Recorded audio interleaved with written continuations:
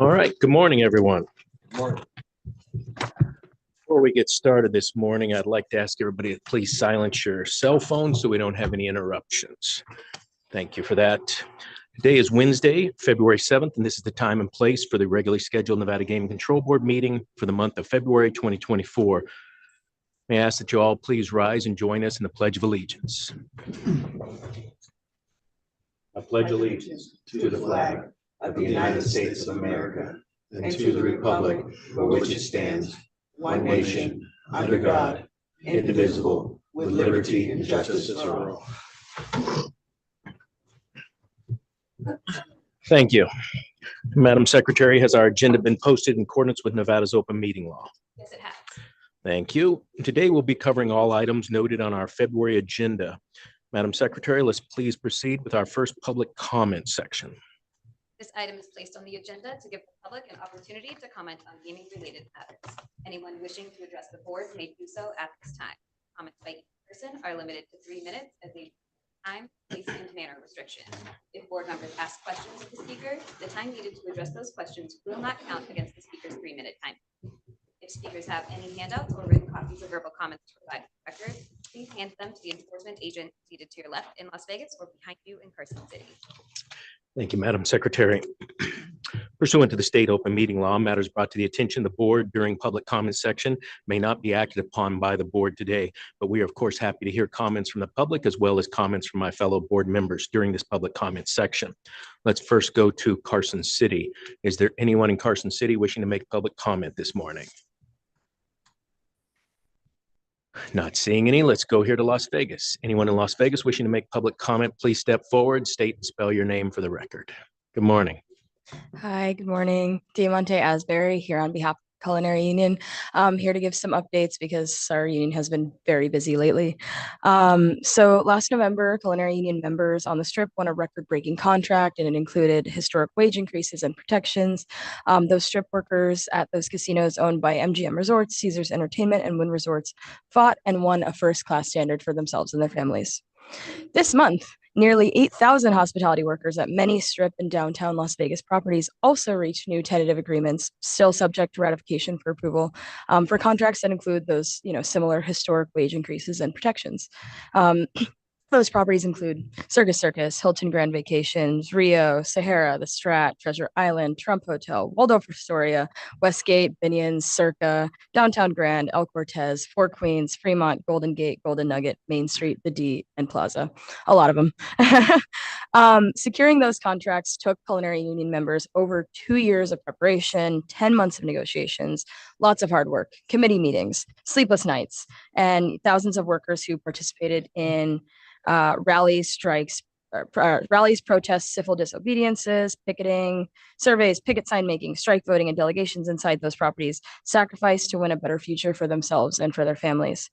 Just this past weekend, Culinary Union members picketed for 12 hours straight for 2 days for themselves and in solidarity with their coworkers. When one casino property would reach a tentative agreement, the workers would move to join a different picket line in a different property. It was very successive that way.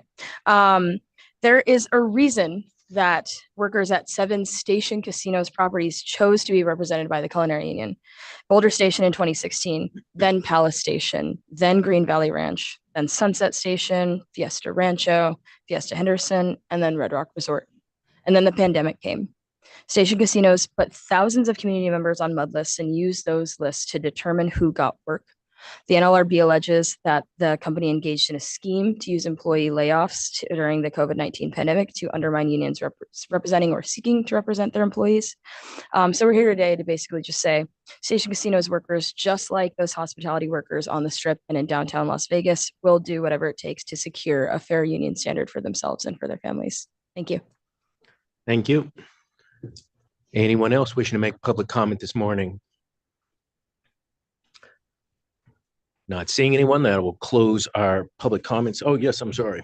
Judge Assad. Yeah, thank you, Chairman. I would just like to make a quick shout out and acknowledgement to Chief Hoffman, Deputy Chief Rippey, Deputy Chief Nathan Allen, and their entire staff for doing an outstanding job again this month of preparing us for this very thick binder and helping us to do our job. Without you guys, we wouldn't be able to do this. So I really, on behalf of the entire board, I'm sure I speak, we thank you very much for your efforts and your excellent, stellar quality of work each and every month. Thank you, Judge. Very well said. Yes, all the agents of the board make us look very good sitting up here, so we appreciate it. And that, Madam Secretary, will close our public comment section, bringing us to the first item on our agenda. Pursuant to NRS 241.035, this item is the consideration of the approval of the Nevada Gaming Control Board disposition for January 2024. I've had the opportunity to read through the dispositions. I didn't have any questions or comments or corrections.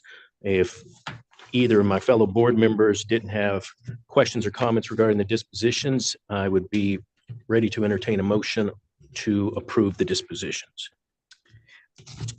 I move for approval of the control board dispositions from January 2024.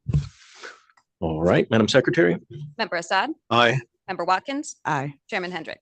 Aye, that motion passes us, bringing us, I believe, Madam Secretary, to non-restricted item number 1, correct? Correct. All right, please read that into the record.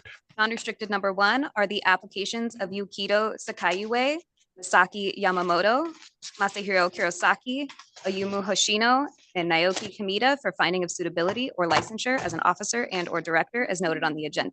You also have the request to withdraw the application of Scott Winsler for licensure as an officer and director as noted on the agenda. Good morning, Mr. Scheer. Good morning, Mr. Chairman, Dr. Watkins, Judge Assad, Madam Secretary. For the record, Scott Scherer, Brownstein Hyatt Farber Schreck, appearing today on behalf of the applicants. With me today are the individual applicants. I'd like to briefly introduce them if I could. Mr. Naoki Kameda, Mr. Yukito Sakayue, Mr. Masaka Yamamoto, Masahiro Kurosaki, and Ayumu Hoshino. Morning. It's my understanding, Mr. Chairman, there are no areas of concern with any of the individual applicants. We would be happy to have each of them come up and introduce themselves to you and tell you a little bit about themselves. They all speak some English, but and their English is all better than my Japanese. But we would like to ask that Mr. Kameda come up first, and then perhaps he can translate for those who need assistance as they come forward. That'd be great. Thank you. Thank you.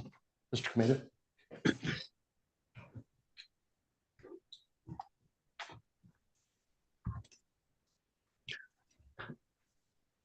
Welcome. Hi, I'm Naoki Kameda. Thank you very much for taking time today. I'm President and CEO of Sigusami Creation Inc., which is Japanese entity, and then also Sigusami USA, based in Las Vegas. Should I talk about my career a little bit? Yeah, let me introduce myself quickly. So I joined Sega a long time ago, more like 25 years ago or 26 years ago. So I've been working with Sigusami Group for a long time. I left Sigusami Group maybe just 2 years for other reason. I went to New York, and then I worked for other Japanese company which are based in New York. But other than that, I've been working with Sega, and I've enjoyed my career for a long time. Sega was acquired around 2005, and 2004, I believe. And then after that, I had so many careers, but I moved to San Francisco on 2011. And I've been in charge of mobile business 2016, I believe, the later 2016 or early 2017. And then after that, I moved to Las Vegas October 2019, and I started my career in gaming from then. So I'm still young, and I'm still learning so much about gaming business right now. But I became president and COO at that time, Sigusami Creation USA. And then fortunately, I took over the role of President CEO of Sigusami Creation Inc. for Japanese entity, and also USA entity on 1 year ago, December, so 2022 December. So that's where I'm at. So I'm still learning, and then I'm still working on all the improvement of the company. Our company is still small, but they're growing. So I really hope that contribute our business to all the Nevada gaming industry right now.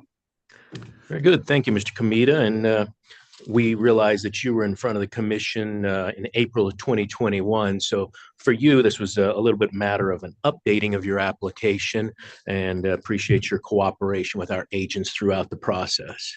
Okay. Very good. I didn't have any areas of concern or questions about your background because, as you said, you've been in the industry for a few years, and you went through the full licensing process only 3 years ago. So I certainly am in support of your application and appreciate you being here this morning.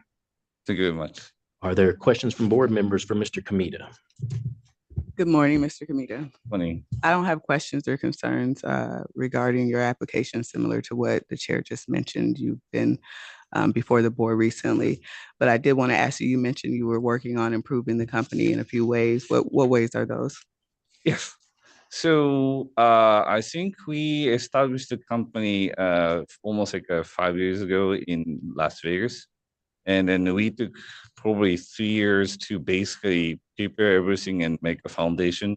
Now we launched one new cabinet, and now it's like 2 years ago, and our company become, huge revenue generator. It used to be like a zero revenue, but from 2 years ago, suddenly we started making money, at least in Nevada in the US. Our cabinet is also very popular in California, and we are applying all the application to any other states. I think we have 7 states license approved, and then including tribal license. I think we have almost like 100 licenses, precisely 98 right now. And we just launched a new cabinet called Genesis Atmos in Venetian and Palazzo in Nevada, and also Yamaba. And then finally, it used to be more like, okay, we are kind of catching up, but now our game is performing so well. People are waiting in line. This is totally first experience for us. So I believe that we have more growth opportunity from now on. We used to be such a small company, but finally we might be growing even better in US. But just in addition to that, we have Asian market was almost dead until 1 year ago or something, but suddenly we start making revenue there. So I think compared to last year, our revenue is double. So in essence, I think we are enjoying this growing path right now, so that we can grow the business in here and in Asia as well. So I think that's the story I can tell right now, Dr. Watkins. Oh, thank you for that explanations and congratulations on your growth. I don't have any further questions or comments. Thank you very much. Judge Assad? Yeah, thank you, Chairman. Thank you for being here. Welcome. And congratulations. I echo the comments made by the chair. I have no concerns. It's been a very thorough investigative report by Agent Wilson, Special Agent Zinn, and Deputy Chief Rippey. So they did an excellent job of giving us all the information we need. I don't have a lot of questions for you. I just want to congratulate you. You're licensed in some other jurisdictions in the United States, of course. What was your experience like going through our investigative process as compared to other jurisdictions? Interesting question, because Nevada was the first state which I got licensed. So that was the first license experience. So I had to prepare all the documentation and everything. Now I can recycle these documents to any other state. So I mean, some states are asking more information and everything, so I can add more information. But other than that, it's a little bit easier. But I have to say, because Nevada was first state for me, so it's very difficult for me to compare, because at that time it was very, very tough to prepare all the documentation. Yeah, but in all the interviews and communication and everything was so smooth, and then all the agents are so nice. So yeah, I didn't have any issues or anything. Very good. Thank you for that. Great. Thank you, Mr. Kamita. Mr. Shear, who would you like to bring up next? Thank you. We're going to have Mr. Sakurue come up next and have Mr. Kameda available in case of need for translation. Okay. Mr. Sakurue is a director of Sega Sammy Holdings, the publicly traded parent company, and he's the chair of the Supervisory and Audit Committee. Very good. And I should say, for the benefit of everybody in the room, we have a court reporter who is transcribing these proceedings today. It's being recorded on audio, video. The court reporter is not in the room here, but we can just go as slow as possible so that she can take everything down. Good morning, Ms. Sakayue. Pleasure to have you here this morning. So let me introduce myself briefly. Please. So I graduated from Hitotsubachi University's faculties of economics in 1975. My degree is Bachelor of Economics. This is the first stage. And in the same year, I got a job at the Sanwa Bank, at that time, fifth largest commercial bank in Japan. And I worked there for 27 years. In 2003, I transferred to Sami Corporation and was mainly in charge of the legal and the intellectual property department. In 2006, I became the general manager of Audit and Supervisory Board Members Office at Segasami Holdings, and I worked there for 7 years. In 2014, I became Audit and Supervisory Board Member of Segasami Holdings and Audit and Supervisory Board Member of Sega as well. Now, I am a Director of Segasami Holdings and Chairman of the Audit and Supervisory Committee. The committee consists of 4 non-executive directors. The committee audits the execution of duties of directors of Segasami Holdings. We have an internal audit department under the committee. There are 30 members. And regarding to the Segasami creation, I think that 2 years ago, I became to be an audit and supervisory board member of Segasami creation in Japan. That's my introduction. Very good. Thank you. And we had the opportunity to read through your background information and your experience with this company, as well as all of your business experience, and want to congratulate you on a very exciting career, very worthwhile career in the gaming industry, as well as the other industries you've been involved in. Tell us a little bit about your duties as being the chair of the audit committee. What do you focus on, and how much time a month does it take you? Basically, we have a regular committee meeting once a month. And in addition, for example, there are many M&A issues. We have a temporary committee. So maybe as for preparation for the committee, I use maybe 1 week for regular committee. And discussion at the committee mainly focus on the, what should I say, board members should decide based on the business judgment policy. So we have 3 other audit committee member. One is one's partner of the Ernst & Young. The other is a lawyer, and another person was once the National Policy Agency's member. So 3 of them are very professional in the area of risk control, or and of course other what shall I say, risk matters. So we have a voting right, of course, of all of us. So that's a very important factor to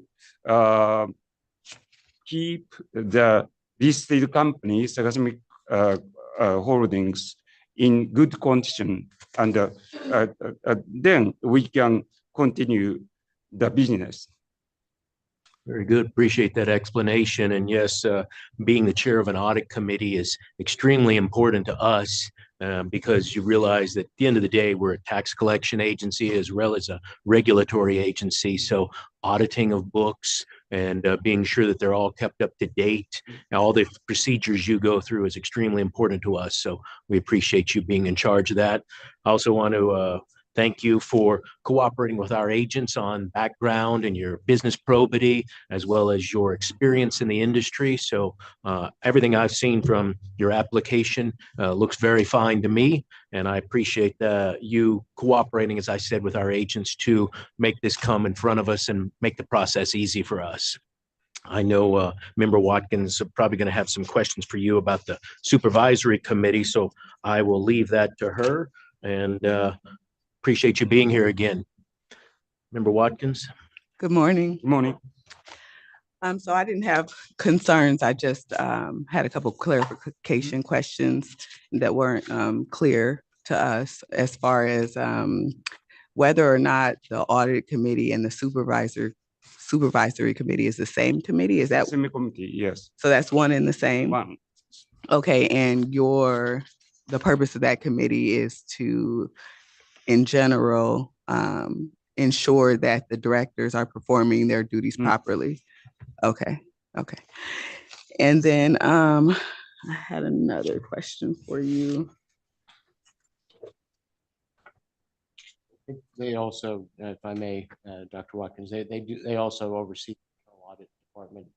And there's 30 staff in the internal audit department. Do about 15 internal audits of the company. Thank you for mentioning that. That was what my other question was actually in regard to the audit members or the audit team. Where are they located? Where? Yeah. Internal audit departments all in Tokyo. And in case they should do the internal audit, for example, Sega USA, they from Tokyo, our team will cover all over the world. Oh, okay. So they're dispersed. And one thing I forgot to mention, we have very good relationship with outside auditor, KPMG. We have a regular meeting with KPMG once a month as well.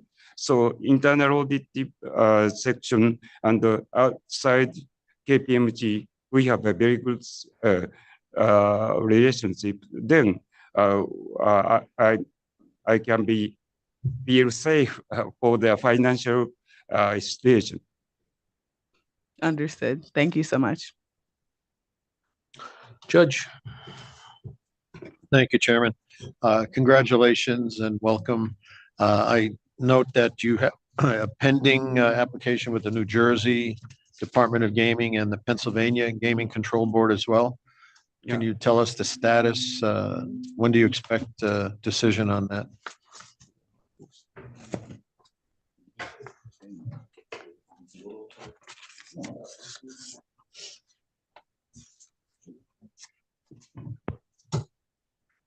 That's Mr. Ryoshi Oshima to come forward. He's been licensed previously and. Great. Please introduce yourself. Yes, introduce yourself and spell your last name for the record. And that I'm Ryoshi Oshima, Ryoshi Oshima. Thank you. Good morning. Morning. And Pennsylvania is in process of investigations. We receive their requirement, the bank book copy or any other additional documents. After we collect and translate and submit, we will interview in web Zoom or any other web meeting. Maybe in this March or April, I think. March or April? Yes, maybe. Yes. Oh, the interview. Okay. Interview, only interview. Very good. Just to know how long you. All right. Well, this process here, I'm assuming you're going to be licensed here, would certainly help you. Make sure you tell them you've been licensed in Nevada. All right.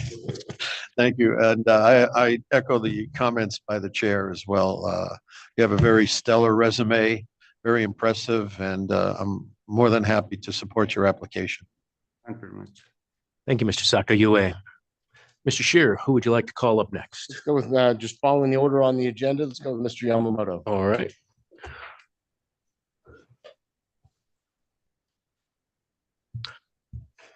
Good morning, Mr. Yamamoto.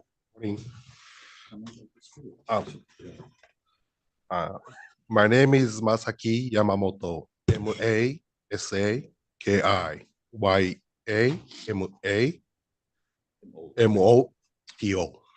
Thank you. Good morning. Morning. I'm sorry, I can't speak English today. Written introduction. Absolutely no problem. Your English is very much better than my Japanese. My name is Masaki Yamamoto. I joined Sega in 1996. Sega, I worked on arcade games as a programmer. 10 years ago, a company called Sega Sammy Creation was created within the Sega Sammy Group. I moved within the group, and that is where I work now. I am charge of the development division. I am in charge of creating and managing the entire Sega Sammy Creation title lineup. Game title. Yeah. Which we talked about the big hit, but big cabinet, nice software, he's in charge of. Thank you. Very good. Thank you. Appreciate you being here today. As with all of you gentlemen, our agents have put together a very thorough background investigation. And again, appreciate your cooperation throughout that process of providing us with your educational background, your business background, your finances, everything that can put together a package that shows me that you have the business probity, the background, the knowledge in gaming, that you should be somebody who will add to the Nevada gaming community. And based on all the information we have and you being here today and being in front of us, I am very comfortable in supporting your application. So I thank you for that. I also saw that you've been licensed in a couple of other jurisdictions previously. And as the judge mentioned about other states, we also take it when another state has approved you, that factors into our consideration of you going through their licensing process and you being a good licensee in those other jurisdictions. So that helps us when we evaluate you. And again, I appreciate your background and everything you're bringing to the company, and I am in full support of your application. Member Watkins. Thank you. Thank you and good morning. Thank you for providing us specifically with your duties and responsibilities. As the chair mentioned, we have a workup of your background and are provided with thorough reports. You reported to us that you have 12 direct reports. Is that correct? You mean no direct report? How many did you say? 12? You mean indirect report?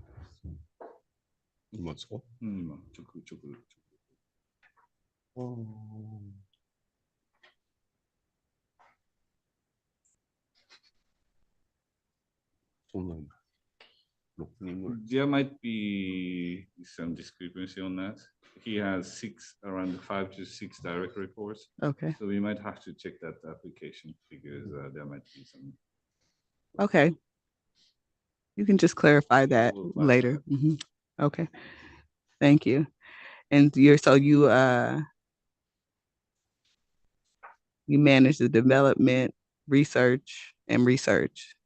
Okay. Around the Yes, research and development. Okay. Thank you. And congratulations on the success of your new cabinet. Thank you for being here. Thank you. Judge. Thank you, Chairman. Thank you for being here. Welcome to Nevada. I echo the comments by the chair as well. I'm more than happy to support your application. Going back to the question of your direct reports, below those people, how many more report to the 5 or 6 who report to you? How many total employees report up to you? 15, 15. 6人です。開発50人ぐらい。 So 5 to 6 like directors and directors, all like a director means like a regular director, and a manager, and then under them, I think he has like a 45 to 50 people. Good. Development. And where are they primarily located, those 40, 45 people? Yes. So basically in Osaka, we kind of encourage them to come into US as a business trip and see the market and everything. But basically they're based in Tokyo. So that's why it's kind of hard for them to do the research and development. So that's why we have business trips. Some people are just moving to Nevada by getting all the visas, working visas and everything to understand the market more. Understood.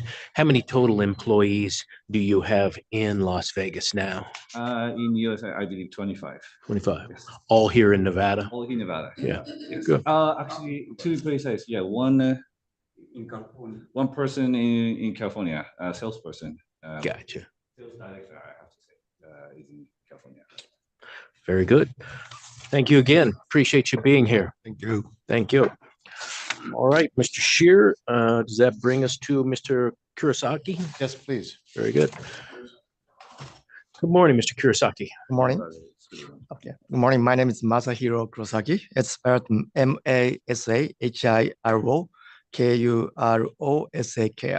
I'm pleased to be here today, and I'm truly appreciate all of your support for Segasami. So I'm a managing director of the Segasami Creation, and it's almost 6 years since I joined the company. Currently, I'm in charge of the corporate planning since February 2023, last year. So currently, I directly report to CEO, Mr. Kameda. I have 3 major roles as a corporate planning. The first one is conducting the researches for feasibility studies. And the second one is preparing of the strategic planning material for internal discussion. And the third one is providing the administrative support for special project and special tasks, including M&A deals. So prior to corporate planning roles, I have been in charge of sales from 2018 through 2023. And I was responsible for Asian markets like Macau, Philippines, and South Korea. And it's almost 20 years since I have been working for Segasami Group, and I had multiple roles in the group company. For instance, corporate planning, finance, and investor relation, and the assistant to chairman of Segasami Group. This is my past experience serving me well now at and corporate planning of Segasami Creation role. So before joining Segasami, I worked for a banking firm and a financial consulting firm for 5 years in Japan. And I major in economics in my university, and I think it helps a lot for my role as well.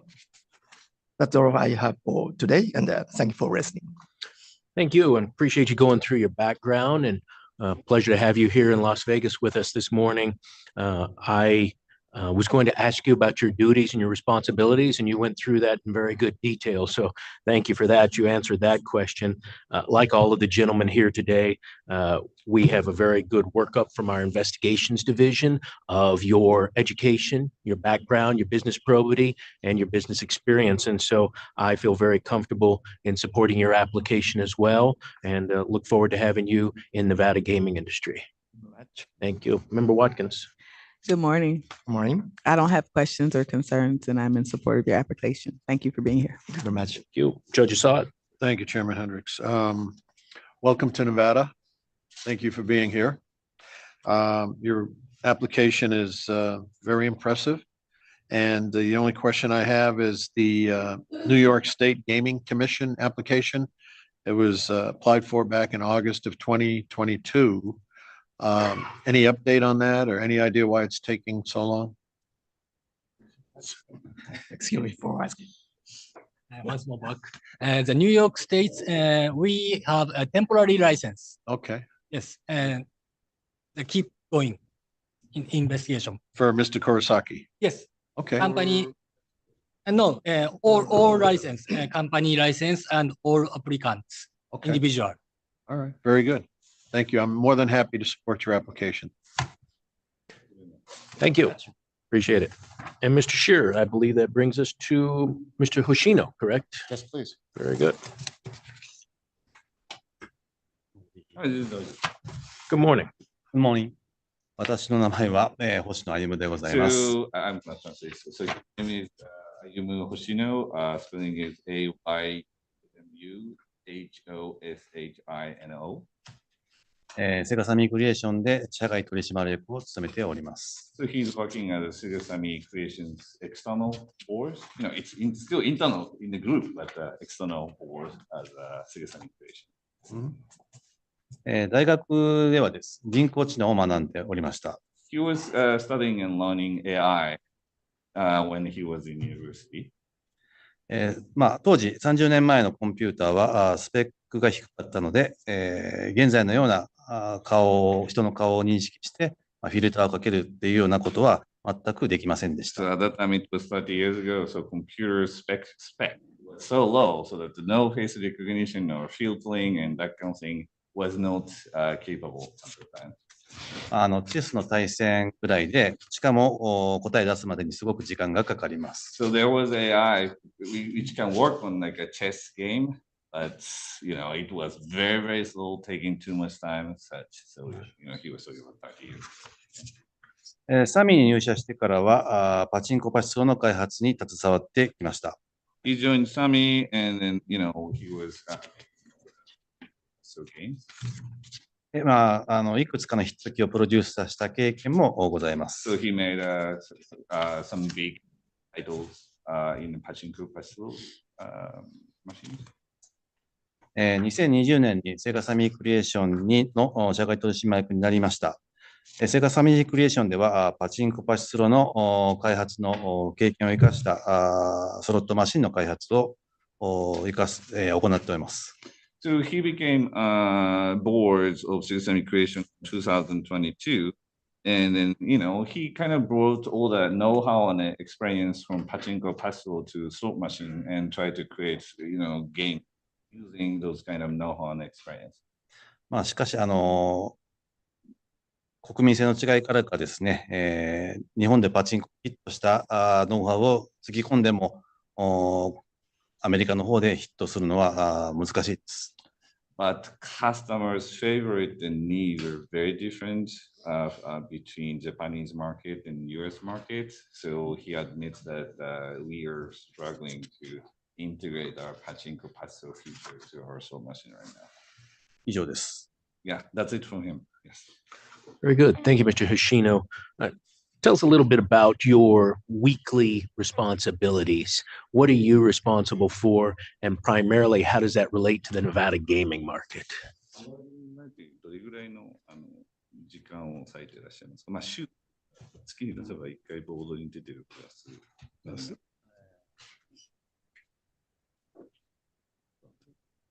ゲーミングなんて言ったら週に2日ぐらい。月に3日ぐらいかな。Actually, 3 days a month. Of course, he joins our board meetings and you know joins some kind of preparation session as well. But also, he's kind of overseeing our games as well to give us some comments and opinions. Very good. I appreciate that. And like all the gentlemen here today, we had a very thorough workup that took a lot of time and a lot of effort on your part to put the information together. Translate that.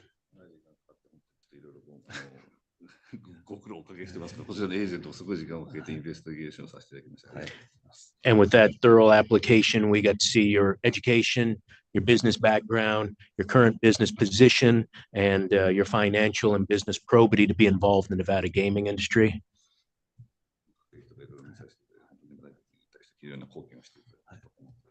And based on that, you being here today and your cooperation with our agents, I am in full support of your application. And thank you for being part of and wanting to be a part of the Nevada gaming industry. 今回全て承認させていただきますので、本当にこれからもよろしくお願いします。 Member Watkins. Good morning. Thank you for being here today. You're not compensated as part of your director position with Creation, is that correct? Stated separately. Oh, yeah, he got compensated by Sammy. But not, Sammy Not Creation. by Sega Sammy Creation. okay, thank you. Usually. And as far as outside directorships, he's a counselor, has been a counselor since 2017 with the Nicoso Research Foundation. How is it? What is it? Nicoso. Yeah. Nicoso? パチンコ、そうですよ。パチンコ。パチンコ。So more like a association of pachinko manufacturing. Oh, okay. That's what I was gonna ask, but it says here, it's responsible for solving safety issues. Can you speak a little more to that? State fee issues. Safety. Safety? Safety issue. Sorry. Sorry. なんか安全性の。そうそう、依存問題とかに研究している。Like addiction, that type of thing. Yeah. So that Responsible gaming? responsible gaming. Okay. Exactly. Thank you. Thank you. That's all the questions I have. I'm happy to support your application. Thank you. Judge? Yes, thank you, Chairman. No questions. I just wanted to welcome you to Nevada and thank you for being here. Just to hit a couple of highlights. You have a very impressive resume. You have a bachelor's degree in engineering back in '93 from Nagano, Japan, Shinshu University. Master's degree after that in engineering as well. And this is your first license here in the state of Nevada. So I'm more than happy to support this application.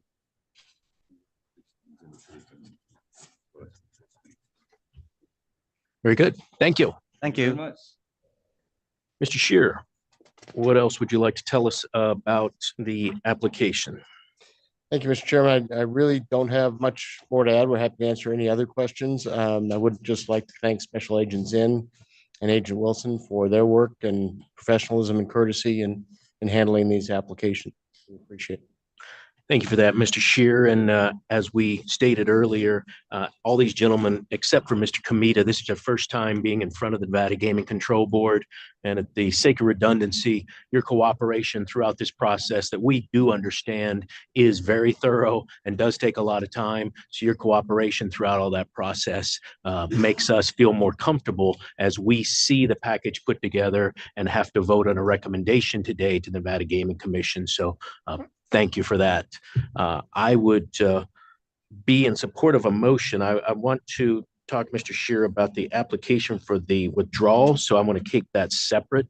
But unless the board members have other questions, I would entertain a motion on the application for Mr. Sakayue, as well as the applications for licensure as officer and or director for the other individuals. I will make that motion, Chair. All right. Do we need to read that in, Madam Secretary? Are you clear that that does not include the application for request to withdraw? It's clear. Okay, very good. Call the roll. I move to recommend approval of the applications for finding of suitability as a director and for licensure as an officer and or director in non-restricted item number 1 as read into the record by Secretary Rupert. Thank you. And I jumped the gun. Now you can call the roll. Member Assad? Aye. Member Watkins? Aye. Chairman Hendrick? Aye, that motion passes.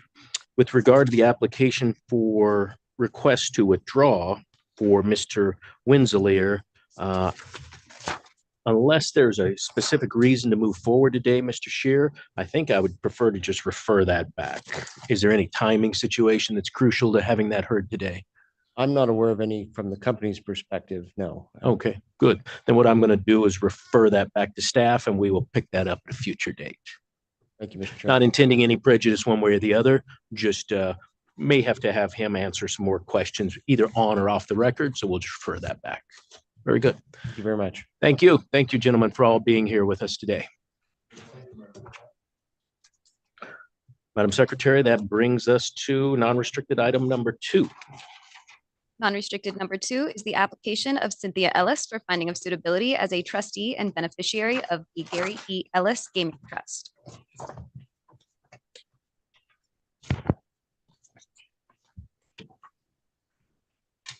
Good morning, Ms. Ellis. Mr. Shear. Morning, Mr. Chairman. Again, for the record, Scott Shearer of Brownstein Hyatt Harbor Shrek, bringing on behalf of the applicant, Cindy Ellis, is here with me on my right. She's applying to be a trustee and beneficiary of the Gary E. Ellis. Should I get the name right? Gary E. Ellis Gaming Trust. And I believe very clean application, no areas of concern, but we'd be happy to have Cindy introduce herself. Before I do that, I do want to note that Gary Ellis is here with us today. If you have questions for him, and also Jeff Pirro is here, who helped put a lot of the application materials together. So you may be able to assist with questions. Very good. Thank you for that, Mr. Shear. And with that, I'd like to turn it over to Cindy and let her introduce herself. Thank you. Mrs. Ellis, welcome. Please tell us a little bit about yourself. Sure. Thank you. And thanks for having me here today. I am a native Las Vegan, born and raised here. Graduated from Valley High School and then went on to university in Los Angeles at the University of Southern California. After graduating, I came back home and I started working in the hotel industry in a non-gaming capacity. I worked at the Desert Inn in their public relations department. And then after that, I went to work at the Las Vegas Club as their sales and marketing director. So 2 hotels that no longer exist, but that was my foray into the hotel industry. I then decided to pursue a career in investment advising. And so I became a stockbroker and I did that. Gary and I got married in 1990. And I worked until my second daughter was about ready to be born in 1994. And then I retired and decided to become a full-time mom and devote my time to that. And I was that mom that was the PTA president and the, chairman of the gala and all that. And I did that for many, many years until my daughters became more self-sufficient. And then I kind of turned to looking at what I could do in the community. And so I've been involved in the community a little bit more. I sit on several boards here in town and do some other philanthropy work. And I leave the business to my husband and my 3 daughters who are now grown and came back from their universities and went to work for our family businesses. So that's me in a nutshell. That's great. Pleasure. Thank you for being with us here today and going through your background. Did read in our materials all of your community service and want to thank you and commend you for that. That's nice to see you giving back that time and talent to the community. We understand this is your first time being in front of the Nevada Gaming Commission, Nevada Gaming Control Board and the commission later this month. But of course, we know that your family, as you said, have been involved in Nevada's gaming industry for a long time and want to welcome Mr. Ellis for being here as well. Pleasure to have you. I do understand that you will not be involved in any of the day-to-day activities, as you mentioned, but your forward sightness on looking at estate planning with you and your husband is very important. We see, unfortunately, people who don't get their estate planning orders all straightened out before something tragic happens. Then our agents are scrambling, you're scrambling, and it's just not a good time to be having to deal with a bunch of gaming paperwork. So putting these things in order in a timely manner helps us and helps you. So appreciate you doing that for us. I, of course, didn't have any questions about your background, your education, your time in Nevada is all very stellar. Your background as a stockbroker, your time in the gaming industry when you had that, and of course, your commitment to community affairs and charitable affairs is very commendable. So I am absolutely happy to support your application. Member Watkins. Good morning. Hi. Thank you for being here. Prior to joining the gaming industry, you were a tournament director, a golf tournament director. Is that correct? Well, that was while I worked at the Desert Inn. They put on an LPGA golf tournament. And so it was part of the public relations department. Okay. And they just kind of said, you're going to work on this tournament now. And so I had the opportunity to work with Herb McDonald from Las Vegas, and I was his assistant on that tournament. Oh, okay. Thank you for sharing that with us and clarifying. And then the chair touched on your community service. I just would, I'll just go ahead and highlight, you know, some of the community service that you've been involved with for a number of years, some of them over a decade. Girl Scouts of Southern Nevada, the Smith Center, Candlelighters, Nevada Women's Philanthropy, and Bishop Gorman High School Assistance Corporation. Is that correct? That's true. Well, thank you for your community service. I think it's very important to be engaged in community. And thank you for also confirming that you have, you're not planning to have an active role in the day-to-day operations of the business. That's correct, yes. All right, thank you. I don't have any further questions or concerns. Judge Saad. Thank you, Chairman. Welcome and thank you for being here. We have a very impressive resume. Want to commend you for the charity work that you do. It's very important and very needed here in Nevada as well. Were you at the Desert Inn in 88 or 89 by any chance? No, by that time I had moved on. I think I left there in 84. Oh, okay. All right. Because I worked there in 88, 89 as a crap dealer while I was a prosecutor during the week. I worked there on the weekends. It was a great casino, great place, really fantastic. The clientele were the best. We had the golf course in the back, and brings back a lot of fond memories. So, but I'm more than happy to support your application as well. Thank you. I will say the only thing that concerned me was being a graduate of Valley, being a graduate of Chaparral. That was a big rivalry back in the day. But, I'm sorry. those are a few years ago. Mr. Ellis, if you don't mind, step up. I know you are absolutely in support of your wife and your estate planning, but since we have you here, tell us a little bit how about gaming and your business is going in Nevada these days. Boy, you can see I married way up. Yeah. Chairman Hendrick and Dr. Watkins and Judge Saad, thank you very much. This is a part of the estate planning, and in the not too distant future, you'll probably see our daughters in front of you. I think that's important that they go through this process. We recognize and appreciate the privilege of our licenses and how great this state and town has been to us. So this is just part of the process. We started quite a while back. And so, you know, business is good. We continue to grow our tavern product at a conservative rate, you know, as they come to us, and we're kind of picky about those locations. Off Cobalt Lane, our property has been kind of a local's favorite for a lot of years.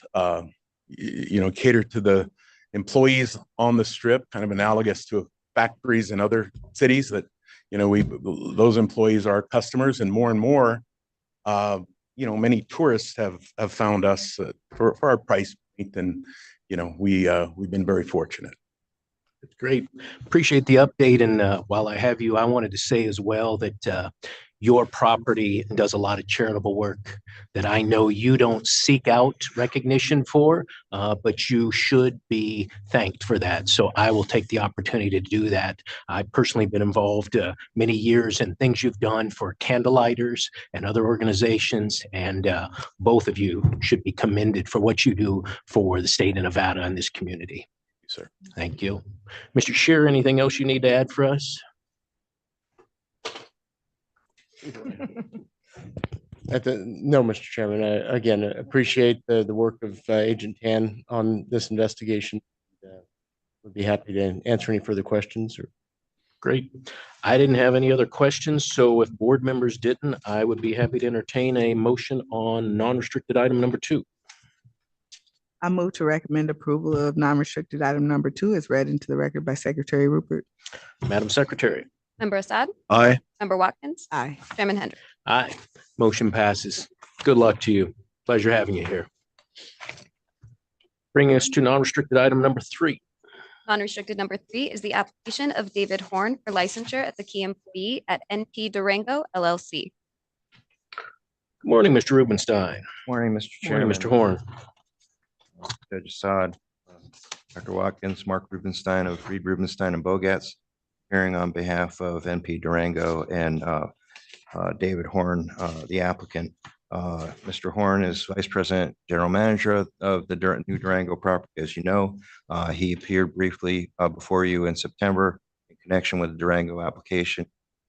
He gave you some of his background. I'll have him give you more of an overview in view of the fact that he's already done so. Thank you. Morning, Mr. Horn. Pleasure to have you in front of us again. It's been a few months, so please reintroduce yourself and tell us a little bit about, we have, of course, have your full background, but tell us a little bit about your personal licensing situation. Of course. First, I'd like to say it's an honor to be here. I can tell you it's 30 years in the city tomorrow, and I didn't foresee that happening 30 years ago. I can assure you of that. Special thanks to the Enforcement Division, Agent Lopez in particular. I think it was the first time he'd done a background. It was also my first time, so we went down that journey together. He was excellent in communication throughout the process. Thank you, Madam Secretary, Member Watkins, Member Assad, and Mr. Chair Hendrick for allowing me to be here on behalf of Station Casinos. It is 30 years in the city and 27 years with this company. When I started, there was only one property. It was Palace Station. That's where I was at for quite a while. Been there for 5 trips throughout my tenure in the company. Started as a front desk agent, left my last post there as general manager and vice president for Palace Station before I took on the Durango project. There's about, I hope my background says this, but about 20 jobs in total, I think, with this company. 9 of them probably at Palace Station. As mentioned, a lot of guest service, front desk, valet, bell, race and sportsbook. And then I chose to leave. I made my hobby my job, which is something I would advise anybody to do, and involved cars and working on cars. And I should have left it at that. But either way, I came back to the company in a gaming role. I came back as a host at Santa Fe. I moved in table games development program with the company, and then bounced from Santa Fe as we opened Aliante. People left. I moved up, went over to the Texas Station, and then I landed at Palace again. For one of my longer gaming tenures there, I went from assistant shift manager to assistant director to director of table games, and then landed at Red Rock in 2013 as director of table games. Spent 5 years there, moved into the corporate role of vice president of table games, also while running Red Rock table games as well, and then landed as assistant general manager for Palace Station, and then Palms, and Red Rock, Palace, Palms, and then came back as general manager of Palace Station. And then Durango, current in position that I'm involved with. I can probably answer a lot of questions about the history of the company. I can certainly answer more questions about myself, but I'd like to say that Palace was my home. That's where my heart lives with for sentimental reasons. But Red Rock is where I went to school. That's where I grew up and kind of learned more about what we were going to do and what I was going to do and be capable of, and working for this company. That's great. First of all, congratulations on 30 years. That's wonderful. Your story is a great Las Vegas success story, starting as a valet attendant to being general manager of a beautiful new casino and resort here in Las Vegas is a wonderful story, and the kind of stories we like to hear. We had the opportunity, of course, to speak with you when you were before us for the Durango property approvals. Tell us a little bit how the property's been doing in the last 2 months.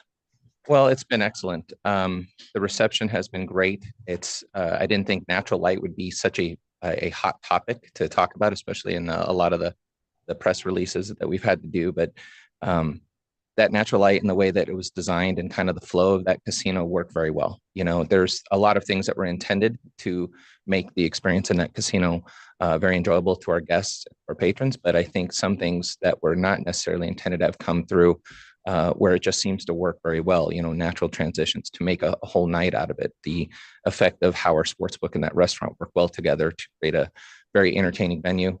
and a food hall that just seems to never quit. It's busy a lot. I wish, I know that there's lines sometimes at dinner, but there's a lot of people coming through there. So, but luckily the lines move very quick. And I think a lot of what we've done in there are going to end up certainly setting some of the standards of build for us, going forward, and probably set some standards for some other people as well. That's great. We had the opportunity to tour the property a couple of months ago, and you're right, the natural light is not only unique to a casino, but it does work very well. So commend you and the developers on that. I also had the opportunity to eat there a week or two ago with my wife at Nico's and enjoyed the experience. So we're happy to be going back whenever I have the opportunity. I would also say that in terms of your application in front of us today, your experience, as we've talked about, is stellar, and your background of being involved in the gaming industry for so long is a commending to you as well as to the employees you work with. And so I look forward to supporting your application. The one question I had is, it looks like you're an avid collector. Do you want to tell us about your collections? It's odd that it keeps coming up here, but yeah, I just, you have two twin boys, obviously twin boys who, you see them coming and you decide to just, get things for them, and it turns into somewhat of an obsession. So yeah, it's strange that the Legos has come up a couple times here, but yeah, if you're going to have a vice, I guess that's probably a good one to have. Yeah. And what are the other collections you have you want to talk about? There are various things, probably not A lot. They're just live in the same range of that. Look, you just hang on to things. I don't call myself a hoarder, but I would say that I've hung on to a lot of my stuff over the years. Collector's a nicer word than hoarder. So yeah. The plan is to get. I'm going to start calling myself a collector because I'm afraid I'm a hoarder, but I like that word better. Yeah, very good. Very happy to support your application. Pleasure to have you in front of us again today. Thank you, sir. Member Watkins. Good morning. Thank you for being here. Congratulations on the success of the opening and such a beautiful property. Like the chair said, we had a chance to tour it. And it was just amazing and breathtaking. The food was absolutely phenomenal. Thank you. And congratulations on your 30 years in the industry. Starting out as a valet and then reaching your heights is just great to see. I know I actually witnessed you being just such a dedicated employee. I know the company is very grateful for your dedication and achievement. Your position is well deserved. How many employees does Durango now have? Well, when I was before you all back in the fall there, I think we had an idea that was around 1,320. So I think we crested 1,400 eventually. Maybe closer to like 1,420, just through the process of we're really busy and we had to add to some staff in a couple areas, but 1,400 is a safe number that we directly employ at the property.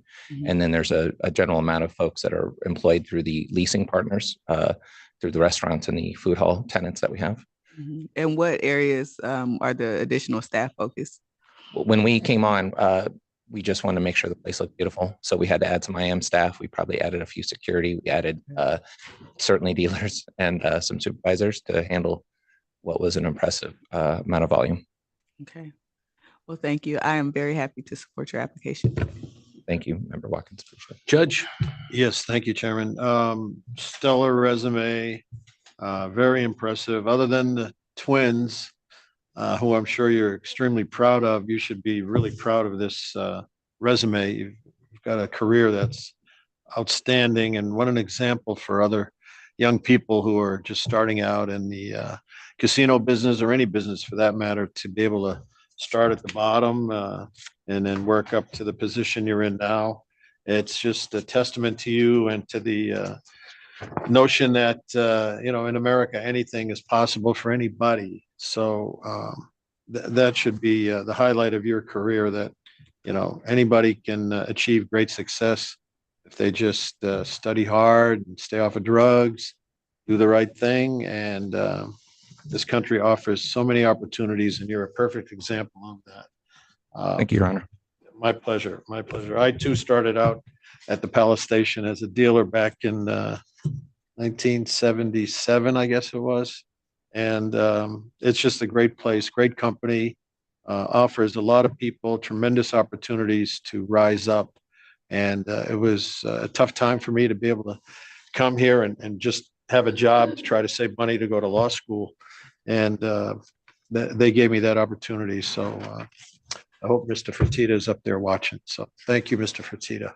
So commend you on your tremendous success. I'm honored to support this application. Thank you. Thank you very much. Great. Mr. Rubenstein, anything else you'd like to add? No. Okay, very good. If there's no other questions from board members, I would entertain a motion on non-restricted item number 3. I move to recommend approval of non-restricted item number 3 is read into the record by Secretary Rupert. Madam Secretary. Member Assad? Aye. Member Watkins? Aye. Chairman Hendrick? Aye, motion passes. Thank you. Good luck to you. Thank you very much. Bringing us to non-restricted number 4, Madam Secretary. Non-restricted number 4 is the application of Ryan Walker for licensure as a key employee at Mint Casino LLC, doing business at Legends Bay Casino. Good morning. Good morning. How are you?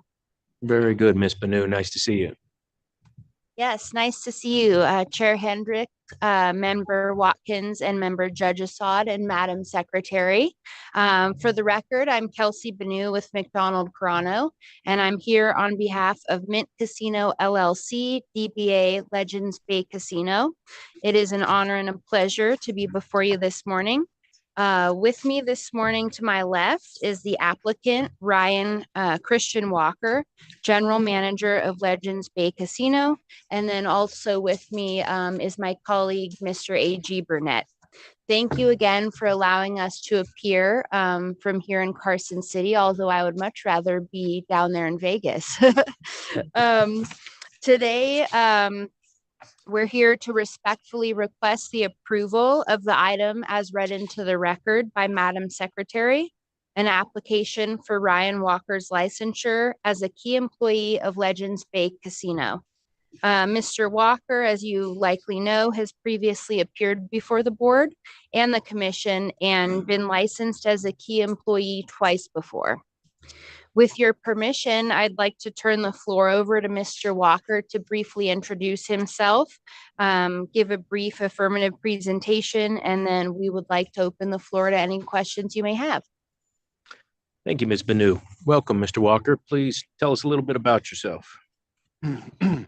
Thank you, and good morning, esteemed members of the board. My name is Ryan Christian Walker, and I'm before you today regarding my application for key licensing for Mint Casino LLC, DBA Legends Bay Casino.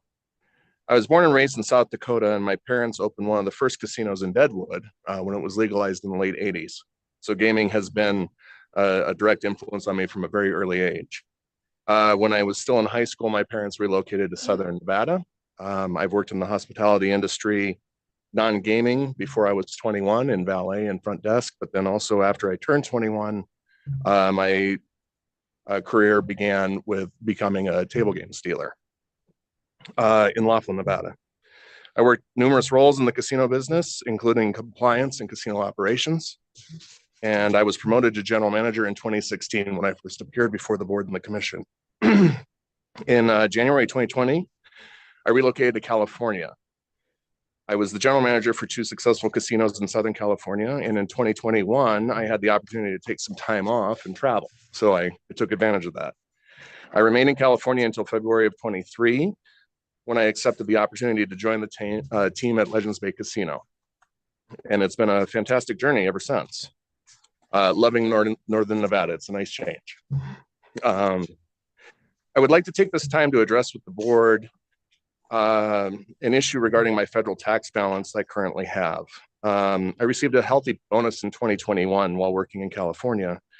And unfortunately, when filing my taxes in 2022, I found out that withholdings were not adequate to satisfy the tax balance. The amount was substantial, and I've made some payments towards that obligation, but have not paid it in full yet. I am in recent contact with my CPA to establish the best method of satisfying this obligation. I am prepared today to pay this off completely. However, I think it would make the best fiscal sense for me to identify what options I have, if any, regarding the interest and penalty charges that accompany that assessment.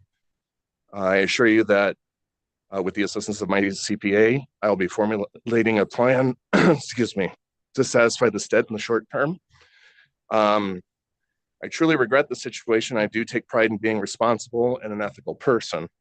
I assure you that I will take timely steps necessary to satisfy this obligation, and of course, keep the board updated on the progress. Thank you. Thank you, Mr. Walker. Pleasure having you here in front of us today. And do see in our materials that you've been licensed as a key employee on a couple of prior occasions, as you mentioned. So going through the process again and us having the opportunity to update your file makes it easier for us as board members to understand your business probity and your suitability to be involved in the gaming industry again. I don't have any concerns with your background. You've certainly been involved in the gaming industry for a long time, and I do appreciate you addressing head on your federal tax liability. I don't see anything in the record that shows that you were trying to hide anything, but I will tell you, as a tax collection agency, being sure that taxes are collected on a responsible time and as accurately and as appropriately and as fast as possible is, of course, one of our major goals and our primary objectives as being the Gaming Control Board in the state of Nevada. So I do welcome your comments of working through with your tax advisors and your attorneys to get that federal tax liability taken care of as soon as possible. Member Watkins, did you have questions? Good morning, Mr. Walker. Good morning. Thank you for being here today. Again, I appreciate you addressing the tax matter affirmatively. Just to clarify, you said that you have made payments. I have, yes. When I first became aware of the tax burden, I made a payment at that time, another payment short time later. And then when I filed my 22 tax year, I was a small refund, which was applied towards that tax balance. And do you, we don't need exact numbers, but could you tell us in a portion amount or percentage amount, how much has been paid toward your liability? Approximately 1/3. I mean, of course, the interest keeps growing, so it has grown since making payments, but approximately 1/3. Okay. And have you been in communications with the IRS regarding your tax liability? I have not directly. Of course, I received notice that my refund was applied towards the tax balance.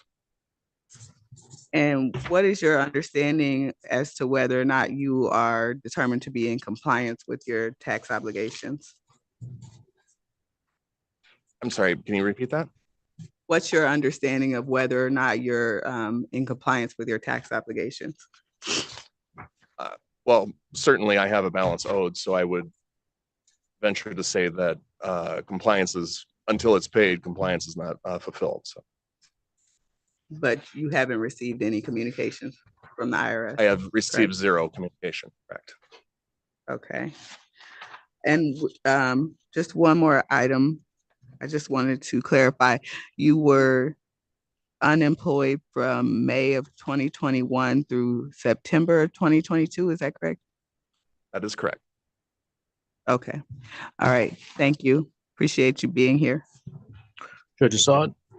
Thank you, Chairman Hendricks. Thank you for being here, Mr. Walker, and welcome.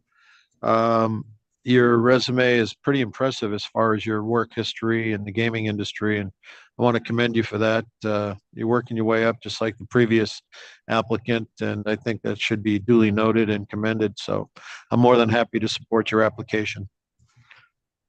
Thank you. And for me, Mr. Walker, I'm less concerned about the balance to the IRS and more concerned about the lack of a plan and a sense of urgency. Certainly, if you have a windfall in a particular year and you haven't accounted for that, and paying off taxes sometimes in a expedient manner is not always possible.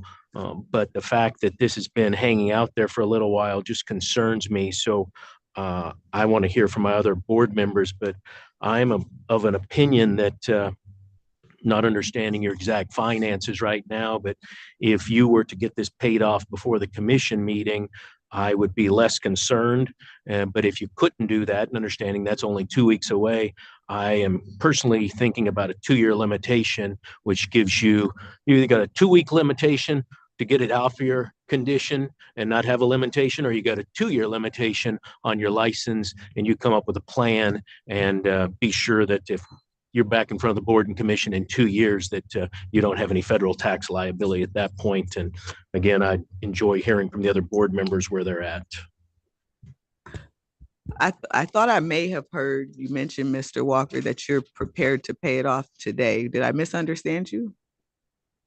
No, that is correct. I am financially capable of satisfying this obligation today. I am in recent contact with my CPA just to find out if there's any opportunity in regards to the interest or the non-payment penalty.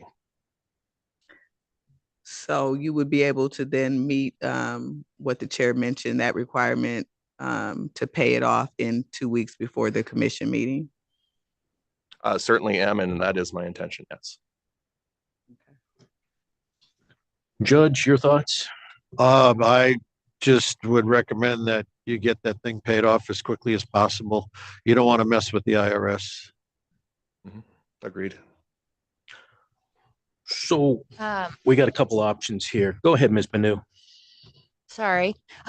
Should Mr. Walker be able to satisfy that outstanding IRS payment? Would it be satisfactory if we just supplemented some information with Agent Lambert ahead of the commission meeting? Yeah, what I was thinking is we could either put the condition on our recommendation today for the 2-year limitation, and then if it's paid off before the commission meeting and you provide proof of that, my guess is that they wouldn't need to have that condition actually put on the key employee licensure. And that's where I'm thinking that way, in case I don't want to hamstring Mr. Walker here if he does get better advice through his tax advisors that paying it off in 2 weeks is not the most feasible for him. Paying it off in 2 weeks is less of a concern to me than having a formal payment structure in place and getting it paid off as quickly as possible. So if that would give an opportunity for the commission to hear this and decide whether or not the condition needs to be on there for a limitation or not. And I'd add that I'm in agreement with that, Chair. Okay. I'm not as concerned with paying it off in 2 weeks as I am a formal payment plan. With that, then I would entertain a motion if either of my colleagues wants to make it with the added limitation of a 2-year limitation to expire at midnight on the date of the Nevada Gaming Commission meeting in February of 2026. And Chief Hoffman, I would turn to you and say, is that the actual wording, or would you provide exact wording? That's Got it. I got it. Good. Okay. Does either of my colleagues want to make that motion? I will make that motion, Chair. All right. I move to recommend approval of non-restricted item number 4, as read into the record by Secretary Rupert, subject to a 2-year limitation to expire on the date of the Nevada Gaming Commission meeting to occur in February of 2026. And then again, the idea, Mr. Walker, would be that if you satisfy your financial obligation to the IRS before the commission meeting, which I believe is on the 22nd of this month, so 2 weeks from tomorrow, I cannot tell the commission what to do, but I would assume that if you've satisfied that they may not need to continue actually putting that limitation on your license. We want to add the expiration night on the day of the commission. I want to read that in for purposes of the record. To expire at midnight. So I'll make that motion again. I move to recommend approval of non-restricted item number 4 as read into the record by Secretary Rupert, subject to a 2-year limitation to expire at midnight on the date of the Nevada Gaming Commission meeting to occur in February of 2026. Was that sufficient? Okay, thank you. Very good. Madam Secretary. Member Assad? Aye. Member Watkins? Aye. Chairman Hendrick? Aye. That motion passes. And again, your experience in the gaming community was weighing very heavily on my decision today. This one little matter of being sure you clean up your taxes, I'm sure you'll take care of that as promptly as possible. And we as a tax collection agency take that very seriously, not only state taxes, but federal taxes. And I'm sure you understand that. So we wish you good luck and look forward to seeing you in front of the commission in 2 weeks. Thank you again, everyone, for your consideration. Thank you for your time. And we would just like to thank Senior Agent Heather Lambert. She was an absolute pleasure to work with on this application. So thanks so much. Great. Thank you, Ms. Banu. Madam Secretary, that brings us to non-restricted item number 5. Non-restricted number 5 are the applications of Carson Gaming LLC and Olympia LB LLC for a transfer of interest as noted on the agenda. Ms. Banu. Good morning, Chair, members, Madam Secretary. Again, for the record, Kelsey Banu with McDonald Crono. I'm here on behalf of Carson Gaming LLC, Olympia LB LLC, and then Courtney or Court Cardinal. Before you this morning at the podium down there in Las Vegas, and on behalf of the entities, we have Robin Nedza, CFO of Olympia LB, and she holds other titles with various other related entities as well. And then with me up here in Carson City to my left is the transferor, Mr. Court Cardinal, and then again, my colleague, A.G. Burnett. And thank you again for letting us appear from up here in Carson City. So today with these applications, we're here to request the approval of the items as read into the record by Madam Secretary. First, we have an application for the transfer of Mr. Cardinal's 1% interest in Carson Gaming back to Carson Gaming. And second, we have an application for the transfer of Mr. Cardinal's 1% interest in Olympia LB back to Olympia LB. These transfers are being made back to the entities rather than directly to another member, just pursuant to the language of the governing agreements between the parties and the language under the governing operating agreements as well. With your permission, we're prepared to give you a brief introduction with a little bit more detail about the circumstances that led to the proposed transfer of interest. And then Mr. Cardinal does have some affirmative remarks he would like to make. That would be great. Thank you, Ms. Banu. Thank you. So Mr. Cardinal has been and was a valued employee of the companies for many years, serving as general manager of Casino Fandango, and then later regional general manager with oversight over both Casino Fandango and then Legends Bay Casino. Due to various reasons, including some personal to Mr. Cardinal, which I will let him speak to, the parties engaged in conversations regarding reduction in Mr. Cardinal's role with the companies. Initially, this reduction returned Mr. Cardinal from regional GM to solely GM of Casino Fandango. From there, not wanting to completely cut ties on either party's side, but wishing to further reduce Mr. Cardinal's role, the parties transitioned Mr. Cardinal from that of an employee to a consultant so that Mr. Cardinal could continue to be sort of an ambassador of the companies.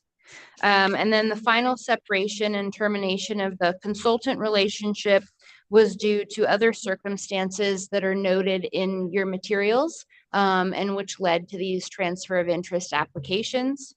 And the proposed transfer of interest applications before you will allow the parties a final separation of that relationship.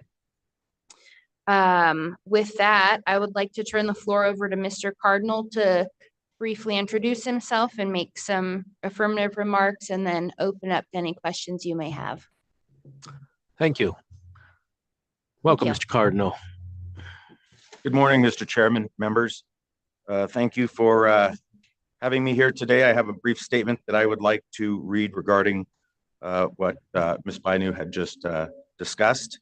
I've had the honor of being in the gaming industry here in the state of Nevada for almost 40 years. I was born and raised in Reno, went to Reno High School and went to the University of Nevada up here.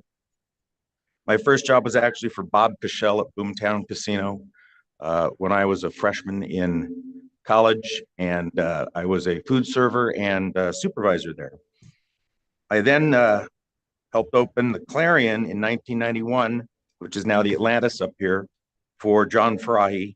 And that's when my management career started within the gaming industry. So for almost 32 years, the gaming industry has provided me and my family with a good life. I truly enjoyed it. In February of 2021, I was challenged with a second battle of cancer. Unfortunately, this one was very advanced and extremely aggressive by the time they caught it. I was sent to UCSF as there were only a few medical facilities in the country that dealt with this cancer at that level. I went to have nuclear tests and surgery to follow. They removed the cancer and the affected lymph nodes that it had spread to. I was put on an exceptionally long treatment of chemotherapy that was administered to me every 4 weeks for over a year. My oncologist said that if I'm lucky, after the cancer and the chemo, that in about 2 years, I might be back to about 85%. He said that was the average. There's also a 40% chance of this type of cancer returning. I was battling this the whole time we were building Legends Bay Casino. So I was going through my treatments while we were building the casino, and I was running Fandango as well. Since my surgery in 2021, I see many doctors a lot, including my oncologist every 3 months. I saw him in January of 2023, and he told me my blood work showed some of the highest stress numbers he'd ever seen. And if I didn't reduce my stress, it could severely affect my health moving forward. I spoke with Mr. Goet and decided to try and reduce my stress by going back to running just Casino Fandango instead of both of the properties, as Kelsey had mentioned earlier. We decided that would be a good plan, so that's what I did. I saw my oncologist. As I said, I see him every 3 months. I saw him in April of 23, and here he reiterated that my stress level was still profoundly serious, and if I didn't do something to reduce it immediately, I could have anything from a stroke, heart attack, or have my cancer come back aggressively. After that news, I went to Mr. Goet and told him that at this point, I would like to resign from the casino industry because my health was too important and I didn't see the stress levels coming down. I told him how much I truly love Fandango, as many of you may already know, because I've been here before you several times. And my drive was still there, but my body and mind just not up to the task at that time. I was getting exhausted at work after only a few hours and ended up making some questionable and even poor decisions on the Rib Fest Friday night. We decided to part ways after 20 years in the business. On a good note, I can report that my oncologist this past January said that my blood work was the best he had seen since he started seeing me 3 years ago. If the board might indulge me for 1 second, I always take time nowadays to tell people, please get screened for cancer, all kinds, especially ones that are very easy to screen for: skin cancer, colon cancer, and breast cancer specifically. By me doing this, I have had several friends and acquaintances find some cancerous issues and have them taken care of. Thank you for your time, and I'm available for questions. Sorry, I'm looking at you guys over there. I always do that. I always do that. I look at the screen. We need to move the camera up in Carson City, so not your fault. Put it right there, and it'll be perfect, right? Yeah. First of all, thank you for going through your history for us, and certainly sorry to hear about your cancer concerns, but very happy to hear that you're getting good news from your doctors in most recent tests. So glad to have you doing that. More important, what you're doing about trying to warn others about cancer is very commendable. So I appreciate you sharing that with us today. On the transfer itself, I didn't have any concerns. It seems pretty simple, and I'm sure, Mr. Cardinal, you understand that you're transferring this and the amounts in it. You have an agreement in place, post-employment consulting agreement being terminated for these payments. I'm sure in conversations with your counsel, you understand that that will sever your relationship with these entities. Is that correct? Yes, Mr. Chairman. The agreement, or there were two different ones, one for LB and one for Casino Fandango, and they were different. So yes, I'm aware. Yeah. And fully negotiated between you and your attorneys, and you agree with the transfer and the payments. Yes. Good. Also want to thank you for your decades of experience in the Nevada gaming community, along with being sure that you have a proper work-life balance. Are you considering going back to another position in gaming? Are you in one now? What does your future hold? I'm not exactly quite sure what my future holds. I'm not doing anything right now. I'm taking advice from my doctors and just kind of laying low and keeping it kind of low key, and actually trying to get some honeydews done around the house. When we built Legends, it had been 3 years since I'd taken a vacation. And so I'm trying to catch up on some stuff around the house and just get myself healthy at this point. Good for you. Yeah, time to But I smell am the roses a definitely- little bit. A little bit, but I'm definitely, like I said, it's been my career. I love Nevada. I love Northern Nevada. All the seasons we get up here that you don't quite get in Las Vegas, but yeah, nothing's necessarily off the table at this point. And I've actually had several people call me to talk to me about different positions. But at this time, I said I'd just like to take some time for myself, make sure that I heal up correctly. Good for you. The most important thing you got to do right now is focus on your health. So commend you for that. Member Watkins, did you have questions for Mr. Cardinal? Good morning, Mr. Cardinal. Board Member Watkins. Thank you for being here, and congratulations on your recent positive news regarding your diagnosis. And I'm very sorry to hear about your diagnosis, but it's good to thank you for sharing that good news with us.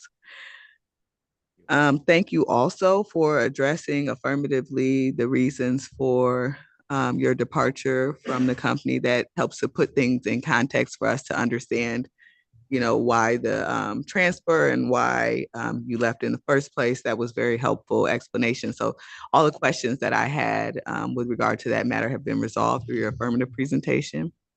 And I'd just like to say, I'm sure the company is probably very grateful for your 20 years of helping to run the company as well. So again, thank you for being here today. Thank you. Thank you. Judge Assad? Yeah, thank you, Chairman. Thank you for sharing all that with us. There's nothing more important than your health, so I commend you for making that a priority. You're in agreement with the conditions, Ms. Benu? Yes, we are. The conditions on both transfer applications. Okay. And the rookie sitting there behind you, how's he coming along? My heavy hitter back here. If you need any help, I'm sure he can pitch in. So do we want to hear from Ms. Nedza at this time? Yeah, please introduce yourself for the record, Ms. Nedza, and tell us, I assumed you're the representative on behalf of the properties. Are you in full agreement with these applications and the agreements to sell? Yes, good morning, Chairman Hendrick and Dr. Watkins and George Assad. Thank you for having me here. And yes, I am representing the companies, I should say, Olympia LB and Carson Gaming, and we fully approve the transfers. Really just wanting to echo everything you've already said and this has been a number of months since I've been able to see Gort on screen or hear his voice, and it's very good to hear and see you again, and wish you all the best with your health. And thank you on behalf of the companies for all the good years of service. This has been mostly an amicable situation. We hate to see someone of such long tenure go in another direction, but for all the right reasons. Very good. Thank you, Ms. Netza. And I'm sure you saw the conditions as well that the judge mentioned, and Ms. Banu said that she agrees with. It's basically saying the transaction needs to be completed before the license will issue. You understand that? Absolutely, we will expedite it and get you all the information you need. Very good. Anything else from board members? None by me. Nothing for me either. Ms. Banu, anything else you'd like to add? No, that's it. We would just like to actually thank Senior Agent Brad Barnard and then Supervisor Matthew Doyle for their work on these applications. They were a pleasure to work with. Thank you very much. I would entertain a motion then on non-restricted item number 5. I move to recommend approval of non-restricted item number 5 is read into record by Secretary Rupert pursuant to the following condition. As to Carson Gaming LLC, fully executed post-transaction documents, including the First Amendment to amended and restated operating agreement of Carson Gaming LLC and the assignment and transfer of membership interests, Carson Gaming LLC, that are substantially similar to the pro forma documents provided with the transfer of interest must be submitted to the Nevada Gaming Control Board within 30 days of execution for administrative approval by the chair or chair's designee. As to Olympia Gaming LLC, fully executed post-transaction documents, including the Third Amendment to amended and restated operating agreement of Olympia LB LLC and the assignment, transfer, relinquishment, and disavowalment of all rights and interests in Olympia LB LLC that are substantially similar to the pro forma documents provided with the transfer of interest must be submitted to the Nevada Gaming Control Board within 30 days of execution for administrative approval by the chair or chair's designee. Thank you, Member Watkins, and we've already confirmed for the record that the applicant is agreeable to those conditions. So, Madam Secretary, will you please call the roll? Member Assad? Aye. Member Watkins? Aye. Chairman Hendrick? Aye, the motion passes. Thank you for being here, Mr. Cardinal. Appreciated hearing your story. And Ms. Nedza, thank you for appearing in front of us here in Las Vegas today. We'll look forward to seeing you in front of the commission in a couple of weeks. Absolutely. Thank you. Thank you. Thank you. Thank you, Ms. Banu, and Mr. Burnett. Thank you for your help today. Madam Secretary, we've been going for about an hour and 40 minutes. Why don't we take a 10-minute recess and we'll come back with non-restricted item number 6. We'll be in recess for 10 minutes.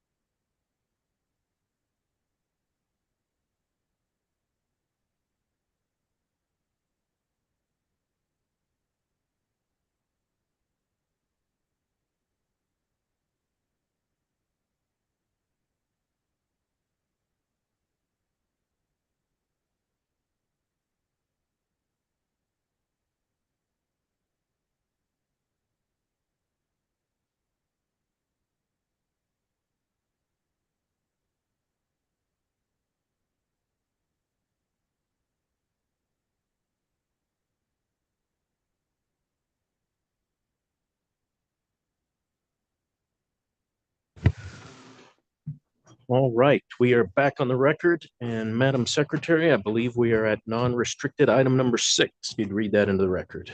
Non-restricted number 6 is the application of Shelley Benavides for licensure as a key employee as noted on the agenda. Good morning.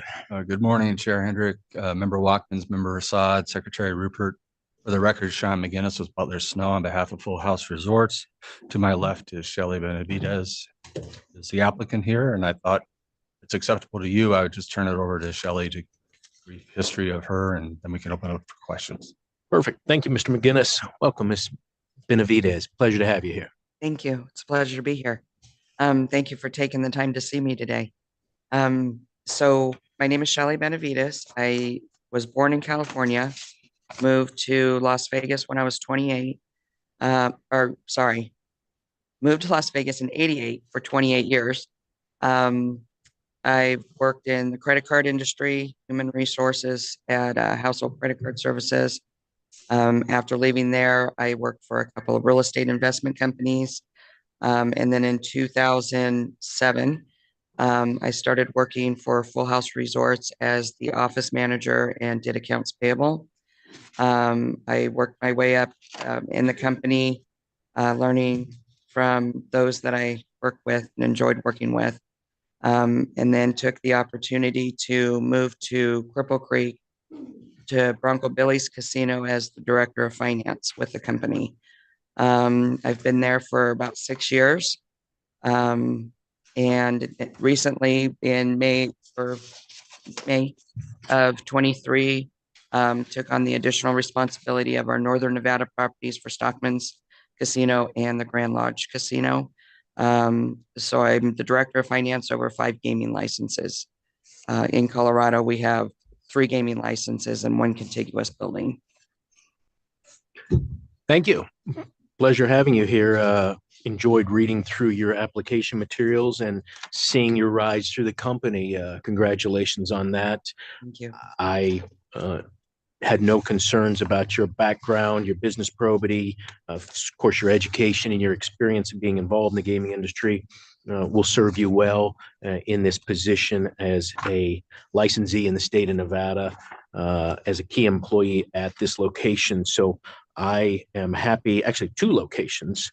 I'm happy to support your application. Thank you. Member Watkins. Good morning, Ms. Benavides. Thank you for being here today. I don't have concerns related to your background. I wanted to ask how often you are making it up to Northern Nevada? In the winter, I'm skipping it. I don't do snow. I do. I don't do snow in new locations and rental cars. But probably starting in March, I'll probably start going 1 week a month. I spend 2.5 days in at Grand Lodge and then 2.5 days at Stockman's. And then we have regular calls throughout when I'm not there. You're communicating with management on a daily basis? Most. You have how many direct reports? Is it 2? Correct. Okay. All right. Thank you. I don't have any further questions. Happy to support your application. Judge. Thank you, Chairman Hendricks. Nice to see you here. Welcome.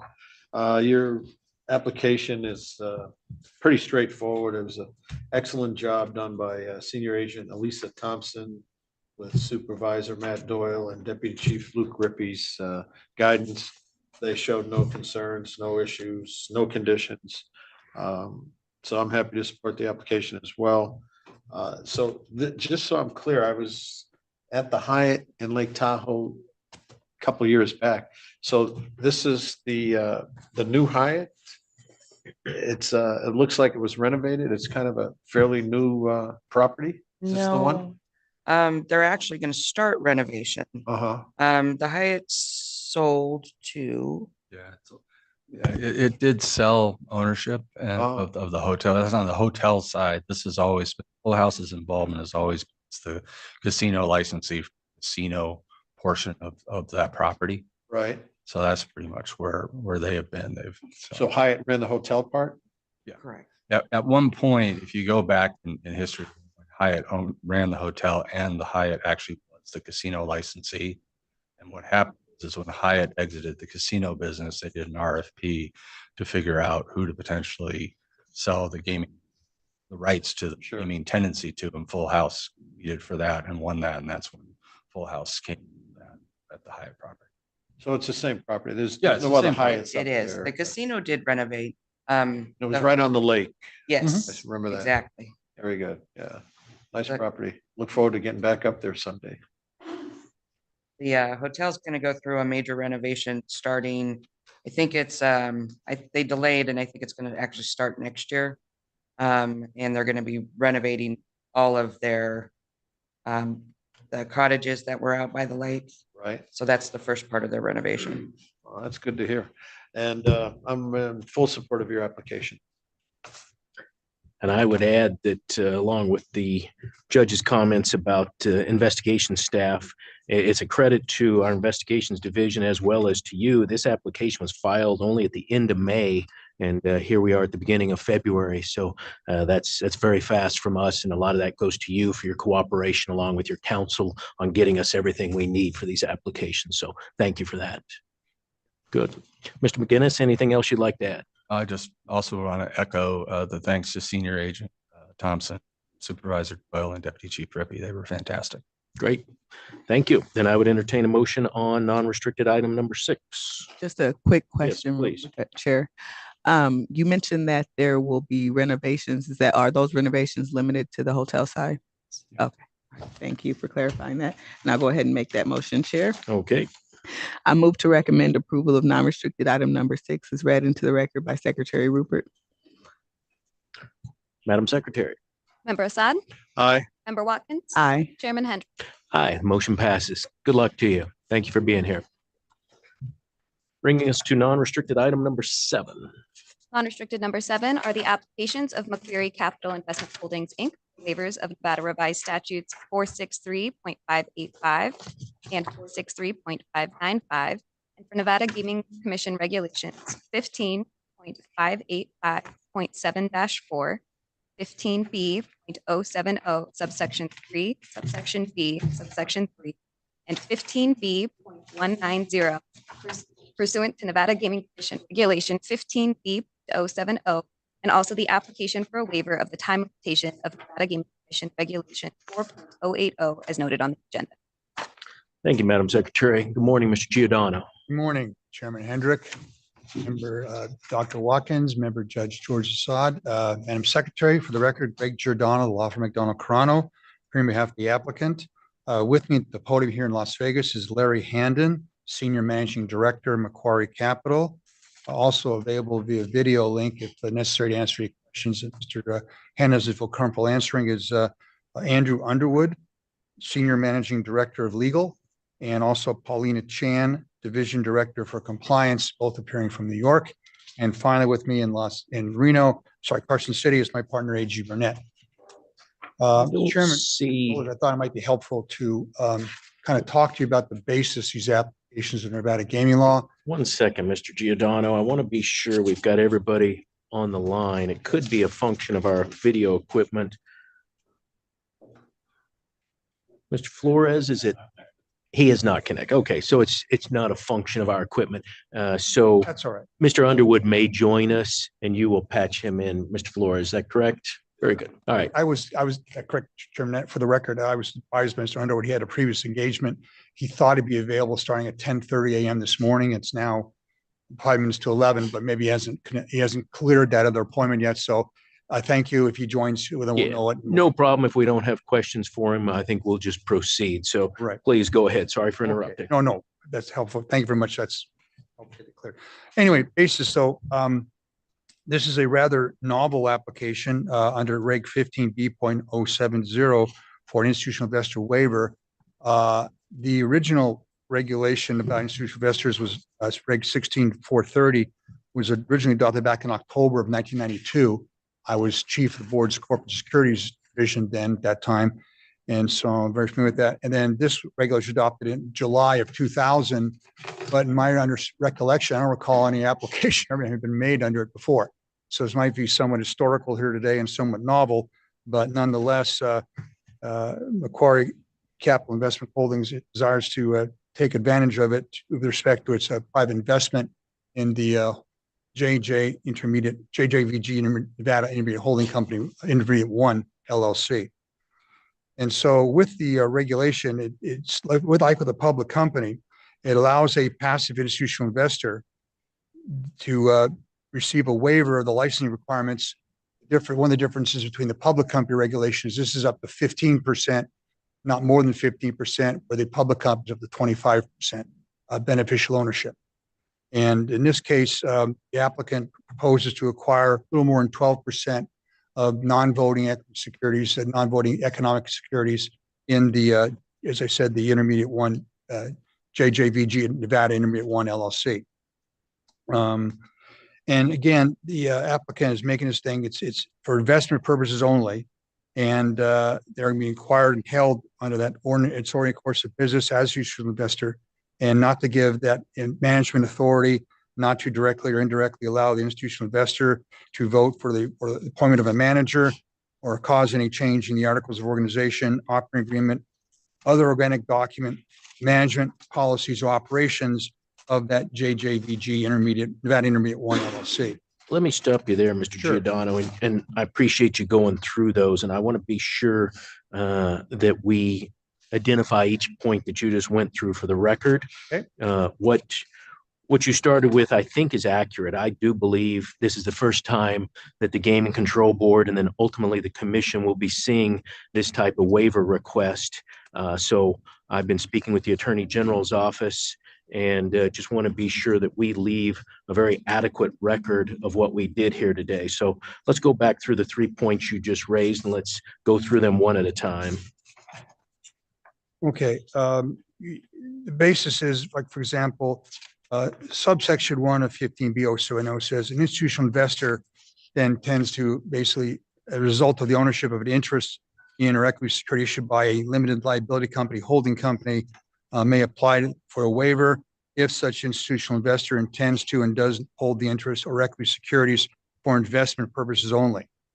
An institutional investor is not eligible to own more than 15% interest in that LLC holding company, and that waiver granted will be effective only as long as the institutional investor's direct or indirect ownership interest meets the limitations set forth above. So I'm kind of paraphrasing, but that's No, what the fully gist of it. understand, and I appreciate. So you've set forth the law, and what I'd like to do for the record then is have Mr. Handon acknowledge. I think you understand everything that Mr. Giordano just went through on behalf of Macquarie. Are you in agreement of what he said of the position of MCIH? We are. It's correctly stated. Very good. Thank you. And for the record, why don't you go ahead and state your name, spell your last name for us. Mr. Chairman, Dr. Watkins, Judge Assad, thank you for allowing us to be here. My name is Larry Handon, spelled H-A-N-D-E-N. As stated before, I'm a senior managing director with Macquarie Capital. Very good. Thank you. And we're going to do a little bit more of this as we go through. Mr. Giordano is going to lay out the law and his analysis on why this first impression case actually fits within the Nevada Gaming Control Act and the regulations. And so I'm probably going to turn to you to be sure that you agree with what he says and acknowledge and represent that on behalf of the company. So I think we got those points done. Mr. Giordano, please proceed. Fine. And then what I read before about the ordinary course of business and not giving the management authority, so if those two provisions are set forth in subsection 2. Correct. Of the regulation there. Subsection 3 talks about what the application must include.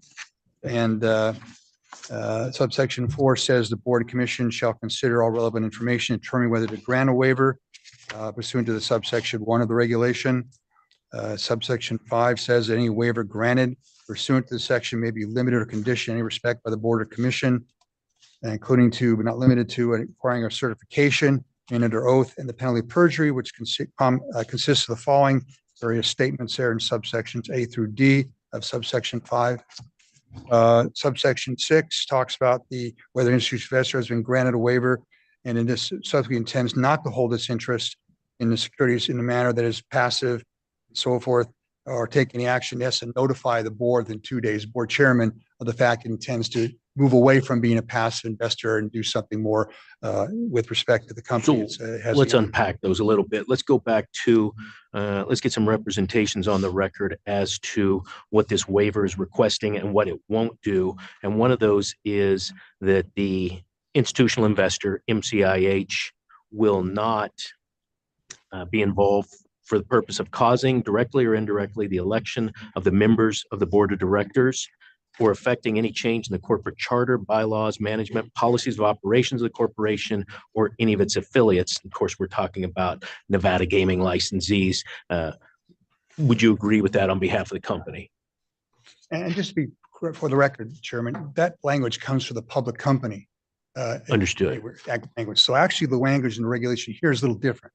What it says here is that it will not directly or indirectly allow that the interest acquired will not allow that institutional investor directly or indirectly to vote for the appointment of a manager, kind of like the equivalent of the board of director language in a public company regulation, cause any change in the articles of organization, offering agreement, other organic document, or the management policies or operations of the LLC holding company, or cause any other action the commission finds to be inconsistent with investment purposes only.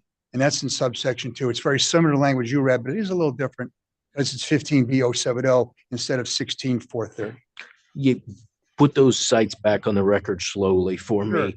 So the part I read, we have that in the record, and you're saying that doesn't exactly apply to MCIH. Is that correct? Yes, the part you read from really tracks more the language from regulation 16430, which is PTC, yeah, for PTC institutional investor waivers. Yeah. Language I read from subsection 2 of 15B070 is specific as to a waiver granted here with respect to having a beneficial ownership interest in a limited liability company, LLC. Understood. Okay. Thank you for clarifying that. And then, but I want to get reach, I think the operative thing that's really important here, and that is, what is an institutional investor? Yes. For purposes of this regulation and all the regulations really that have them. And that is in this subsection 11 of 15B070 says specifically that the purposes of regulation, institutional investor shall have the meaning set forth in regulation 16.010 subsection 14.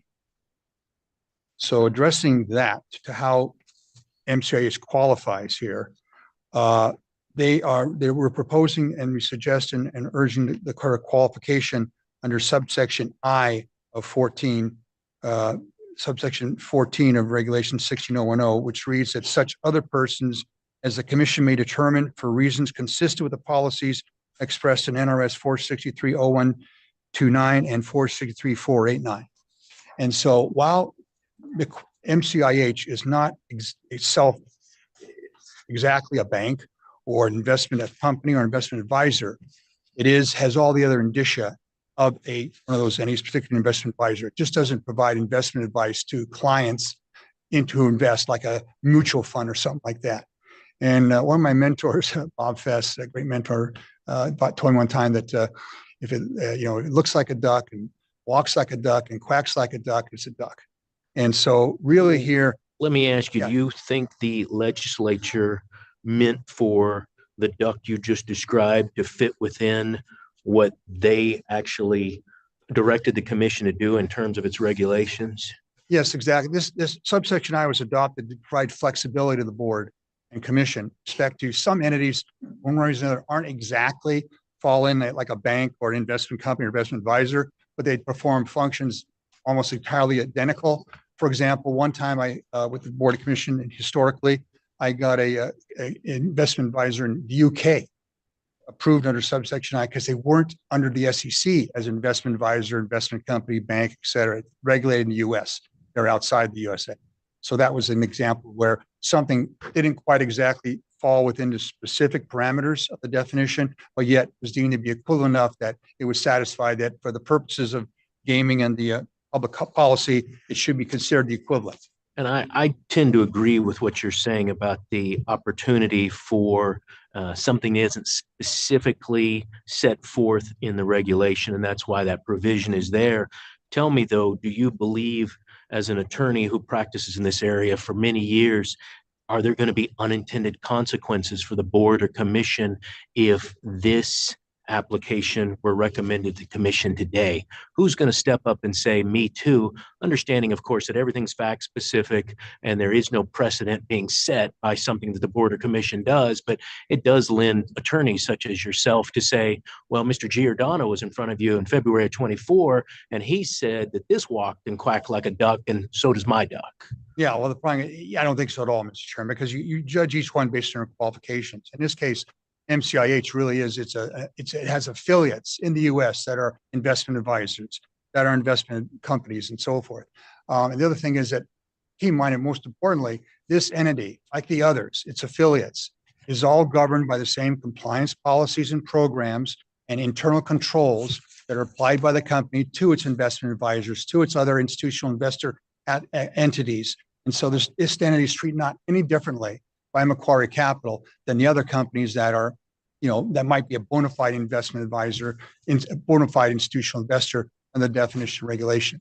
And I also add that, for example, based on the same, almost exact same language or statutes regulations, please keep in mind that historically, MCIH has granted institutional investor waiver by the state of Illinois for its investment in J&J back there, before coming here, of course, with the investment by J&J in Nevada. So they've been through this rodeo before. They've been deemed to be an institutional investor by another gaming jurisdiction for the same reasons. It's based on the same law that really is applied here in Nevada with respect to the type of entity that MCIH is and how it's governed by the parent company, USA. I appreciate that. And that's well stated for the record, Mr. Giordano. One of the important things for me is that there are Nevada reporting requirements and the fact that there is a compliance program, and as you stated, that would be required as a institutional investor, and MCIH falling within the SEC reporting requirements gives me personally a level of comfort that a different set of facts would not. Right. And I also want to put on the record that none of the conversation I'm having today has anything to do with Macquarie, in particular as to its suitability to be involved in Nevada gaming industry. I am certainly happy with Macquarie, and actually we need those kind of companies in the state of Nevada. This is just a question for me as I'm going through this and setting this record to be sure that what we're doing today as a case of first impression actually does fit within the commission's ability to have a little bit outstanding, but close to the line. And so I appreciate you walking through those with me. Let's talk for a minute about the Nevada reporting requirements. Those are in the order, and I assume that Macquarie will have no problem with the records, the names and positions, the reporting of complaints, all of those. Mr. Handon, are you aware of that requirement? Good. Thank you. I'll just add, Mr. Chairman, just a little bit. Please. Like describing the duck in this case. Yes. CIH. It was established in 2022 and has just under $500 million of assets under management. It holds a mix of passive, active, and control investments in private and public securities. And again, well, many of the control investments are in highly regulated sectors, including multiple federal agencies, services, contractors, software companies, and those companies provide critical services to state and local governments. So they're used to being in regulated industries. MCIH and its affiliates are regulated by FINRA, the SEC, and so forth. So if you're looking at some other duck, if they can come in the same kind of qualifications that we're presenting to you today for MCIH, then yeah, they should probably qualify under subsection I. Otherwise, perhaps not. So it really depends on the particular facts and circumstances of every case, I think. But in this case, MCIH really is the equivalent of an institutional investor, the specific types listed in the regulation.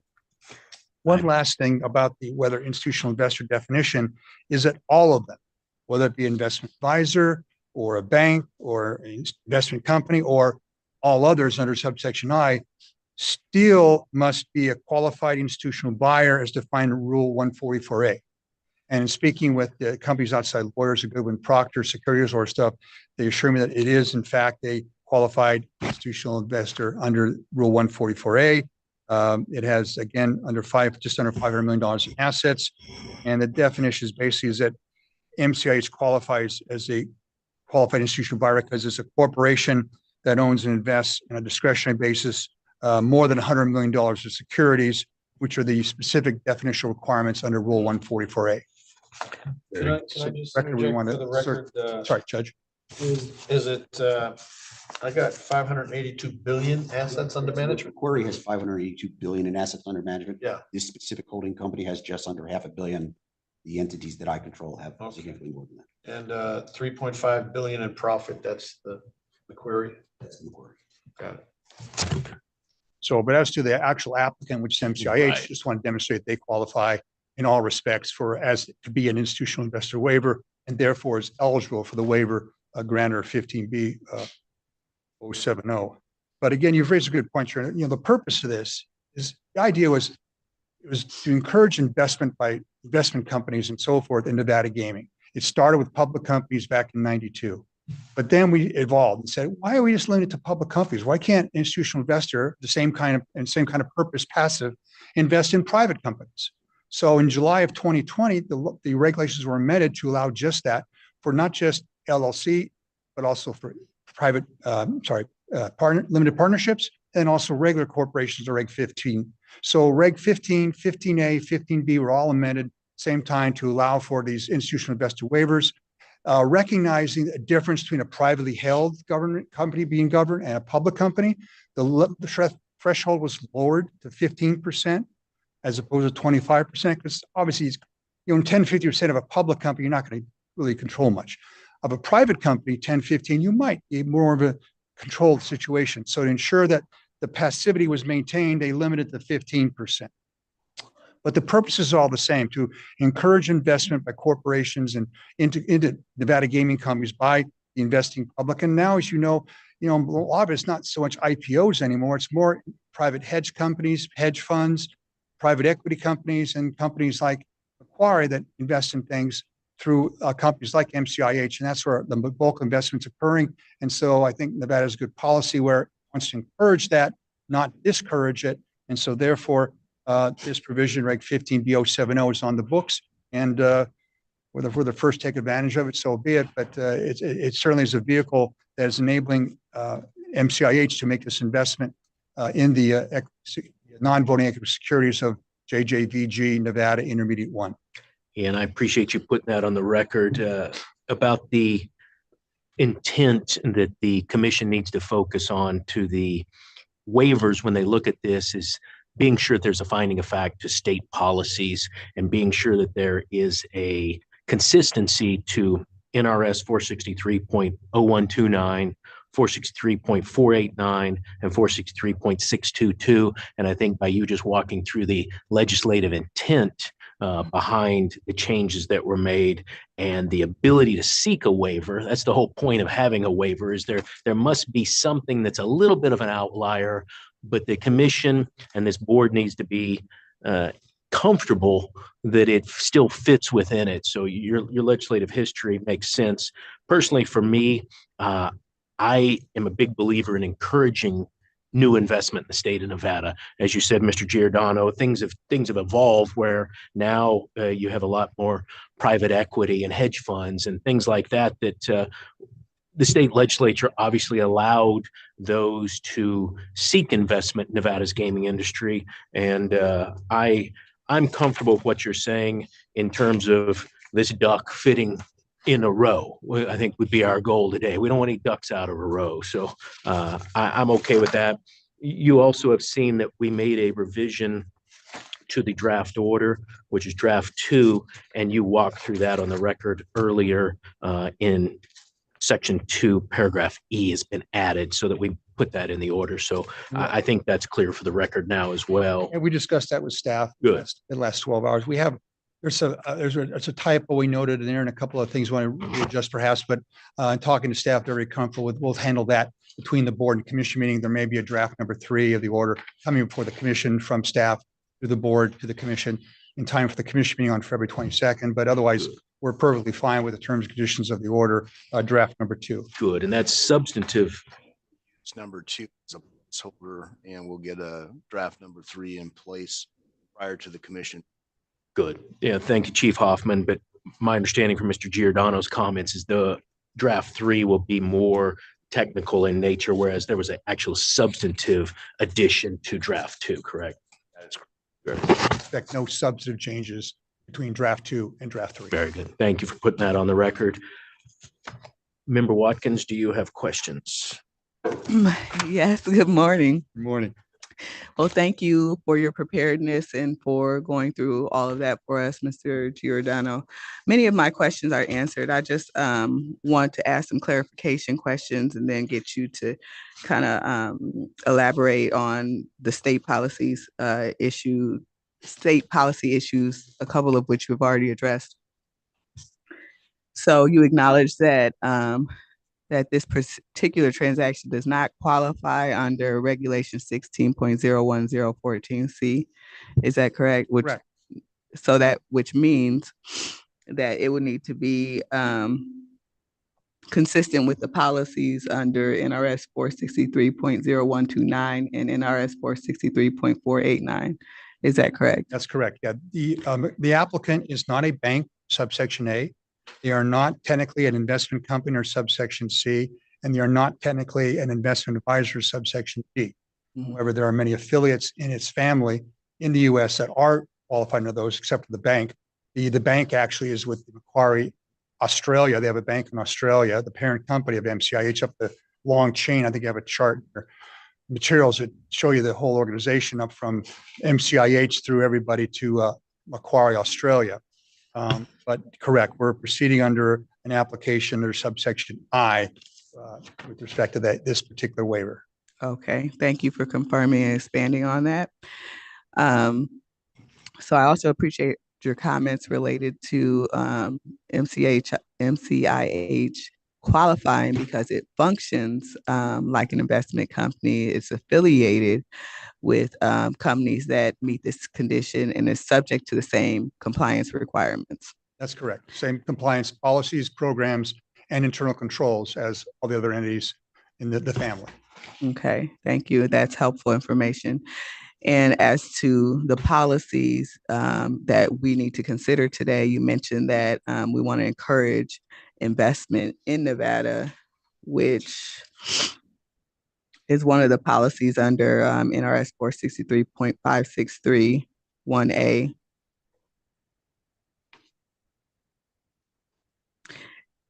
Then you also mentioned how, well, briefly, maybe you can expand on how this will still allow for the Gaming Control Board to have control over the conduct of gaming by limited partnership licensees. Well, very simply, the licensees involved, the Emery Holding Company is already registered and licensed with you back in December. And so this is just simply another investor coming in.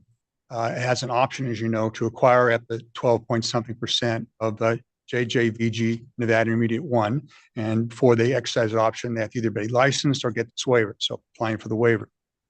But bottom line is that, the situation is that, in the past, with the regulation 15B070 being adopted like the public company, clearly the board and commission wanted to allow for equity investments in private companies under the same theories of that of publicly traded companies. There's no real difference as far as why not have allow the same sort of procedure. So based on the same public policy that governs institutional investor in public companies or private companies, 4630129 and 486, same public policy is exactly the same. Mm-hmm. And then there, and this is a given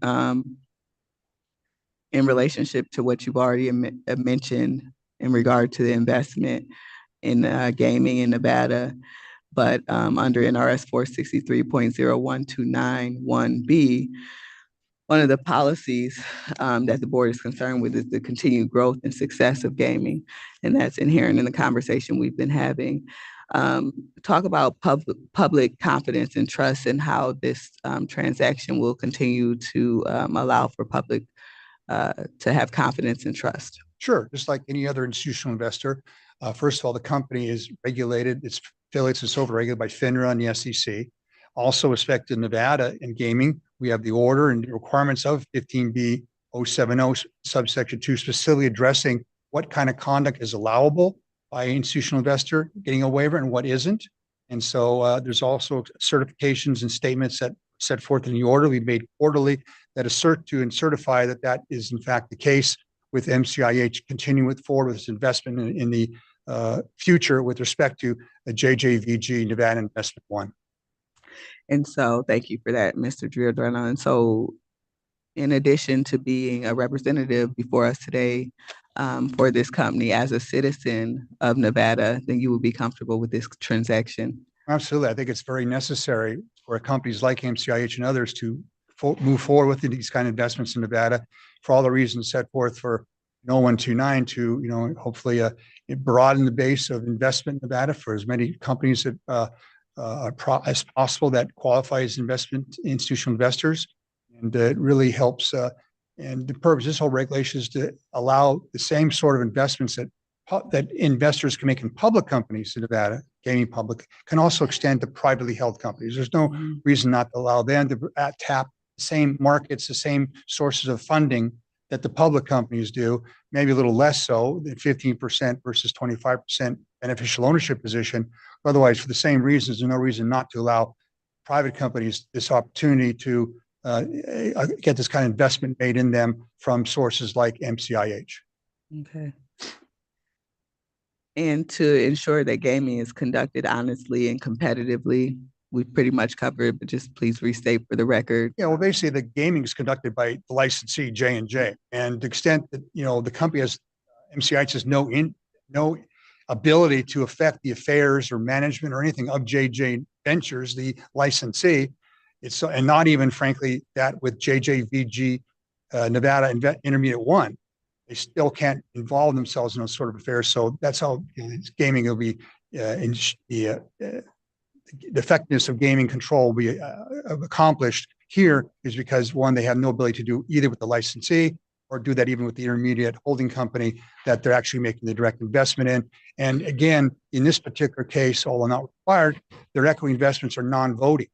So it's not even they have voting securities, which still would be allowed in regulation, but even to show and demonstrate their passivity here and their intended passivity, the interests are non.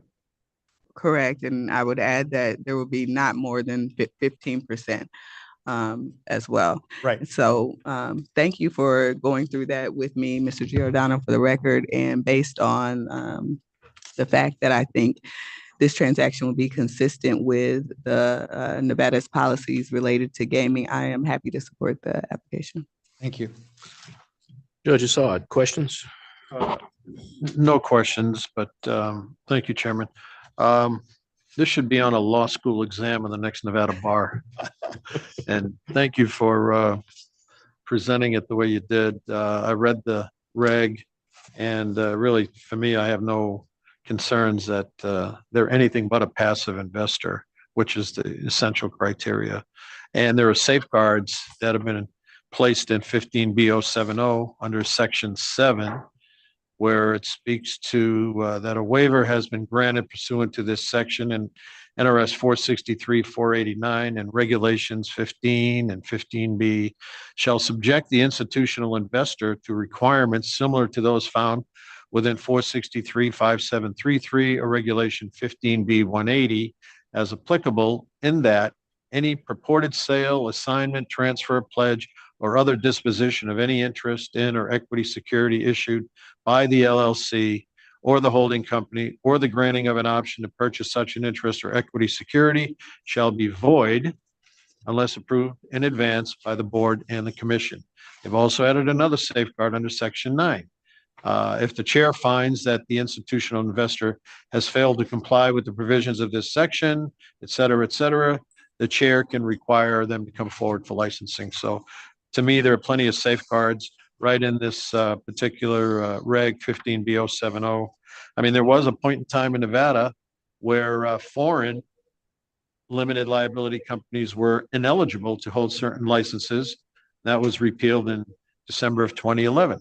So yeah, we want to get as many legitimate, honest, legal, private equity, private investment companies to invest in Nevada. It's just good public policy, as you stated. So I think this falls right in squarely within those parameters. I have no concerns or issues whatsoever with the fact that MCIH is a passive investor and they qualify under 16.010's definition of passive institutional investors. So Thank you. And I would just add that there are also, they, under subsection 6 of the regulation, 1, they have to notify the chair if their intentions are to change. And 2, under subsection 10, if the LLC, the holding company which they own an interest, MCIH owns an interest, believes that they're exceeding their passivity limitations, they're supposed to report that to the board and the board chairman. So therefore, that allows then the chairman to, in a sense, take action to say, hey, wait a minute, you guys don't qualify for the waiver anymore. What are you guys going to do? And so that Come in for license. all those safeguards are built in the regulation, and that's what the purpose of those safeguards are. Appreciate you putting that on the record. With regard to the application for a waiver of NGC Regulation 4.080, Mr. Giordano, why don't you walk us through why that request is being made? Sure, that request is being made out of an abundance of caution. Right now, as you know, if the commission grants approval of the waiver applications for this respect on February 22nd, they'll have 6 months basically to put that into effect, which would be the exercise of the option and the issuance of the shares under the option to MCIH from JJVG in Nevada Intermediate 1. That's just to allow in case there's any kind of delay, things can be delayed or something beyond 6 months. So it allows them a year to consummate, close that option exercise transaction and actually get those shares 12-point-something% with the waiver. That's all that purpose. That's the only purpose that for. Thank you for putting that on the record for us. I didn't have any other questions, and we're going to get to non-restricted 8, which we'll try to combine those two here in a moment. But did you have anything else that you want to add regarding non-restricted item number 7? Not particularly, unless you want to ask any questions, Mr. Handon here, but otherwise, no, I have nothing more to add at this point in time. Happy to answer your questions if board members may have other questions. And thank you, Mr. Handon, for being here. I assume that as we walked through a little bit earlier, you agree with everything Mr. Giordano said, and basically the intent of what Macquarie and MCIH is trying to do in the state of Nevada. You believe that this fits within the goals that the legislature has set. You believe it's good for your company as well. Is that correct? I do. I believe it fits the letter of the law, the spirit of the law, and I think it's great for the state of Nevada and its citizens. Very good. Thank you for that. And Ms. Chan, appreciate you being here as well. I don't have any questions for you. Other board members have any questions for Ms. Chan? I don't have anything further. I do not. Okay, well, thank you for being here, and please hold on as we get to number 8 before we lose you here. If there's nothing else, Mr. Giordano, we'd be ready for a motion on non-restricted item number 7. So is it my understanding that we're moving on number 2 today, but that there will be something more forthcoming in the future as far as the draft?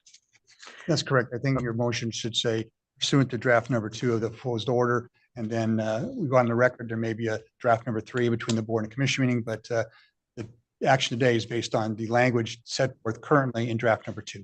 And we touched on that a little bit. For the record, you've fully reviewed draft number 2 and the substantive addition that was added to paragraph 2, and you and Mr. Handon are both in agreement with everything within that draft number 2. Correct. And any changes we expect made it to continue draft number 2 or draft number 3 will not be substantive changes beyond draft number 2, merely some typographical arrangements. Very good. All right, I'll make that motion now. I move to recommend approval of non-restricted item number 7 as read into the record by Secretary Rupert pursuant to the institutional investor waiver order draft number 2 dated February 6, 2024. And just specifically for the record, before we vote, I want to make it clear that my support of this recommendation, which I am in support of, but I want to be clear that my support is specifically based on the exact facts and circumstances involving this applicant and everything that Mr. Giordano and Mr. Handon have put on the record today.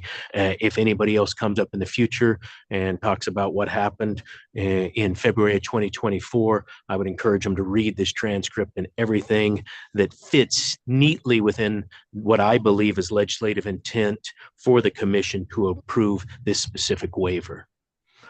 Madam Secretary, will you please call for the vote? Member Assad? Aye. Member Watkins? Aye. Chairman Hendrick? Aye. That motion passes. Thank you very much. Bringing us to non-restricted item number 8. Unrestricted number 8 are the applications of Macquarie Capital Investment Holdings, Inc. for a waiver as an institutional investor of the requirements of Nevada Revised Statute 463.643 subsection 4, as noted on the agenda, for a waiver of the time limitation of Nevada Gaming Commission Regulation 4.080, as noted on the agenda. Thank you, Madam Secretary. Mr. Giordano, Mr. Hannon, please state your appearance for the record. Again, for the record, Chairman Hendricks, Member Dr. Watkins, Member Judge Assad, Member Secretary, Greg Giordano, the law firm McDonald Carano. Appearing here with me at the podium is Mr. Larry Handon, Senior Managing Director of the applicant. Also via video if necessary from New York is Paulina Chan, Division Director of Compliance, and my partner with me in Carson City, A.G. Burnett. Before you start, I'd like to incorporate by reference the discussion we had on non-restricted item number 7 today. We crossed a little bit of the lines between the intent of the legislature and what Macquarie and MCIH's requests for these applications are today. So I want to incorporate everything that was said in non-restricted item number 7 in terms of our discussion on non-restricted item number 8. With that, please walk us through why we are looking at non-restricted item number 8 waivers today. Certainly. For the same reasons we expressed in number 7 about why MCIH is an institutional investor under the Nevada law regulation 16010 subsection 14 equally applies here. So having moved past them qualifying to be that they are an institutional investor, this here is talking about the more standard institutional investor you've seen over the years, that being to acquire more than 10%, but not more than 25% of the voting of any class of voting securities or registered publicly traded company in Nevada. While Macquarie MCIH currently does not own any securities of a Nevada publicly traded company, it was deemed expedient as they're going through all this and the expense and so forth for the 15B070 waiver that was in subsection 7 to also apply for and get a general public company waiver in case they decide in the future to take advantage of a potential investment in a Nevada public company that might be more than 10% of the equity. This way, the waiver would already be there and they could take advantage of that opportunity.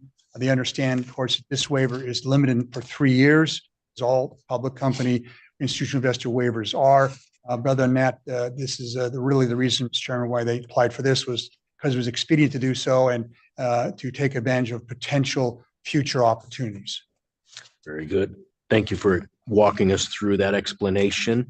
And as I stated previously, we walked through some of this in item number 7, but item number 8, as you said, is trying to kill 2 birds with 1 stone, hopefully not 2 ducks with 1 stone, confusing our wildlife analogies today. Yeah. But tell us in terms of the requirements for this waiver, there are qualifications for this particular waiver. I'm sure they're set out in the order, but does Macquarie and MCIH agree to those? And do you want to put them on the record? Correct. We have no difficulties. There's a quarterly report under subsection 3C that's spoken of respect to the certification quality reports as to their continued qualification as a passive investor in any public company that they may acquire. Also notify staff of any last quarter they acquire any securities in a public trade company that's registered in Nevada. And so for foreseeable future, that'll probably be a negative response to that question. They are prepared to, follow the order and as same order, which we understand is very much identical to all the other orders entered by the board and the commission governing institutional investor waivers with respect to publicly traded gaming company investments.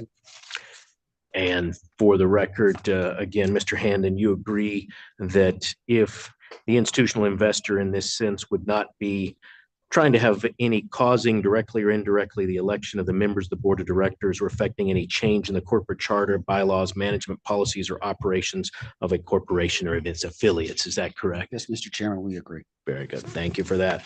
Member Watkins, do you have questions regarding non-restricted number 8? No questions, just comments.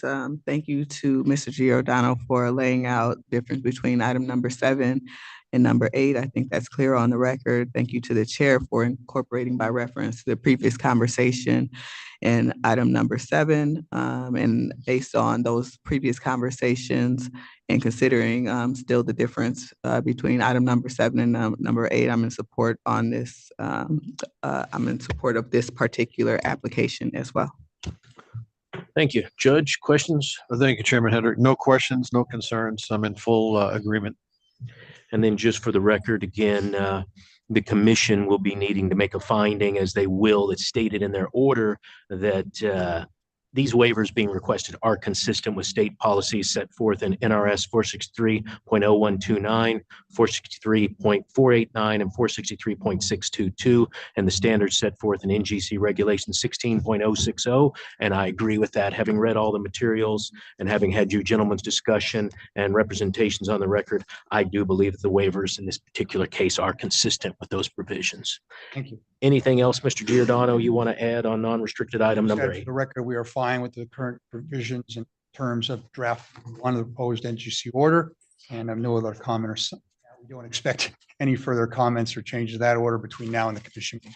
Very good. Thank you for putting that on the record. And as you stated, the second application today is for a waiver of NGC action effectiveness under 4080 and the ability to acquire beneficial ownership of up to 25%. As you stated, the order is very standard in terms of allowing 3 years to do so. Right. Basically, they aren't going to do something in 6 months. So by waiving 4080, it allows them, like any other public company who gets a similar waiver, does the same sort of time limitation waiver to allow them to acquire something within a year, 2 years, 2.5 years, whatever, within the terms of this 3-year order to actually acquire that entity and have the waiver applicable to that investment.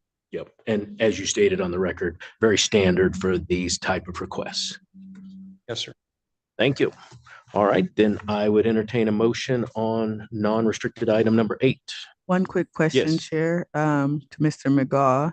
Given the findings of fact that the chair made on the record pursuant to this item and the previous item, do you need any particular motion language, or is the default language acceptable? Member Watkins, the default language would be acceptable. Okay, great. Thank you. Please. Yeah, I'd just like to commend Senior Agent Tina Logan and Agent Madeline Stewart, Supervisor Jacob Alba, Deputy Chief Russell Teggio, and Chief Carl Hoffman for their excellent work on this. This is kind of an application that's sort of out of the norm, and their expertise and their insight and education for me personally, I found it to be quite beneficial, and I appreciate your work on this. Thank you so much. And thank you, Judge. You actually took the words right out of my mouth. It was our next matter to speak of with the board. He was, again, we should express our great thanks to Senior Agent Tina Logan. Echo the congratulations to our investigation department for working with you to be sure that this fits appropriately for the state of Nevada. Great. I would entertain a motion then, Member Watkins. I move to recommend approval of non-restricted item number 8 is read into the record by Secretary Rupert pursuant to the institutional investor waiver order draft number 1 dated December 1st, 2023. Very good. Madam Secretary. Member Assad? Aye. Member Watkins? Aye. Chairman Hendrick? Aye. Motion passes. Thank you. Appreciate you being here. And thank you, Ms. Chan. Bringing us to non-restricted item number 9. Unrestricted number 9 are the applications of David Jennings for finding of suitability and or licensure as an officer and or key executive as noted on the agenda. Good morning, Ms. Okerberg. Good morning, Chair Hendrick, Member Watkins, Member Assad, Madam Secretary. For the record, Erica Okerberg. I'm Nevada Gaming Counsel to Flutter Entertainment. Here with me today is David Jennings, the CFO of FanDuel. He is a first-time applicant in Nevada, so if I could, I would like to just turn it to him and ask him to provide a bit of his background and talk to you about his duties and responsibilities. Thank you. Good morning, Mr. Jennings. Pleasure to have you here. Thank you. Good morning, Chair Hendrick. Morning, Board Member Watkins, Board Member Assad. As Erica said, this is my first time applying. As you can probably tell from my accent, I'm from Ireland originally, born and raised.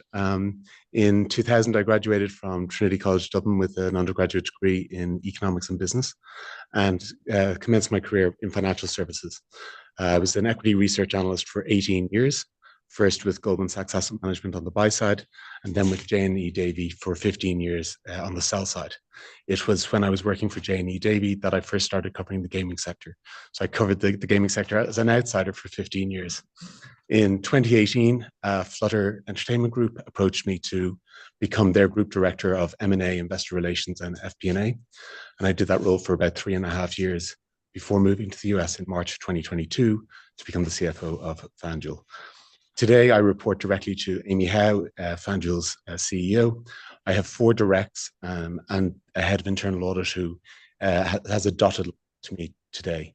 I'm responsible for all of FanDuel's finances, treasury, tax, reporting, and I support Flutter Group's investor relations and market messaging. Happy to take any questions that you might have. Thank you for that background. Tell us specifically with regard to Nevada gaming operations, do you have any day-to-day or month-to-month responsibility pertaining to Nevada? Only to the extent that whenever FanDuel is operating in any of the states, I'll have overall oversight for our operations here. Clearly, we have a revenue share in place in the state today, and again, the financial reporting of that would be managed by my team. Very good. Thank you for that. I did have a question about FanDuel Sportsbook, and either one of you may be able to answer that.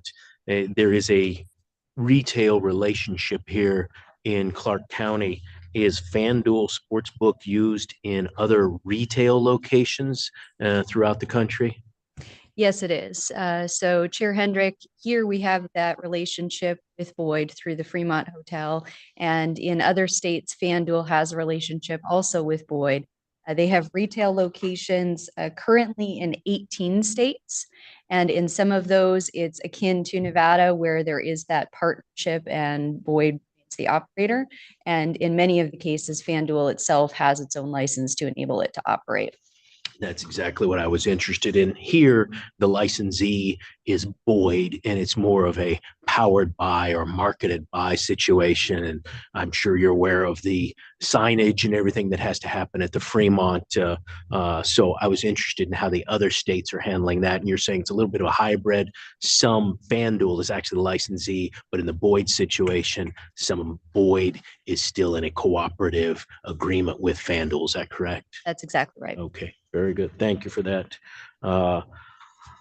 Is it true, Mr. Jennings, that you've got applications going on simultaneously in 19 states right now? It is true. Very good. How's that process going? It's going very well so far. I think I'm fully licensed now in 9 states. Is that correct? That's correct. That includes temporary licenses as well. Temporary. Okay. Yeah. That's a lot to be going through. And so we certainly appreciate your cooperation with our agents here in Nevada. I've said many times that once you get all of your life put together to show the gaming agents in Nevada, it's a good place to have it in one easy folder or computer file, because then you can go back and refer to it your whole life being in one place. I have never been so organized. There you go. Very well said. Okay. I went through your background and as you did on your experience in the gaming industry and your prior business experience, and have no concern with that, as well as your financial background and your educational background, or the kind of things we're looking for from a person involved in Nevada's gaming industry. So I thank you for that. Thank you for cooperating with our agents throughout the process. Member Watkins, did you have questions? Yes. Good morning, Mr. Jennings. How are you today? Very well. Okay. How are you enjoying Las Vegas? Yeah, I got in yesterday, really enjoying it. I'm going to stay for the rest of the week, so looking forward to Sunday.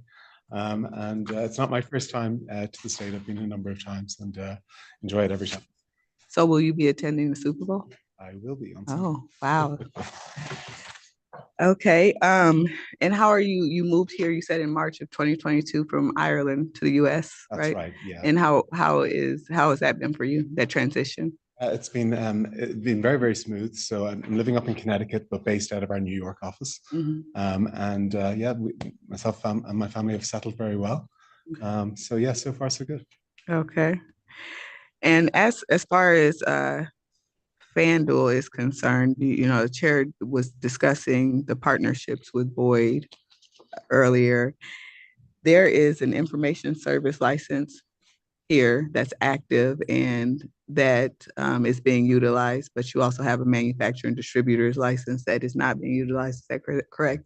That is correct, Member Watt. So the manufacturer distributor license is intended for future business purposes if they want to bring technology in. It hasn't yet been used. Okay. And is there any, are there any plans at this time? Not at this time. Okay, well, good luck with the rest of your licensing applications, and I'm happy to support this one. Judge Saad, questions? Thank you, Chairman Hendrick. Your resume is stellar, really. Congratulations. Very impressive. You're living in Connecticut now, I guess? That's right. Yes. You'd rather be there than here? Not in the Northeast in the winter, that's for sure. That's what I'm saying. It's really cold back there. It is. It is. Well, I'm used to Ireland, right, where it rains all the time. So good weather is. I don't tend to chase it. We used to say it never rains in Las Vegas, but the last couple of days, that's not true.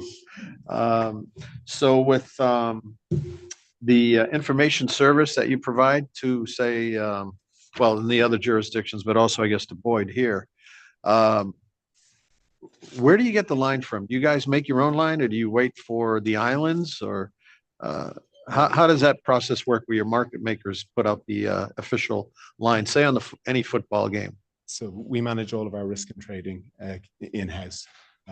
We developed these models over the last 20 plus years. Originally, it was Petty Power, which is part of Flutter.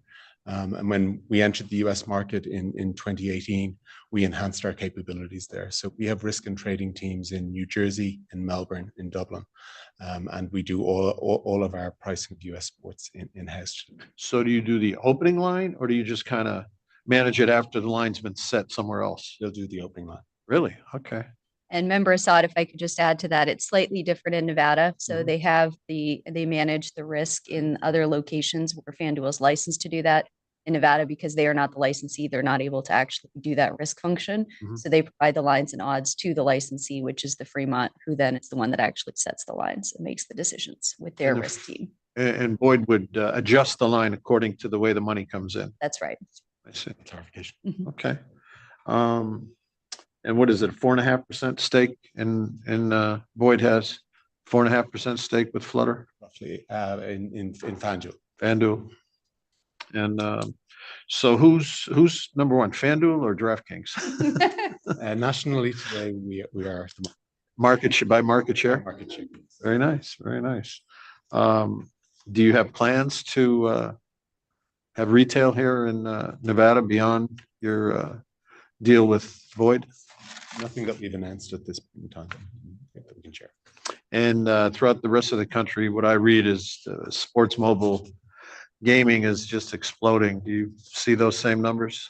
Yes, we've seen very, very strong growth I think we're operating now in 21 states online. We had expectations in terms of the size of the market based on what we've seen in other jurisdictions in which Flutter operates. If anything, what we've seen in the US so far would suggest that the level of demand is greater than we've seen in some of those other jurisdictions, and that the take-up rates have been faster than in other geographies. And of course, I'm sure you have some guidelines in place for social awareness of gambling addiction, things like that. We really do. And we've taken learnings from where we operate around the world, in UK and Ireland, Australia, and international. Tried to apply best practice from day one here in the US. It's something that we take very seriously. We've set very ambitious targets as a group in terms of tool usage for all of our customers to make sure that spending beyond their means. Excellent. I'm in full support of your application, and I want to commend you for a stellar resume as well. Ms. Zuckerberg, anything else you'd like to add? I would just like to thank Agent Serenity Simpson for all of her hard work and professionalism. She did a wonderful job on this application. It's a pleasure to work with. Great. Thank you. If there's no other questions or comments from board members, I would entertain a motion on non-restricted item number 9. I move to recommend approval of non-restricted item number 9 is read into the record by Secretary Rupert. Madam Secretary. Member Assad? Aye. Member Watkins? Aye. Chairman Hendrick? Aye. Motion passes. Thank you for being here. Good luck to you. Thank you very much for your time. Thank you. And Madam Secretary brings us to non-restricted item number 10. Non-restricted number 10 is the application of Shortline Gaming LLC to add, remove, or modify a condition. It is also the application of Keith Rother for licensure as a key employee at Shortline Gaming LLC. Good morning. I think we're still morning. We are. Yeah, pleasure having you here. Good morning, Greg. Do we have you on the line? Okay. My name is Melissa Waite. I'm with the law firm of Dickinson Wright. My partner Greg is on the line, and I believe he's going to be doing the introductions today as he's handled the matter but wasn't able to appear personally. Very good. Good morning, Mr. Giminani. Hello. Hello, Chair Hendrick, Dr. Watkins, Judge Assad. I'm Greg Gimignani from the law firm of Dickinson Wright. I'm here with my colleague in Las Vegas, Melissa Waite, representing Shortline Gaming in matter number 10 to modify the condition on Shortline's license and to recommend approval for Keith Rother to be licensed as a key employee of the company. With us also in Las Vegas are Dwayne Shields, the managing member of the company, and Keith Rother, the applicant. With regard to the modification of the condition, we would respectfully request that this portion of the matter be referred back to staff to further evaluate any modification regarding the current condition. And with regard to Mr. Rother, he is a Marine Corps veteran with over 40 years of experience in the gaming and slot machine industry.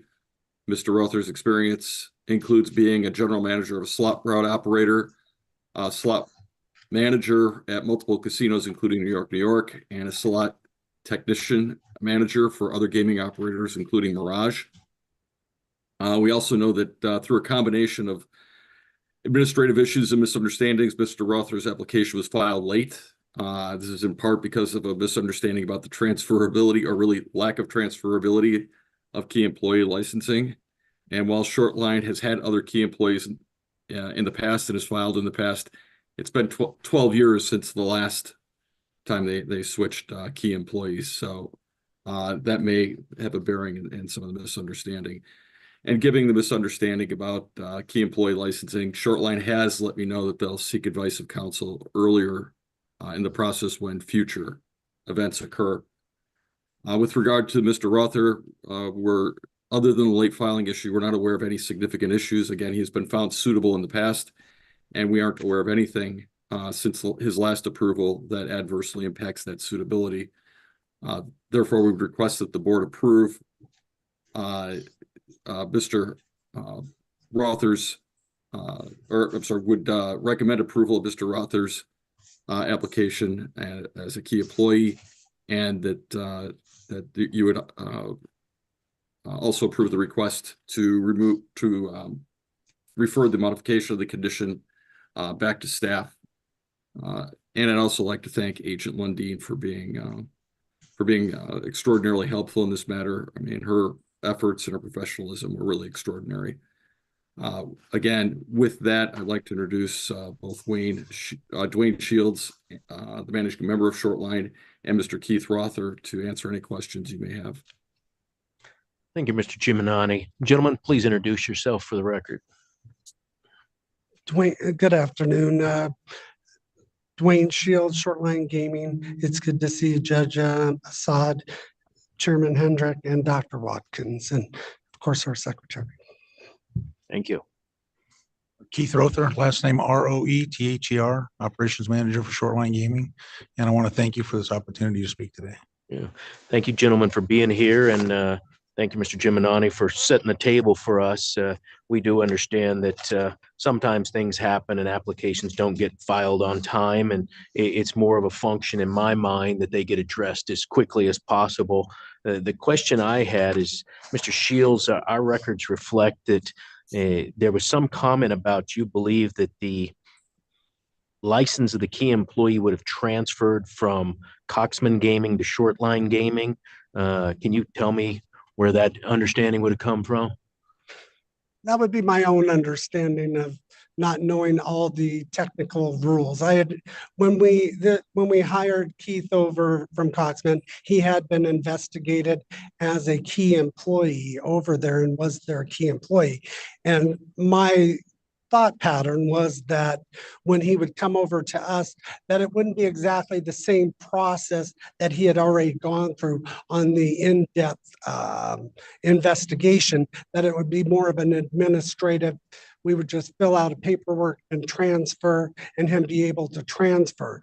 And so once we found out that, in fact, we would be almost starting from the beginning as far as the investigative side, then that then entailed a lot more paperwork for him to be able to achieve getting, and therefore created some of the delay process. But it was not based on legal advice, which of course we now have learned we need to maybe check a lot quicker on those things. But, and because we had also had that when we were originally licensed, we started as convenience store chain, moved into a route company. I was a key employee from when we were with the beginning of the short line stores. Then we went into the route company, and I had thought I was still as a key employee with the route company also, and therefore thought that we were still covered under that line. And then when we got to looking at the way the approvals work, then it doesn't say that I'm actually showing as the key. So therefore, we have since gone and I filed as having on file a key employee so that in fact, couldn't happen in the future, as well as that's where we've then gone and asked to change the waiver of things to where it would go smoother. But we're on board as far as knowing that there's a time limit. We know we knew that we had a time limit. We just didn't realize how the process was going to go. Thank you for that explanation, and good to hear now that your gaming counsel is advising you and walking you through some of these highly technical and highly important gaming regulations. So glad to see that you have gaming counsel for that. Mr. Rother. Oh, and I'd like to really thank also Agent Lending on helping us through the process. She did a great job as far as helping us. Very glad to hear that. And that's one of the things we're here for as well, is not to just be sure you do it, but also to help you do it. So glad to hear that you had that experience. Mr. Rother, tell us a little bit about your background and what you're going to be doing in terms of your duties and responsibilities in this particular job. Okay. I've been in the gaming industry for 40 years, moved here in 83, went into the gaming industry in 84, worked as a technician through a bunch of the hotels downtown. Then in 1990, got the opportunity to come to the Strip and work at the Frontier. Worked there for 3 years, 2 years during the strike. And then in 93, went to the Mirage as a technician and then became the technical manager at the Mirage.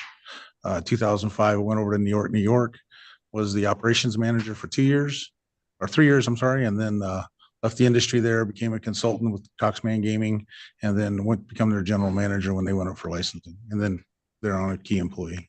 Yeah. And then in 2 years ago, from April 1st this year, Chet had liquidated all of his assets, and Dwayne had offered me a position over at his store doing shortline gaming. Yeah, congratulations on your long history in Nevada gaming.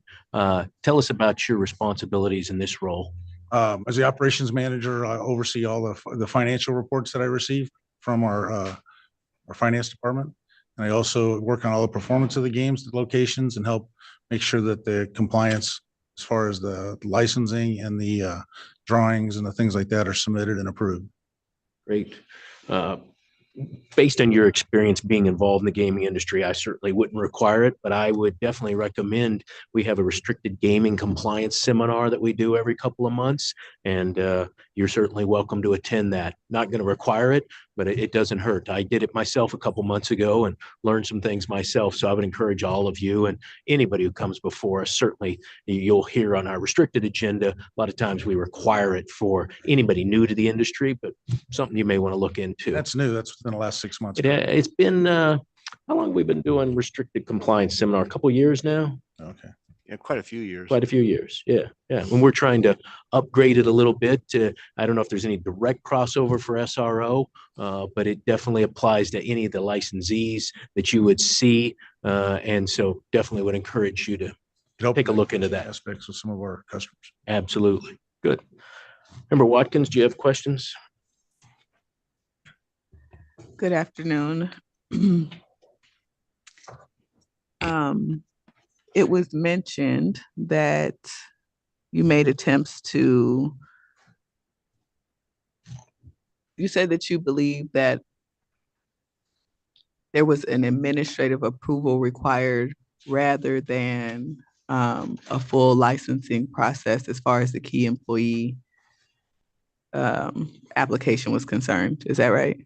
I stated that that was my belief, my personal belief, not that I had legal advice towards that.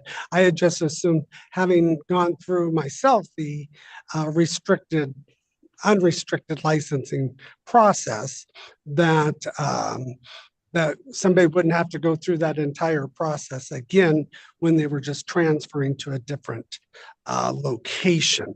And so that was in my thought pattern. So we didn't think that he was going to have to do that. So when we did call, find out that no, that we would need to get the entire packet available, being ready to turn in, then it took longer.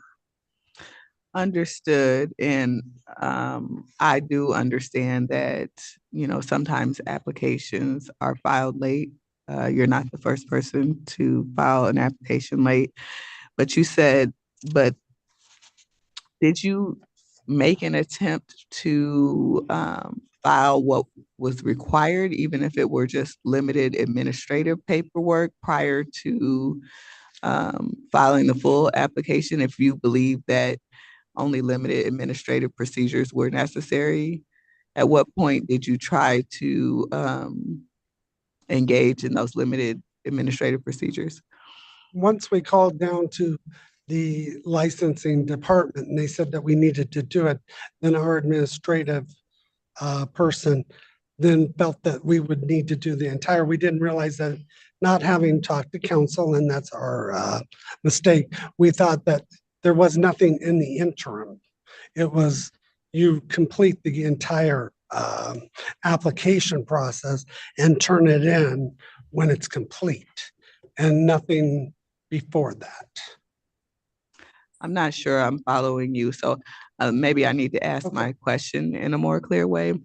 And what I'm trying to understand is, if before you filed the complete application, you made attempts to seek administrative approval, because you said in your mind that that's what you thought was required, was that simply administrative approval. And I'm trying to determine whether you made attempts to satisfy what you believe to be the obligation prior to satisfying what was actually the obligation, and how long after or before you submitted the full application did you seek to do that?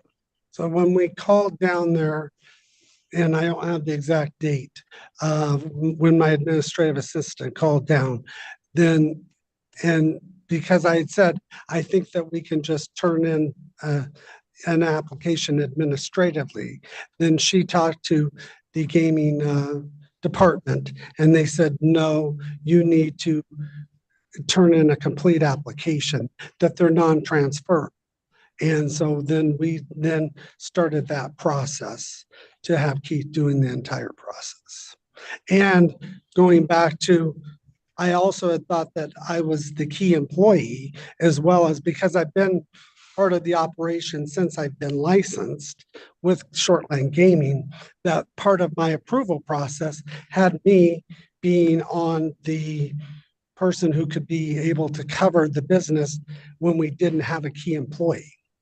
Do you have an estimation of how much time elapsed before, you? I think it was 4 months. Okay. Offhand. Okay. All right. Well, I am glad to see that you have now engaged counsel. I'm not sure I still understand how you're distinguishing an administrative process versus submitting a full application, but I'm not sure it's necessary for me to completely understand that. But I'm glad that you now have engaged counsel, and I, hope you'll continue to seek the advice of counsel in the future. And that's all I have, but thank you for being here. Thank you. Judge Assad, questions? No questions, really, just maybe some comments. Thank you, Chairman. Mr. Shields, you're basically an owner, 1/3 owner in the company, right? That's correct. And I am the one who, on the day-to-day side of things is the active owner. And you've got an application on file, you said? to, Yes. Very good. And then Mr. Rother, thank you for your service in the Marine Corps. And thank you for your service to the country as well.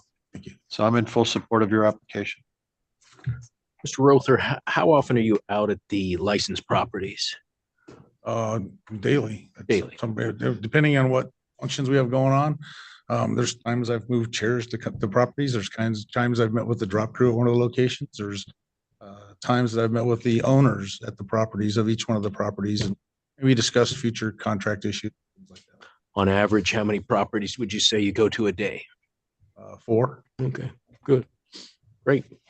I didn't have any other questions. As I stated earlier, your background in the gaming industry speaks for itself. So I felt comfortable with that, as well as your rest of your application and the cooperation that you gave to our agents and the fact that you've been licensed before. So I have no problem supporting your application. I'm happy to do so. Anything else, Mr. Giminani, Ms. White, that you want to add? No, just I'd really like to thank you for allowing me to appear remotely on short notice. And again, I'd like to thank Agent Lundeen for her professionalism, her clear communication. She was a great help. Very good. Nothing further here. Great. Thank you. Then I would entertain a motion on non-restricted item number 10. I move to recommend approval of non-restricted item number 10 as read into the record by Secretary Rupert pursuant to the following. Oh, sorry. We are. Yeah, let me, referring that- before you do that, yeah, let's do some housekeeping. So at Mr. Giminani's request, let's take the application to add, remove, or modify a condition, and we'll refer that particular application back. And so then the motion would respond only to the application for licensure as a key employee. Okay. All right, so I will amend that motion. You can just restate it, start over. Yeah. Restate that motion. I move to recommend approval of non-restricted item number 10 as read into the record by Secretary Rupert. All right. Madam Secretary. Member Assad? Aye. Member Watkins? Aye. Chairman Hendrick? Aye. That motion passes. Thank you all for being here. Thank you. Thank you. All Thank right. you, Sir Good Henry. luck. Thank you, Mr. Giminani. Yeah. All right, Madam Secretary, I believe that concludes our non-restricted agenda. Is that correct? Correct. All right, and we are calendared to begin our restricted agenda at 1 p.m. Is that correct? Correct. All right, then we will be in recess until 1 p.m. Thank you.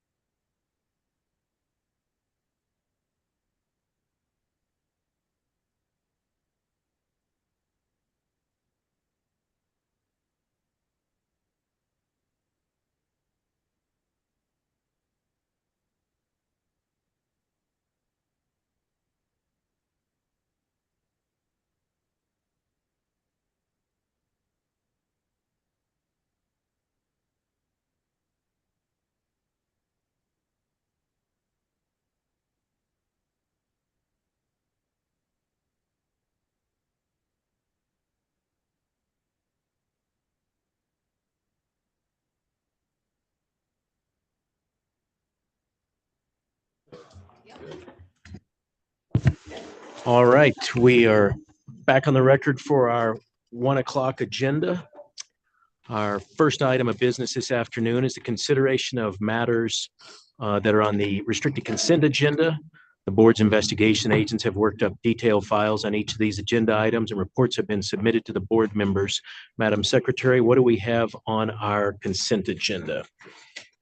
You have one item on the consent agenda today. That item is restricted number 6, which is the application of Shortline Gaming LLC, doing business as Shortline Gaming, doing business at MLK Arco AMPM, for a restricted gaming. Thank you, Madam Secretary. And as mentioned, these items are on the agenda because there are no areas of concern or areas of interest, and I'm not aware of any questions that may arise regarding this particular matter. So therefore, it's on our consent agenda. Did either of my colleagues have any questions or concerns regarding restricted item number 6? I have no questions or concerns. None by me, thank you. Okay, then we would entertain a motion on the consent agenda. I move to recommend approval of restricted item number 6. Madam Secretary? Member Assad? Aye. Member Watkins? Aye. Chairman Hendrick? Aye, that motion passes, bringing us to restricted item number 1. Restricted number 1 is the application of Drunk Puppy LLC, doing business as Wild Horse Bar and Grill, for restricted gaming license, and the application of Levi Latham for licensure as a member and manager. Good afternoon. Good afternoon, Chairman, members of the board, Madam Secretary. For the record, Adriana Guzman Freilich. I'm here on behalf of my client Levi Latham, Drunk Puppy LLC, doing business as Wild Horse Bar and Grill. We don't have enough affirmative presentation. I just want to present Mr.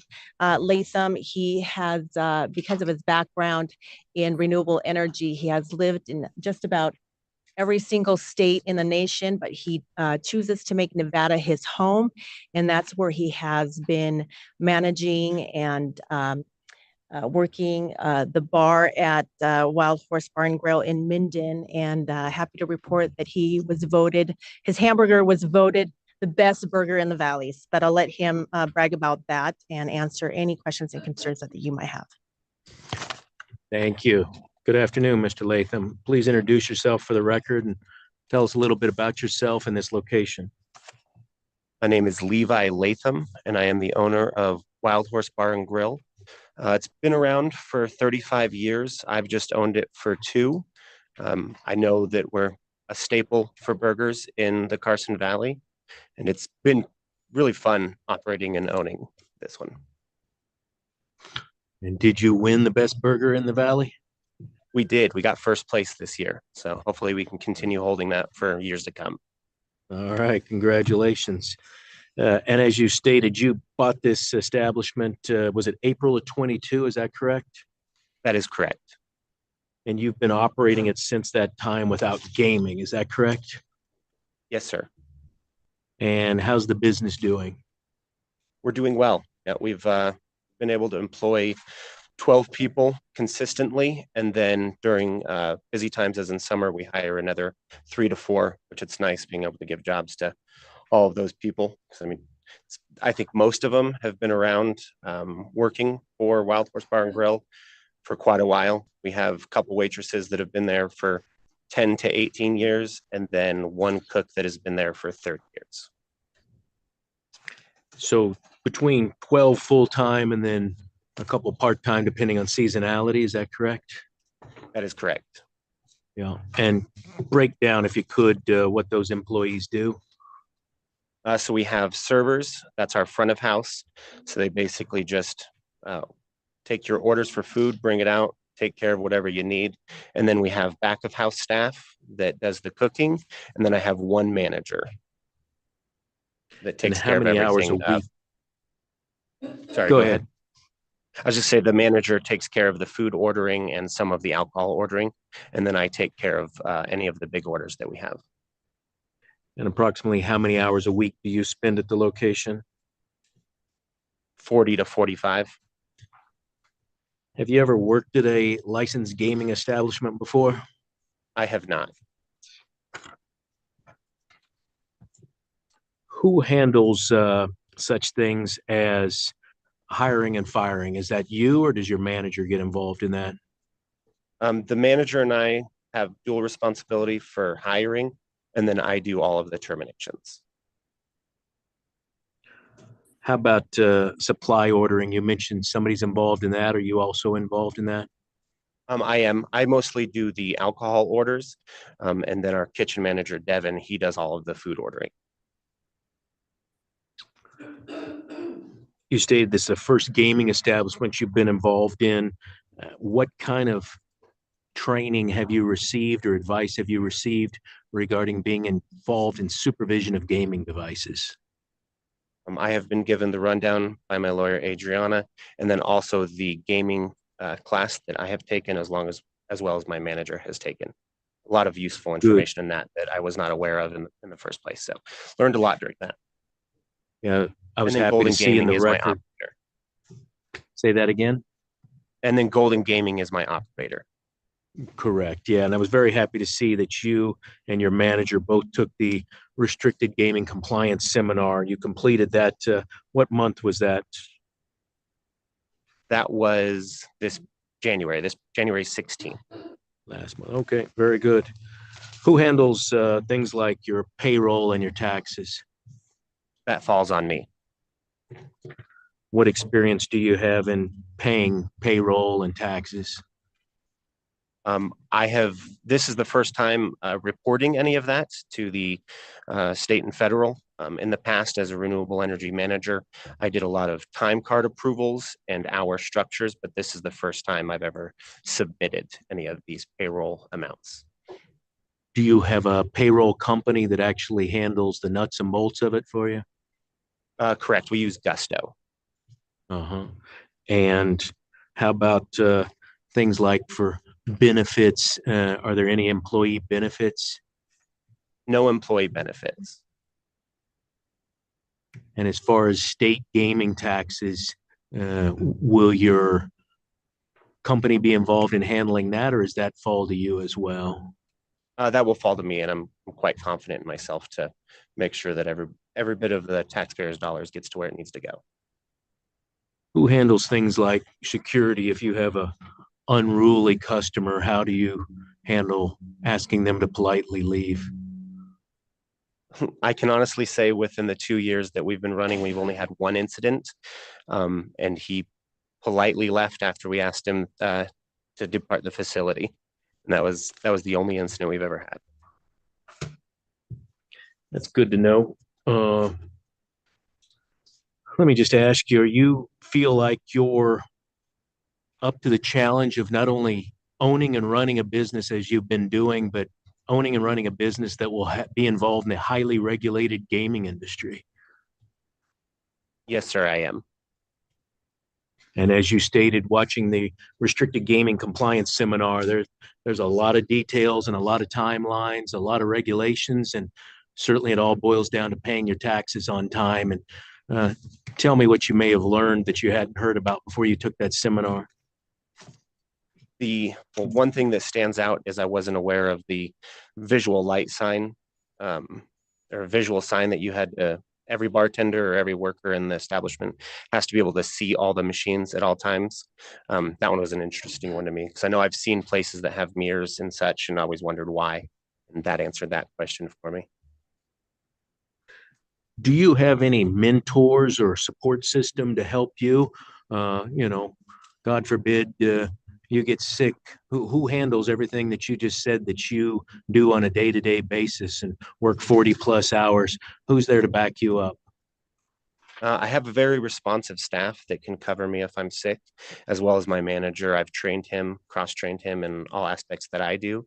In case I am not able to comply with any of those, he can do it for me. Thank you for that. Appreciate you answering my questions. Member Watkins, did you have questions for Mr. Latham? Yes, I do. Hi, Mr. Latham. Good afternoon. Hello. Thank you for being here. And just to clarify, for the record, this is for 10 bar top machines. That is correct. And you have a participation agreement with Sartini. Oh, Golden Gaming, that is correct. Okay.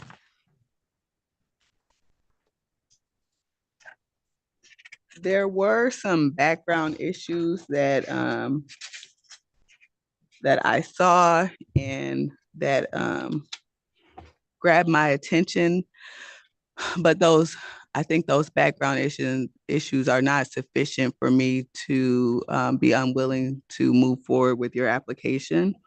I would just advise you to be aware of, what is and what isn't appropriate in the business environment, and to familiarize yourself with that. But otherwise, I'm willing to move forward with the application. I understand and thank you. Judge. Thank you, Chairman Hendrick.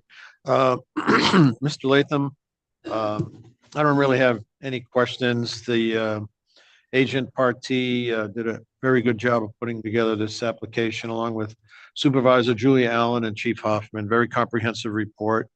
They gave us all the information we really need.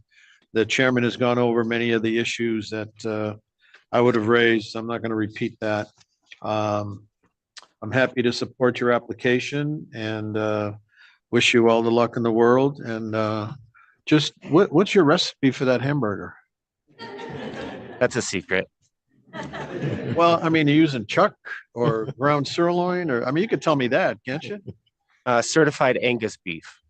Certified A. Okay, very good. Thank you. That's all. All right, thank you, Judge. So, Mr. Latham, I've gone through your application here and appreciate your candor to speaking with our agents about some things that happened in your younger years. As Member Watkins was alluding to, I'm a big fan of second chances. I'm a big fan of third chances, but I like setting people up for success. Although we're a regulatory agency and a tax collection agency, we're also here to grow and expand the gaming industry and ultimately the economy of Nevada and to create jobs as you're doing. So I commend you for that.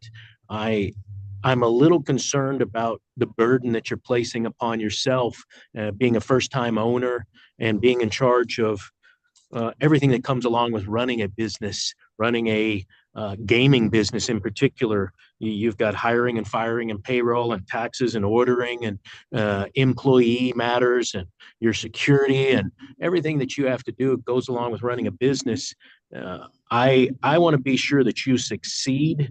And so there's no way to really put a condition on your license, but I would encourage you to keep working with your gaming counsel there.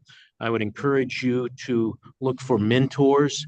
I would encourage you to seek out anybody in the community, organizations that can help you, business organizations, certainly gaming organizations, because you have the lives and livelihoods of employees that are working for you. And because of that, I want you to succeed. That all having been said, I want to bring up to my colleagues here the potential for a 2-year limitation so that we can come back and have this conversation again in 2 years, not as any way to be punitive, but more so that we can look back in 2 years and have a conversation with you again. And hopefully it will be all positive news and you telling us that things are going well, your hamburger is still continuing to be number one, your employees are happy, and that you're creating jobs and opportunities in your community. But that's personally where I'm at, is an opportunity for us to have this conversation again in 2 years. And I'd love to hear from my colleagues. I like the idea of a 2-year limitation, and then we can also reassess and make sure that, the things that are happening in the work environment are appropriate. And given the chair's concerns, I support those concerns about you being a new business owner and all of the responsibilities that come with the regulatory environment. I think a 2-year limitation will be appropriate. Judge? Yeah, I concur. Thank you. All right. Ms. Guzman-Freilich, did you have anything else you'd like to add? No, thank you. And thank you to your team. They did an excellent job.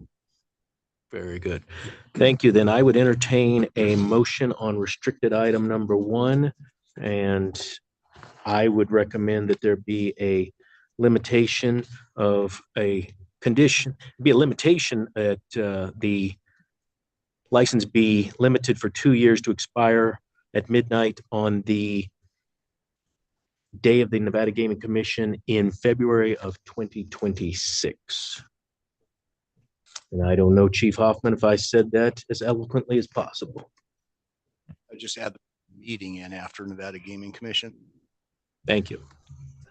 Okay. I move to recommend approval of restricted item number 1 as read into the record by Secretary Rupert pursuant to a 2-year limitation to expire at midnight of the day of the Nevada Gaming Commission meeting in February of 2026. Very good. Thank you, Madam Secretary. Member Assad? Aye. Member Watkins? Aye. Chairman Hendrick? Aye, the motion passes. We wish you good luck and look forward to seeing you in front of the commission in a couple of weeks. Thank you. Thank you. Bring us to restricted item number 2, Madam Secretary. Restricted number 2 is the application of Nevada Restaurant Services, Inc. doing business as Dottie's number 221 for a restricted gaming license. Good afternoon, Mr. Smith. How are you doing? I'm doing fine.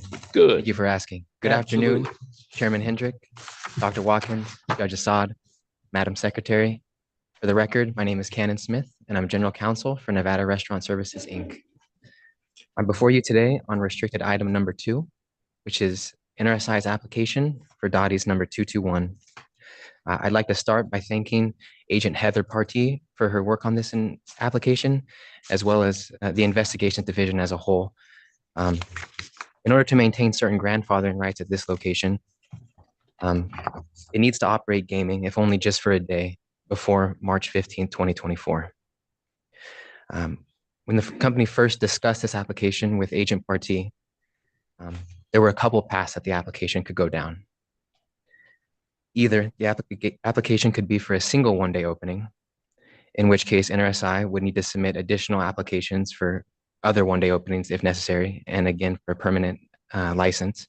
Or alternatively, this application could be for the permanent license, in which case NRSI would need to file a temporary closure plan under Reg 9 and then ensure that the location would open at least once a quarter until permanently open.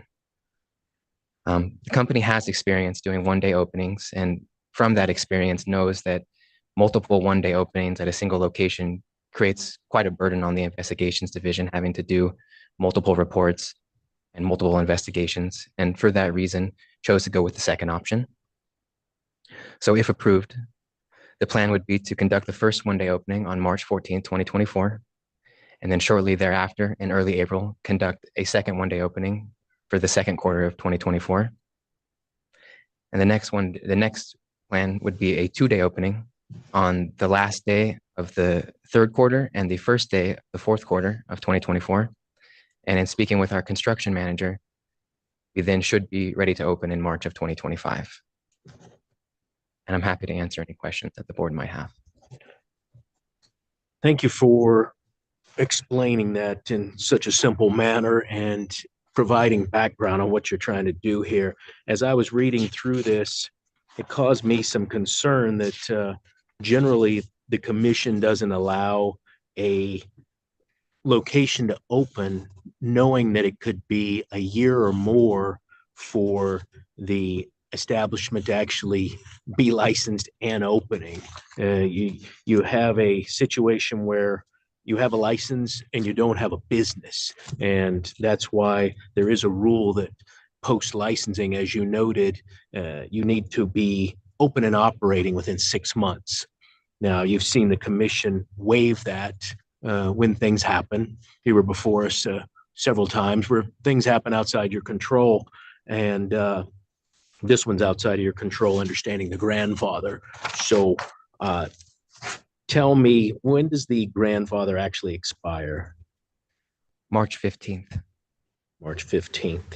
And how long has that been since it's been in place without gaming machines? That would be 18 months on March 15th. The 15th is 18 months. Okay, thank you for that. Questions from board members? Hi, good afternoon. Good afternoon. So am I correct in the understanding that this will go from 5 to 15 slot machines? Yes. And are you aware of the proportional revenue of the primary business to gaming revenue previously with 5 slots? I am not. But it was submitted that the revenue would be from gaming would be about 65% of total revenue. That's with the 15 slots, the With estimated. the 15 slots. Yes, we didn't get the financial information from the previous business. So it's my understanding that the revenue comparison would go from, I believe it was 33%, around 33% to 65% with the 5 slot machines versus 15 slot machines. And so taking us through, the factors that help us determine whether or not this, the gaming is incidental to the primary business operations. Can you explain to us why it would still be incidental? Yes. You may recall from our discussions in October, we talked about the history of the incidental and that the term incidental and its use as a term of art in Nevada gaming. And historically, a percentage has never been, there isn't a hardline rule for if you cross a certain percentage that the gaming becomes not incidental to the primary business. That estimate is based on historically the operation of our other restricted locations. And it's a number that we've used for this location as well as our other recent applications. It's an estimate, and given all the factors in 3.015, I believe that this location meets the requirements to be considered incidental, just as all the others would. Okay. So I agree. It's not dependent on one factor, and that there are other locations with revenue that may be greater than 50%. But tell me why 65% of revenue coming from gaming is not necessarily doesn't mean that gaming is not incidental. Well, I suppose that historically, again, it's never been based strictly on a percentage of revenue. And then, as I mentioned in October, when you look at the reality of the situation, the only time that any entity has looked into the gaming versus non-gaming revenue of operating taverns in Nevada was in 2015, when the city of Las Vegas conducted a tavern study where they asked all of the taverns that were operating to provide their financial information to the city. When that was done, there were approximately 101 taverns that submitted their information. Over 75 of them had over 50% of their revenue coming from gaming. And of that, the average was 72% of revenue coming from gaming. So as I discussed in October, the term incidental, as it exists in NRS 463.161, Regulation 3.015, is a term of art in Nevada. You can't go to dictionary.com, to Black's Law Dictionary, and look up the term incidental and understand what it means in Nevada gaming. So when it comes to meeting the requirement in those statutes and regulations, simply looking at the revenue doesn't tell the whole picture. And it can't be the determining factor, I don't think. Understood. Thank you for explaining that and providing us with that study that the average is 72% above where gaming revenue is above 50%. I think that's an interesting fact. And those, are active licenses, restricted licenses. And so, but just to further elaborate on my position for why this is, does not necessarily mean that gaming is not incidental with the 65% of gaming revenue. We have information about the location related to floor space, investment, management time spent on gaming versus the primary business, financing, marketing practices, amenities, and this is a bar. Is that correct? Primarily a bar?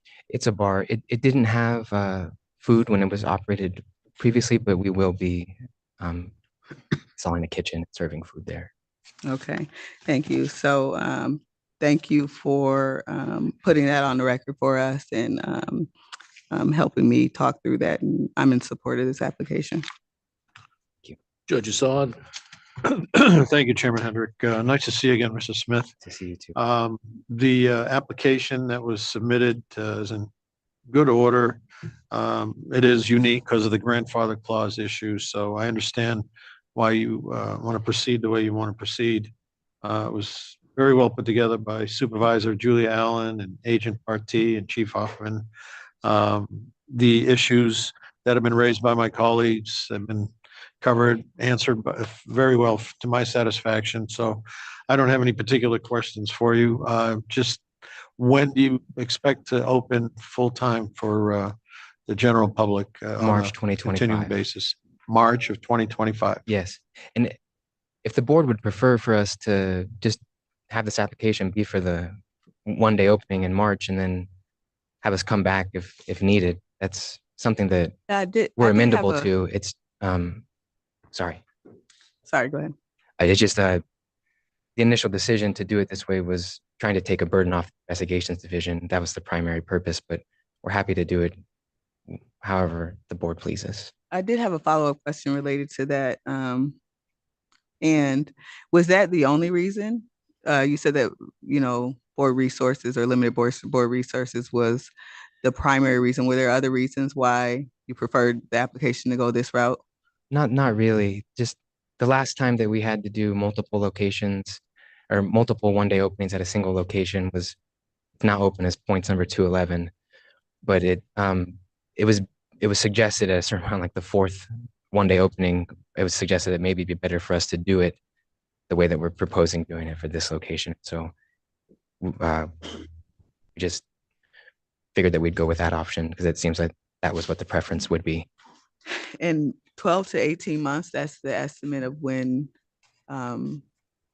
you would officially be opening? Yes. And that's due to remodeling, is that correct? Yes. Obtaining building permits and doing the work. Okay. Well, I'm interested in hearing what my colleagues have to say about how we move forward with this application. Yeah, I'm concerned about putting the cart in front of the horse here. And I get what you're trying to do. And certainly we're all about streamlining government and making things easier. And the fact that you're upgrading and building something new in this community, absolutely commendable. I'm a little bit concerned, though, that if we start approving licenses for a business that is right now looking at 13 months out, and then we know things happen as they do, that we'd be licensing a business without knowing when it's going to open. And so I appreciate you stating that it's not going to be a hardship on your company if we handle it the other way. Chief Hoffman, if we did this as a one-day opening, following up on Mr. Smith's comments, when would they have to be back for the second one-day opening? 18 months. Yes. Yeah, that's what I'm thinking too. So we're right there that we might not have to do it twice. It's true. Assuming we don't have any water pipe issues or the kind of things we've seen in the past. Yes. So my inclination would be more to do it as a one-day opening, and then that way we're not kind of recommending that the intention of Reg 4080 be kind of pushed to the side. And the reason I say that is not anything against your company, not anything about staff's time.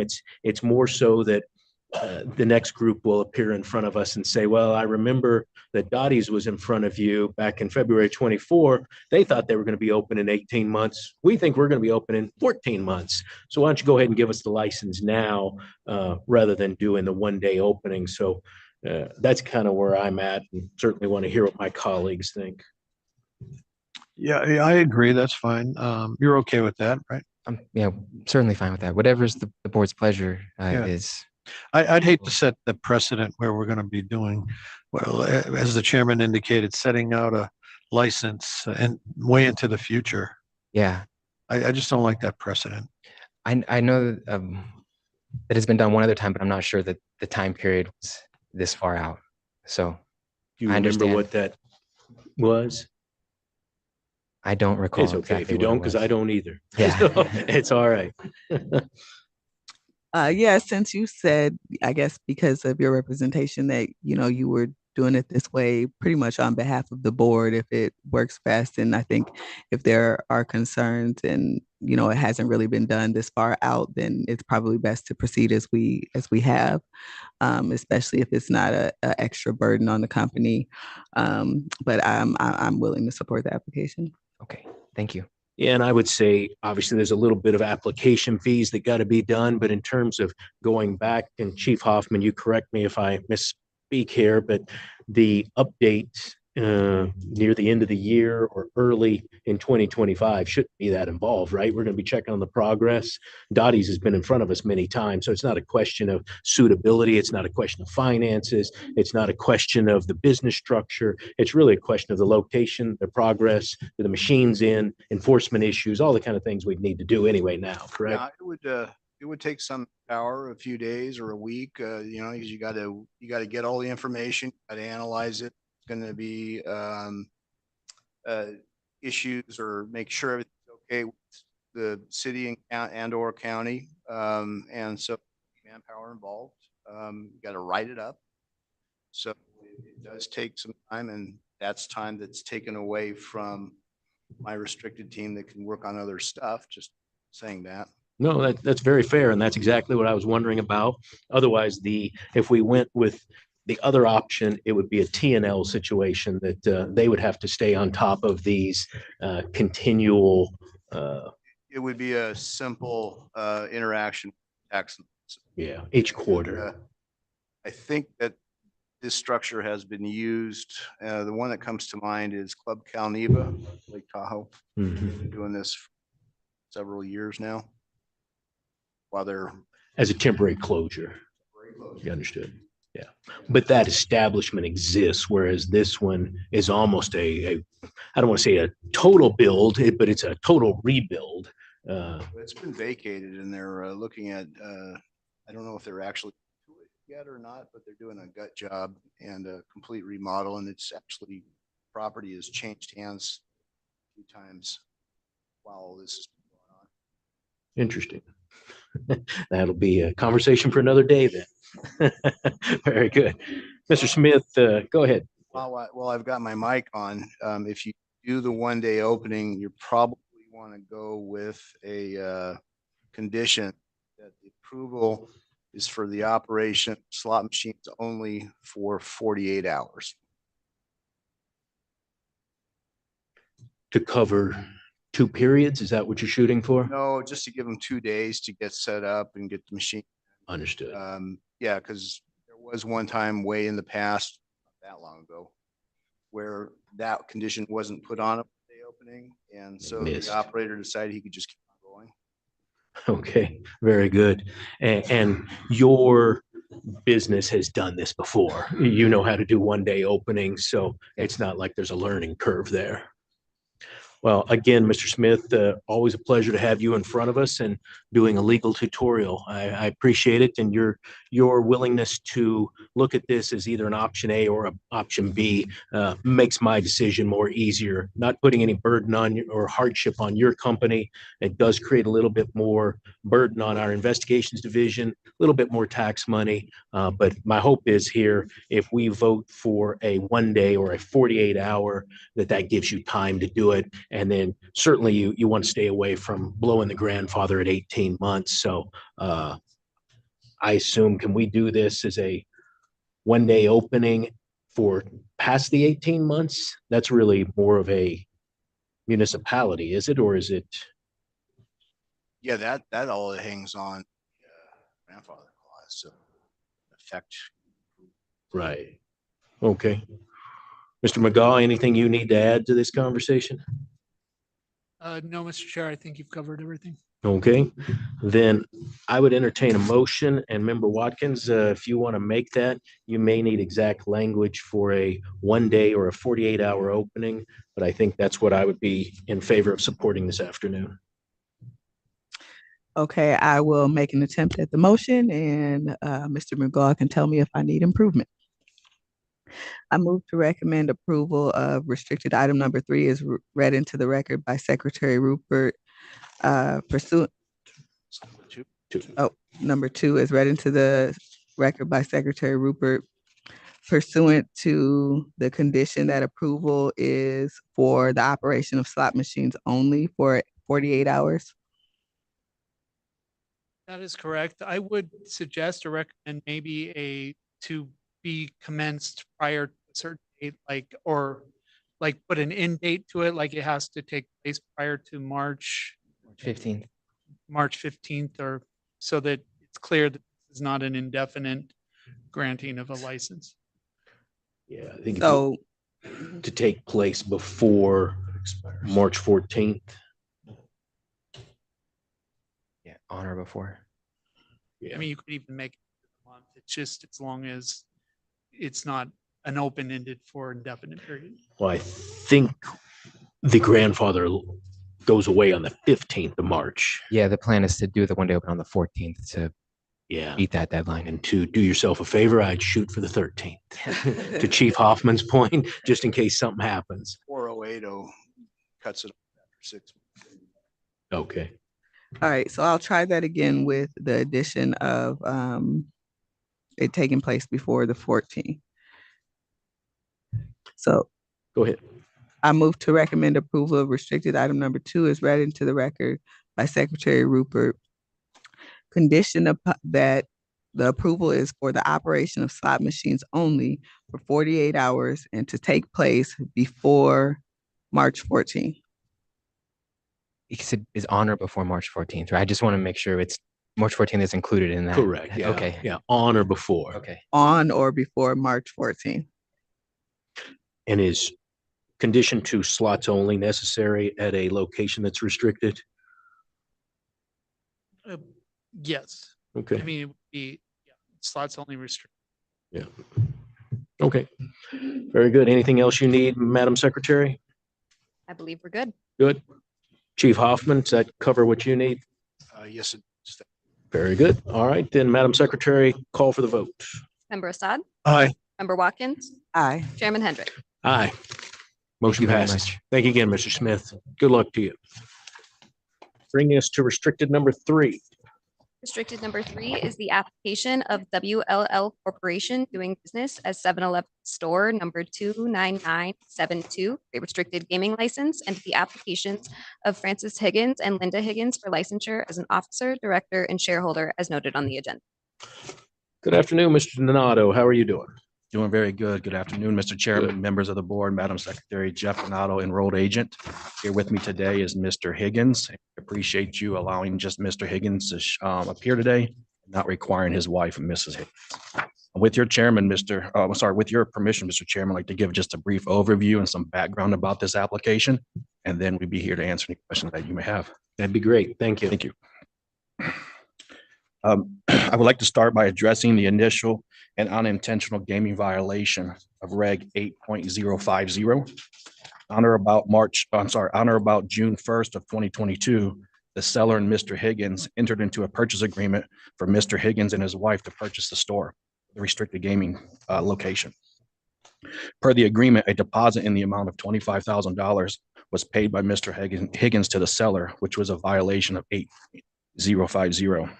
Once the parties executed the purchase agreement and the initial deposit was paid to the seller, the purchase agreement was to be provided to 7-Eleven for them to approve Mr. Higgins as a franchisee. And that approval process takes time. On or about February 23rd of 2023, Mr. Higgins was approved by 7-Eleven to move forward with franchising the store. And at that time is when he came to meet with me to discuss licensing process. When we were going over the gaming licensing process, it was determined at that time there was a gaming violation in which we took immediate steps to correct that. On April 21st of 2023, an amendment to the purchase agreement was prepared to eliminate the requirement for the deposit, and the seller returned the deposit to Mr. Higgins. At the time of filing the application with the GCB, we self-disclosed the initial and unintentional violation of Reg 8.050. With the return of the initial deposit, there are no longer any gaming violations associated with this application. Now that I've addressed the initial gaming violation, I'd like to provide some background information about the gaming rights at this location. In accordance with Reg 3.012, gaming rights were created in the lease agreement for this location back in 1993 by the original landlord for the property. On or about December 24th of 2012, the original landlord, Windmill Bermuda Partners LLC, assigned all of its rights and interest in the lease for the property to a new property owner, IRDR Properties LLC. However, the original landlord reserved any and all gaming rights for the location. On or about March 29th of 2014, the original landlord, as the holder of the gaming rights, assigned its interest in the gaming rights to another party, Windmill Bermuda Gaming, Inc. On or about June 7th of 2022, the new holder of the gaming rights entered into an agreement to sell all their interest in the gaming rights to an entity owned by Mr. Higgins and his wife, Higgins, Inc. If the gaming application is approved, Higgins, Inc. will close on the gaming rights and become the holder of those gaming rights at the location. In closing, I'd like to provide a brief overview of the gaming application before you today. The location is an existing 7-Eleven store, has a gas station and restricted gaming with 7 machines. The store is currently being operated by the seller, BIY LLC, and if the gaming application is approved, the applicant, WLL Corp., will take over the operations on or about March 6th of 2024. Although the applicant, if approved, would hold a restricted gaming license, the applicant entered into a participation agreement with CGT to be the SRO for the location. With that, we request your favorable recommendation on this application and here to answer any questions that you have. Thank you for walking through that history. Gaming rights holdings is always an interesting and unique animal in the state of Nevada. Why does this particular 7-Eleven have this continuing history of gaming rights holders? Do you know? So I can't speak to what they did back in 1993, but they were originally created in 1993, where the landlord wanted to reserve and carved out the gaming rights from the lease. Over the years, it was an asset of that company, which was then sold to the business operator under a different entity name. Under that entity name, then the leaving franchisee or the leaving outgoing person is now selling their interest because they're no longer going to be at the store. So that's the purpose of the sale of the gaming rights, is because they're leaving the location. They have a chance to get out and move on and do other things with their lives. Interesting. As far as the application itself, didn't have any concern, just always, as I said, very interested in gaming rights history in the state of Nevada and the uniqueness of it, especially at a location this small. So thank you for explaining that. Member Watkins, did you have questions? Hi, good afternoon. Afternoon. I just want to confirm for the record who would be owning what rights pre and post transaction, assuming this transaction moves forward. So it's my understanding that the current gaming licensee is BIY Holdings LLC, and the post transaction, the gaming licensee would be WLL Corp. Is that correct? And the current gaming rights holder is Windmill Bermuda Gaming Incorporated. And post-transaction, the gaming rights holder would be Higgins Holdings, Inc. Is that correct? That's correct. And both Higgins Holding and WLL Corp are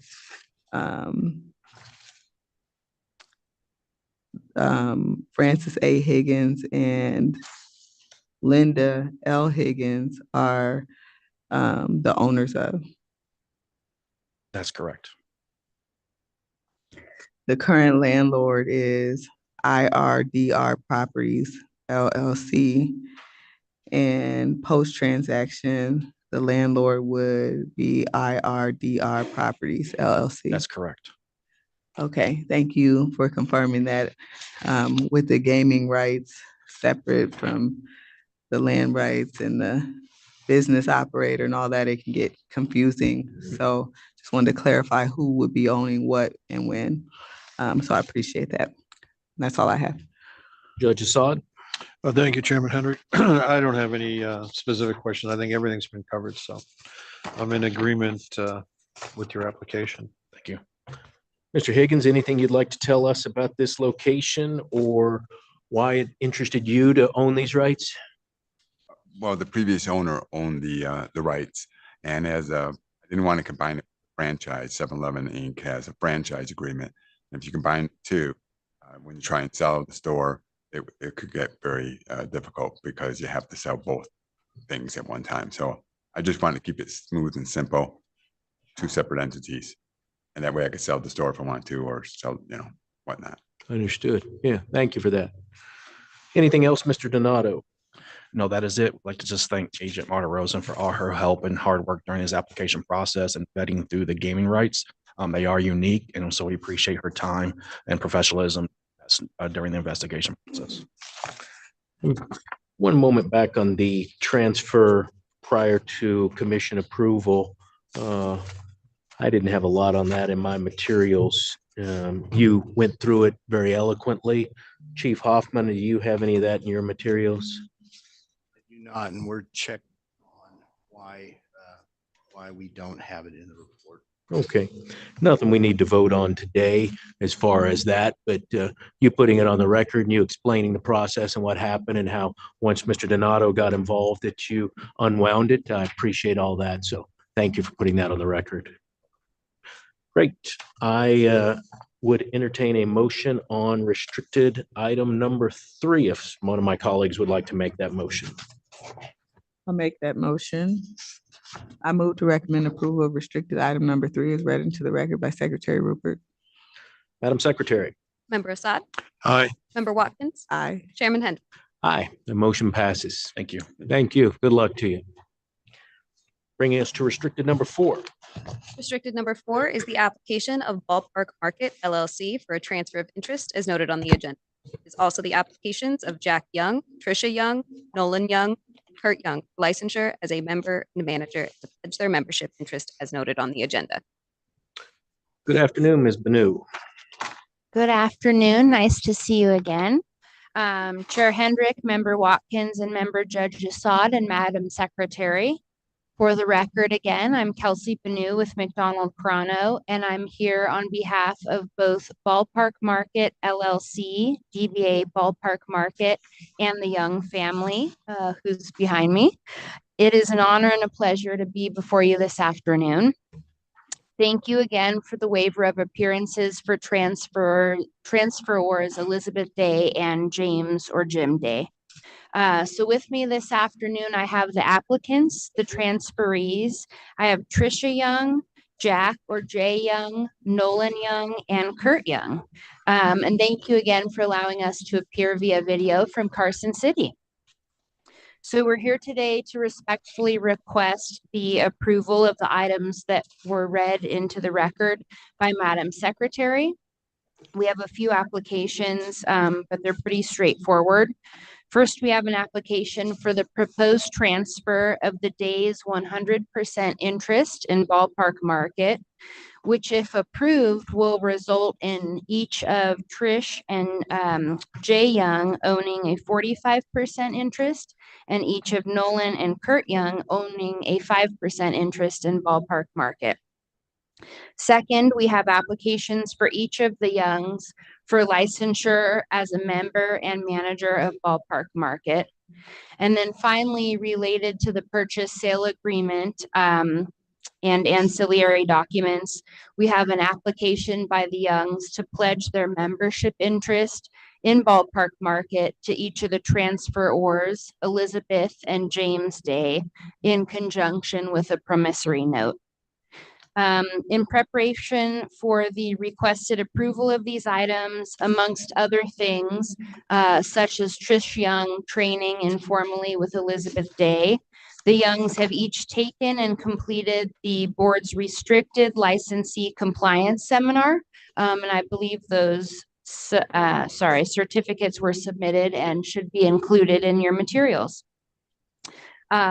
With that, I'd be happy to have the applicants briefly introduce themselves and then turn it over to any questions you may have. Thank you, Ms. Banu. Let's do that. And let's start with Mr. Jack Young. If you could step forward and introduce yourself for the record. Hello, yes, my name is Jay Young. And tell us what your involvement will be on a day-to-day or a week-to-week basis at this location. Well, currently I am employed with Business and Professional Collections, and I own the company. And I have a long-term ownership of that. And at this time, we have excellent staff at that company. Longevity has been a benefit for our company. My current manager's been there for 35 years, and our supervisors at 10 years, 10 year or longer. So it'll allow me the flexibility to be able to spend a fair amount of time at the Ballpark Market. And have you been at the location as well? I know Ms. Young has been doing some volunteer work over there. How about yourself? Yes, I have. I've been over there, and I've been doing some training with the management that is at the Ballpark Market, and as well as the owners, Dave. And how many days a week do you expect to be at the market? To begin with, I'll be there on a regular basis. I would say that it would be probably 5 days a week. Great. Thank you for that. Went through your background materials, your education, certainly your business experience and acumen, as well as your financials, and had no concerns with any of that. So I have no problem supporting your application. So I would turn that over to my board members to ask if they had any questions for Mr. Jay Young. I don't have any questions or concerns. Thank you for being here, Mr. Jay Young. Thank you. Judge. Thank you, Chairman. Your kids are pretty impressive, Mr. Young. They have some very good credentials, master's degree in finance, bachelor's degree in accounting for Nolan. Kurt also. How proud are you of your boys? Very proud. They've worked really hard. Tricia and I have done a good job, we think. Most of that's probably from their mother, I would say. So good answer. Got to make points while I can. But and they've worked hard. They've done all the things that we've tried to do in the right path. And like you said, with Nolan's background in education, he worked hard to get to where he's at. Nolan is Kurt as well, and Kurt's continuing on to his trying to get into firefighting, and he's got his advanced EMT, where he's a paramedics. So community involvement, and that's, we believe firmly in that as well. Yeah, and the reason why I mention that also is that the collective minds of all four of you folks will really help ensure that this business venture becomes successful. So that's all I have, and I wish you all the best. Thank you, Mr. Young. Let's move on to Ms. Young. Please step forward and introduce yourself for the record and tell us what you're going to be doing. Good afternoon. I'm Tricia Young for the record, and I think I'll be doing it all. I moved to Cotton. I'm going to be sleeping there. No. I currently, for about the last 12 months or so, trying to learn all aspects.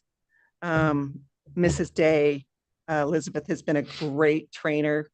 So she's been very thorough. Our current manager, who we have, has been there 10 years. She is versed in all aspects as well. So we feel that between the four of us and her and the days that we will have no trouble. So that's I will be versed in all of it. That's great, and really appreciate the fact that you're doing that non-compensated to really learn the business. That's credit to you, so I appreciate you doing that. Also look through your background and your application and your experience and have no problem with your qualifications to be involved in this particular business in the restricted gaming industry in the state of Nevada. So look forward to supporting your application as well. Member Watkins. Good afternoon. Thank you for being Hi. here. I don't have any concerns regarding your background or qualifications, but tell me about what it means to be a gemologist. Actually, I went to a school called Gemology Institute of America. It's a GIA, and I did extensive diamond and colored stones background. I have a GG. I have not used it in many, many years. I was too young at the time when I came out, but there's only two schools, one in New York and one in Southern California. And that's kind of what I did. I, like I said, did not use it a lot, but it's been kind of fun, something different. So yeah, I'm versed in diamonds and colored stones and that such. Very interesting. I think you're Won't be selling those at the store. Yeah, you're probably the first gemologist I have had the pleasure of making acquaintance with. So thank you. Thank you. Judge. Yeah, just to follow up on that. So you, after the business gets going, looking for maybe a 3-carat BVI G We color? can do that. We can do that. Okay. All right. I think that's the least they should do for you. Well, we can push it to 3.5 or 4 if you'd like. Okay, that's up to you. I appreciate it. That's all I have. Thank you. All right. Thank you, Mrs. Young. Let's Thank bring you. up next Mr. Nolan Young. Please introduce yourself for the record and tell us what your involvement with this establishment is going to be. For the record, my name is Nolan Young, and I'll be helping with day-to-day operations and then my finance background. I'll most likely manage the books and bookkeeping aspects of it. And then weekends, I'll spend my time at ballpark and evenings. It's kind of our game plan as of now. Great. Thank you. And again, look through your application and your education and experience, and all very stellar, and had no concerns at all with you being involved at this location. So thank you for your cooperation with our agents in preparing these materials. Member Watkins, questions? Good afternoon. Thank you for being here. I don't have any questions or concerns regarding your background or your qualifications. So I am happy to support your application. Thank you. Judge Assad. Yeah. Excuse me. Thank you, Chairman. I concur, and I'm in full support of this application. Very impressed with your educational background and your finance degrees and knowledge. I'm sure it'll come in very handy as you move forward with this process. So good luck. Yeah, thank you. I appreciate it. Great. And bringing us then to Mr. Kurt Young. Please step forward, introduce yourself, and tell us what your involvement with this location will be. Good afternoon. My name is Kurt Young, and then my involvement will be day-to-day operations and helping wherever they put me, kind of. Very good. Member Watkins said she hadn't seen a gemologist in front of us. Your file here says that your occupation is taxidermist and EMT. I hope that you don't cross those two occupations. Try not to. Very good. Again, your education and background is certainly fine for somebody to be involved in a location like this. I like to see families working together and the second generation supporting the older generation in this situation is always great to see, because that's how you can learn. And also like to see that you're continuing your education to become a firefighter EMT. So congratulations on that. I have absolutely no problem supporting your application today. Member Watkins. Good afternoon, and thank you for being here. I don't have any concerns related to your background or your qualifications, and thank you for being a first responder. It's amazing. Thank you. Judge. Yeah, thank you, Chairman. I would echo the comments of Dr. Watkins and Chairman Hendricks as well. Thank you for your service as a first responder, and I'm sure your business will be quite successful because it's a family affair. Hope so. Thank you, Mr. Young. Now, whichever one is most responsible for the gaming operations, who would that be? Is that you, Mrs. Young? Mr. Young? Yes. Yeah, so my question is, this business certainly could stand alone, but once you bring in gaming into it, as you've seen and probably heard from your gaming council, there's a lot of highly regulated things that come along with having gaming in its establishment. Certainly happy to see that you are attending our restricted gaming location compliance seminar. But is there anything else that you can tell us about how you and your coworkers and the rest of your family will be sure that gaming regulations are followed? Yeah, we will. Well, actually, it's really been beneficial having the owners involved currently, and because their vast experience in the past of in the gaming community definitely has helped us, and they pass on their knowledge and understanding of what expected, as long as and as well as the manager is currently there. So I think we'll continue to get that education from them. That'll be a benefit for us to instill and carry forward.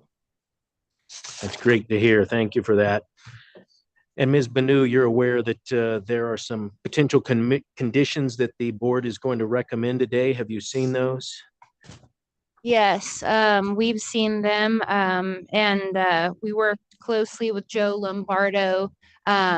We approve of the first condition regarding the service contract, and the Youngs have actually entered into a service contract, and I believe that should be in your materials.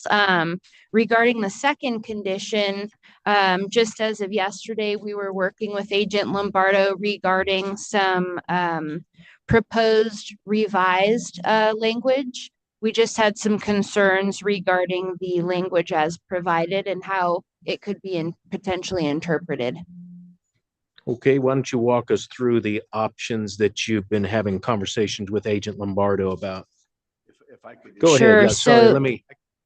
Probably save time. Chief Hoffman says he can save us some time. We're all for that. Go ahead. Yeah, we ended up with a list of about 5 proposed conditions, and I consulted with Supervisor Allen on this as what would probably be the cleanest and the one that would be the closest to what the applicants are requesting.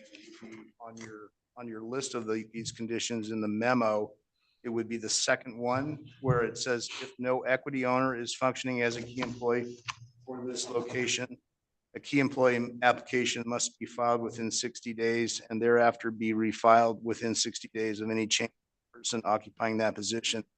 I think that addresses their concerns the best. Okay, Ms. Banu, did you have any questions about option number 2? I don't have any questions. Thank you for allowing me to submit so many drafts. I just wanted to get our point across and our understanding of how the condition would be applied in conversations with Agent Lombardo. So I am grateful for your patience and review of that, and we don't have any issues with that second revised condition. Okay, and then you said you were fine as well with the first condition that talks about entering into a service contract. Although the contract has been entered into, this condition will create a relationship between us and the licensee as opposed to licensee and the SRO. And so you have no concerns with that? Correct, no concerns. Thank you. Okay, very good. Then, unless there's any other questions from board members, I would entertain a motion for restricted agenda item number 4 with the 2 conditions that were discussed. Member Watkins, would you like to make that motion? Yes, Chair. All right. I move to recommend approval of restricted item number 4 is read into the record by Secretary Rupert pursuant to the following conditions. If no equity owner is functioning as a key employee for this location, a key employee application must be filed within 60 days and thereafter be refiled within 60 days of any change in the person occupying that position. One And second, let me be sure I understand. Is that the second option, Chief Hoffman? that it wasn't on mine, but it is on his. Yeah, it's the second one on the conditions memo. It's got, instead of an equity owner, it's if no equity owner. So it's not the one in the rump. Ah, okay. It's the older one. So The language "and equity owner," I believe, was the original condition as proposed. So I think the no equity was my first recommended revised condition. okay, so the one that Member Watkins just read into the record is the one that you feel comfortable with. Yes, sure. Yep. And Chief Hoffman, that's the one that you stated for the record. Yes. Okay, so I'm the only one who's confused. All right. No, I was confused. No, you said it right. So- Okay, very good. So why don't you do me a favor and read back in the whole motion, and I will try not to stop you this time. No worries. Okay, I move to recommend approval of restricted item number 4 is read into the record by Secretary Rupert pursuant to the following conditions. If no equity owner is functioning as a key employee for this location, a key employee application must be filed within 60 days and thereafter be refiled within 60 days of any change in the person occupying that position. And as to the second condition, prior to the issuance of the state gaming license, the licensee shall enter into a service contract with a licensed slot route operator. The term of the contract shall be for at least a 1-year period of time. Very good. Ms. Banu, any questions about that? No, that sounds wonderful. Thank you very much for working with us on that.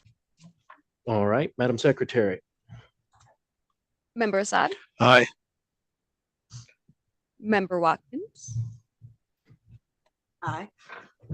Chairman Hendrick. Aye, motion passes. Thank you all and good luck to you. Thank you so much. And thanks to Senior Agent Joe Lombardo.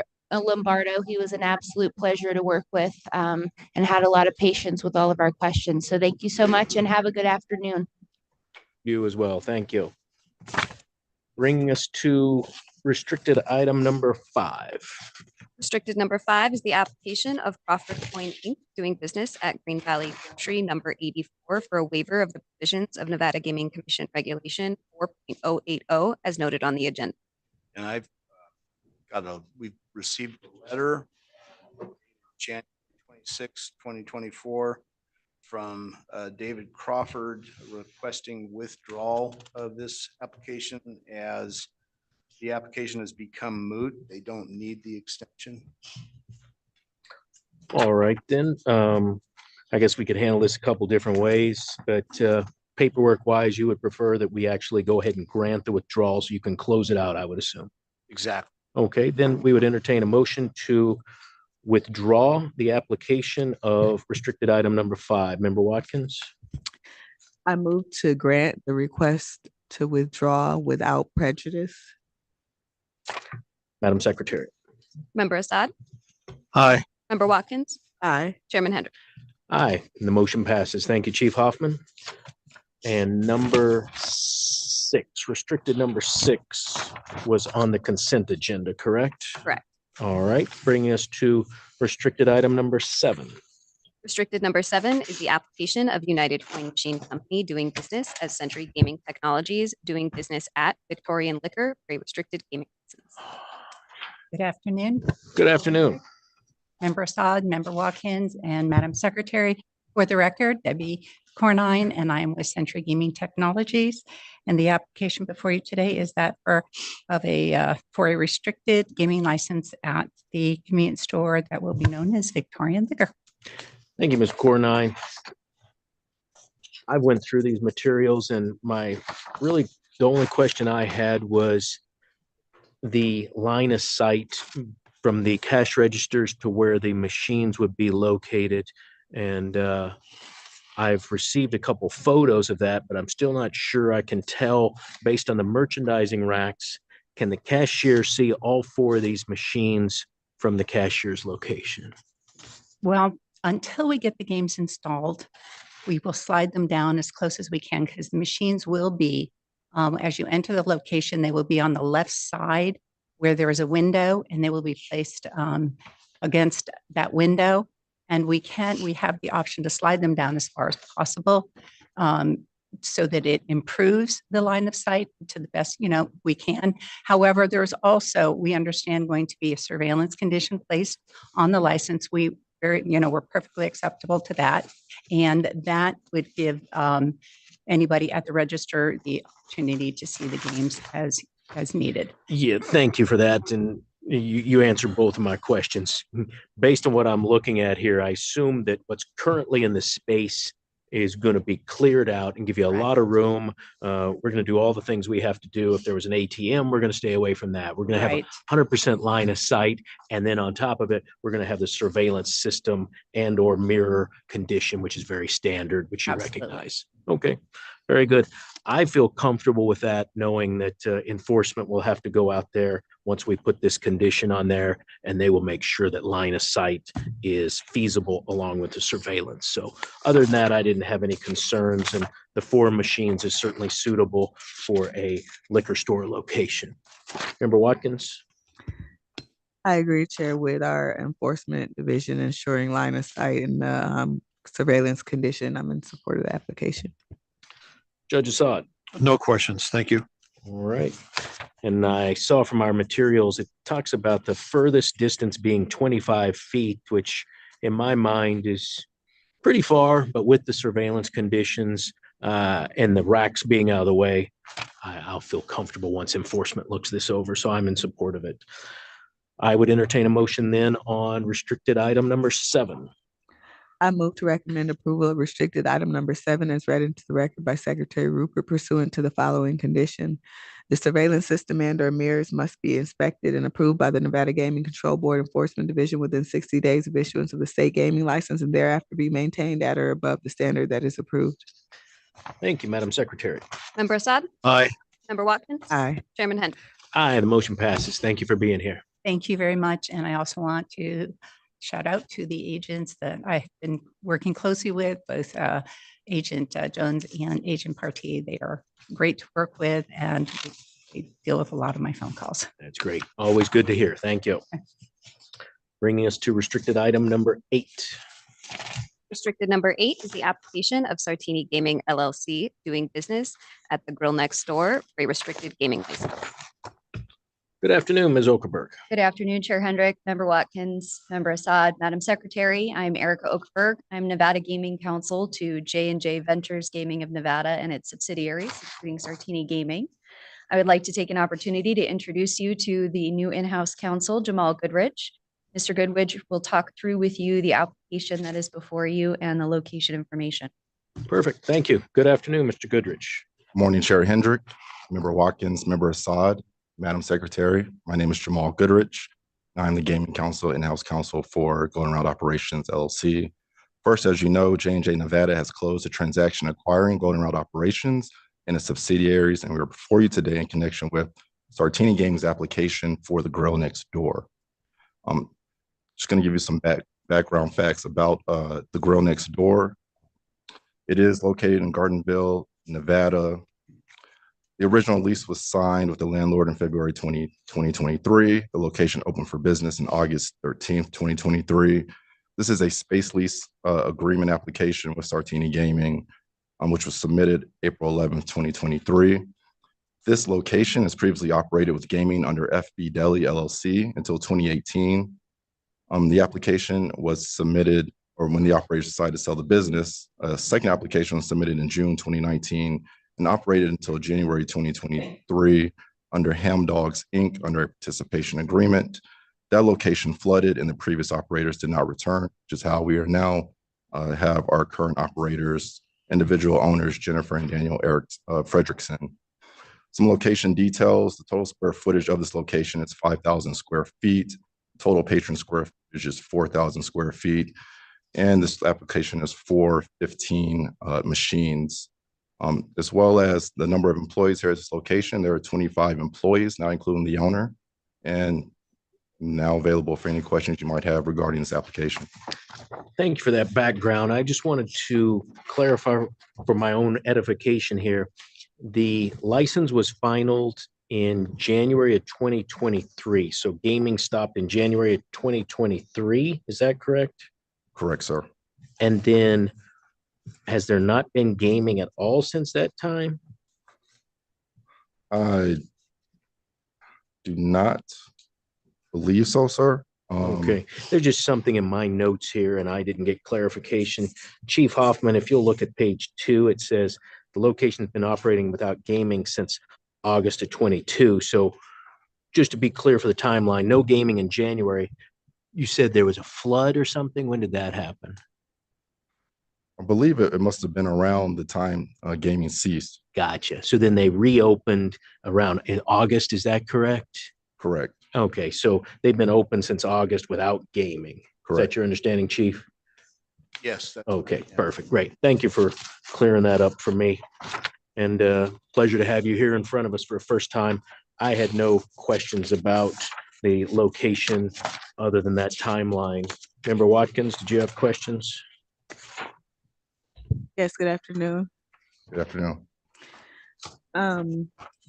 At the time that the gaming was final, there were 15 gaming devices operating at this location then as well?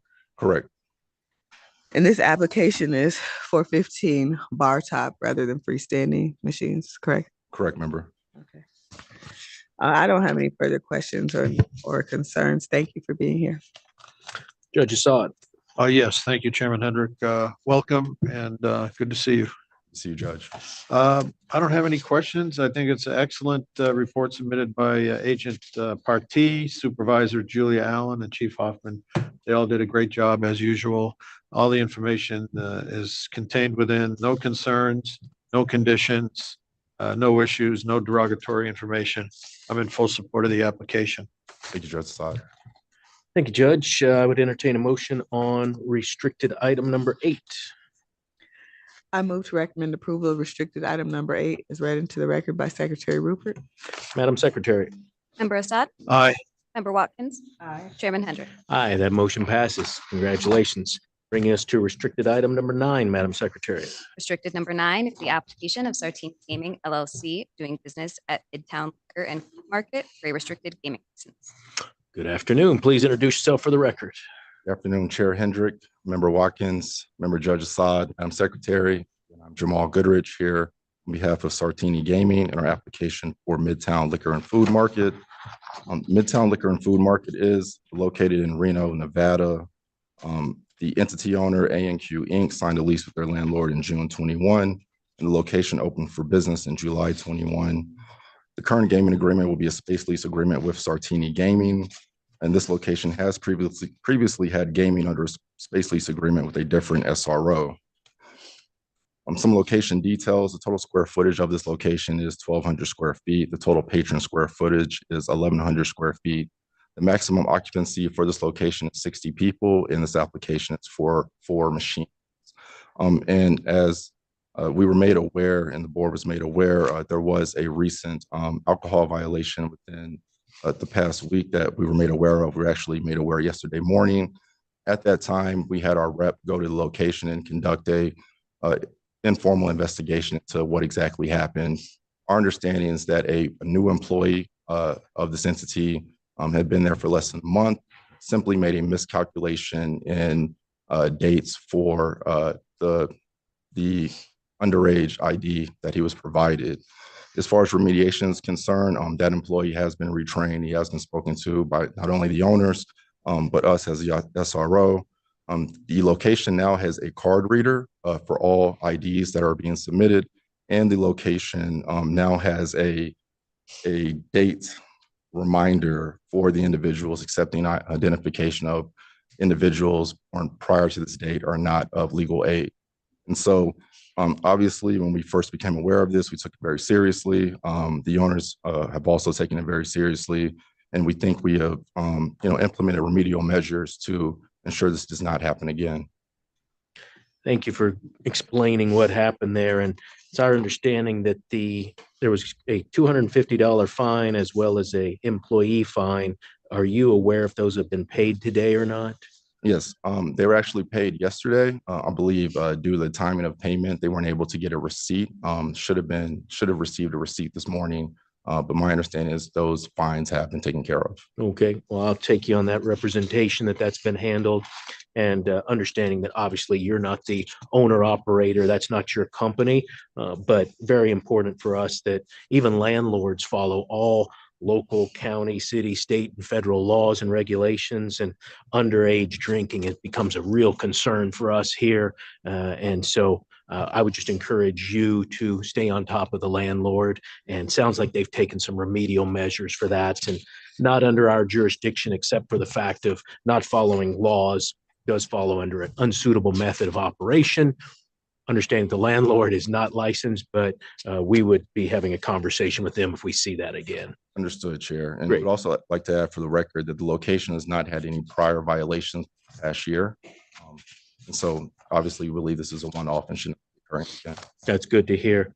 And for the record, when was the last time there was gaming at this location?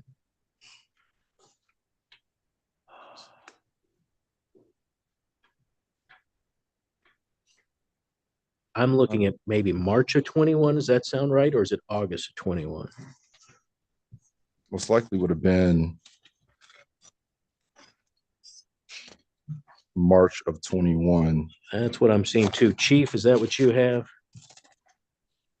I'm trying to find it. Yeah. I don't know if it's that important. I was just trying to be sure that there was several times that Sartini Gaming, which I know was before you, but they had applied and then they withdrew an application. It looks like they July. Yeah. In June of 2019, Sartini Gaming filed for a gaming license at this location. The prior gaming application was space lease agreement with the owner operator at the time. The initial tentative agenda for that initial application was set for January 2020. And due to possible zoning changes that were pending in January 2020, the previous application was delayed and ultimately withdrawn in March 2020. And we have confirmed, our rep has confirmed that the location does remain with permissible gaming use as a mixed-use Midtown commercial zoning district. Thank you for that. It looks like it might actually be all the way back to the end of November in 18. Yeah, that's what I got in the report. Yeah, that looks like the last time something was final. That's what I was looking at too. Yeah. Look at page 2, Chief. Yeah, page 2. The bottom. Yeah. Additional information. Looks like there hasn't been gaming since July of 21, but then we saw that other application was finalized license in 11/30 of 2018. Doesn't ultimately matter. It's just additional information is the location's been operating since then, since July 21 without gaming. So it must have been, say it was closed for a little while or something. Correct. Yeah, we can confirm that for you. No, that's okay. I just was trying to figure out how long it didn't have it. The reason why that would be interesting to me is training of employees. And you mentioned an employee who wasn't trained on alcohol sales and checking ID. Be the same age, right? Whether you can drink at a liquor store and buy liquor, or whether you can play the 4 machines. So just want to be sure that when there hasn't been machines there for 3 years, let's be sure our training's up to speed. And with your company and your help, I'm sure that you'll be sure that they properly monitor the machines. And I'm gathering that your SRO agreement probably requires that supervision be that same employee, correct? Correct. And you provide the training to those employees. Correct, Chair. And it's also my understanding that all employees undergo alcohol awareness training. Good. This employee did as well, but obviously it was human error. So alcohol awareness training and gaming training both. Right. Perfect. Very good. Thank you. Any questions from board members regarding restricted number 9? When was the selling alcohol to a minor violation? When did that? I believe it occurred February 1st, a week ago. Oh, February 1st, 2024. Okay, because my follow-up question was going to be, why was it just paid yesterday? But if it just occurred a week ago, that makes sense. So I don't have any further questions. Member Watkins. Thank you, Chairman Hendricks. No questions. Thank you, Judge. All right, anything else you'd like to add? I would like to thank the agents and the board for their time. Thank you. Very good. Thank you. I would entertain. Yes, sir. Well, you want to hear me talk? All right, good. I was rustling papers. I was trying to do everybody a favor. Very good. I would entertain a motion on restricted number 9. I move to recommend approval of restricted item number 9 as read into the record by Secretary Rupert. Madam Secretary. Member Assad? Aye. Member Watkins? Aye. Chairman Hendrick? Aye, that motion passes. Thank you for being here. Thank you. Good luck. Bringing us to restricted number 10. Restricted number 10 is the application of Dynasty Games doing business at Asian Art for a restricted gaming. Good afternoon, Mr. Fuller. Good to see you again. Good afternoon. All right. So we had a conversation last month and there were a couple things we talked about and it looks like you've addressed those and we've got it back on our agenda. Do you want to tell us what you've done in the last month regarding this matter? Well, we had the addendum done to the lease as you guys requested. We had the pony wall put up. Had the surveillance cameras are up with the monitors. We have the mirror up. And the only thing we have left is just to paint the pony walls, and that's going to be done by the weekend. Okay, very good. And I think when we talked last time, the surveillance cameras and the monitor, were those in place or going to be in place? They're going to, it's between the two registers, angled that both of them can see it at the same time. Is it there already? Yes. It Okay, was there. and the two cameras? It was there before the commission meeting last month. Okay, and the two cameras, are those installed? That's what's feeding into that monitor? Well, they're both installed and operational, and the monitor has been up for approximately probably 2 to 3 weeks. Okay, very good. When do you plan on, if you get approval from the commission, to actually have these machines installed and operating? Say that again. Sorry. If the commission approves this at its meeting this month, when do you plan on having the gaming devices actually installed and operating? The reason I ask is it's being used for storage right now. Now, we still have to go through the city of Reno for licensing. And as How soon as long we do you get that, expect we'll that? install them. Yeah. How long does City of Reno licensing take? It's usually a timing thing of when they have their meetings. It could be 2 weeks, it could be 4 weeks. Understood. But the merchandise will be removed. As soon as we have a license with the city, all that merchandise will be removed. Understood. And right now, it looks like that's being used for storage. Is there adequate electrical power to that area? Yes, they had coolers on that wall at one time, and they're just using rollaway gondolas in there just to utilize display space. Very good. I appreciate that.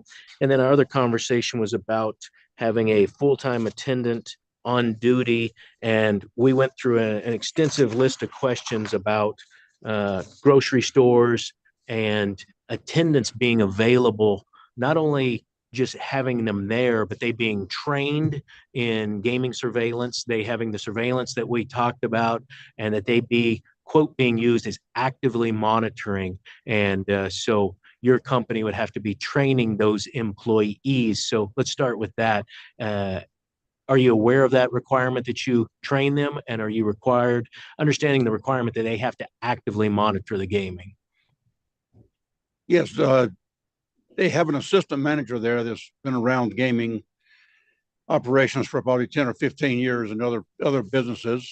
And we'll be in there and when it gets closer to the end and really go over everything again. Okay. And will there always be a cashier on duty at all times these gaming devices are available for play? Yes, they told me that's their requirement, and it's also in our addendum to their contract. Okay, very good. And then I would incorporate by reference our conversation from last month where we went through a lot of the particulars that you and I discussed, and I saw that you did put into an agreement, an addendum with the location. So I appreciate you doing that for us. Things like line of sight, training, the surveillance, the always being available, the actively monitoring.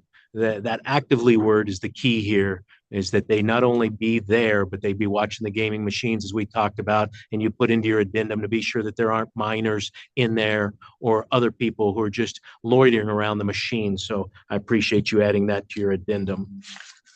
Member Watkins, did you have questions? Given the discussion already on the record and the discussion that prior month's board member, I don't have any further inquiries. But Chair, so if my understanding is correct, then there would be 3 conditions, and one of them will be in the under the determination that the agreement is adequate. Is that your understanding? The previous agreement he supplied to us is adequate? Yeah, so we would have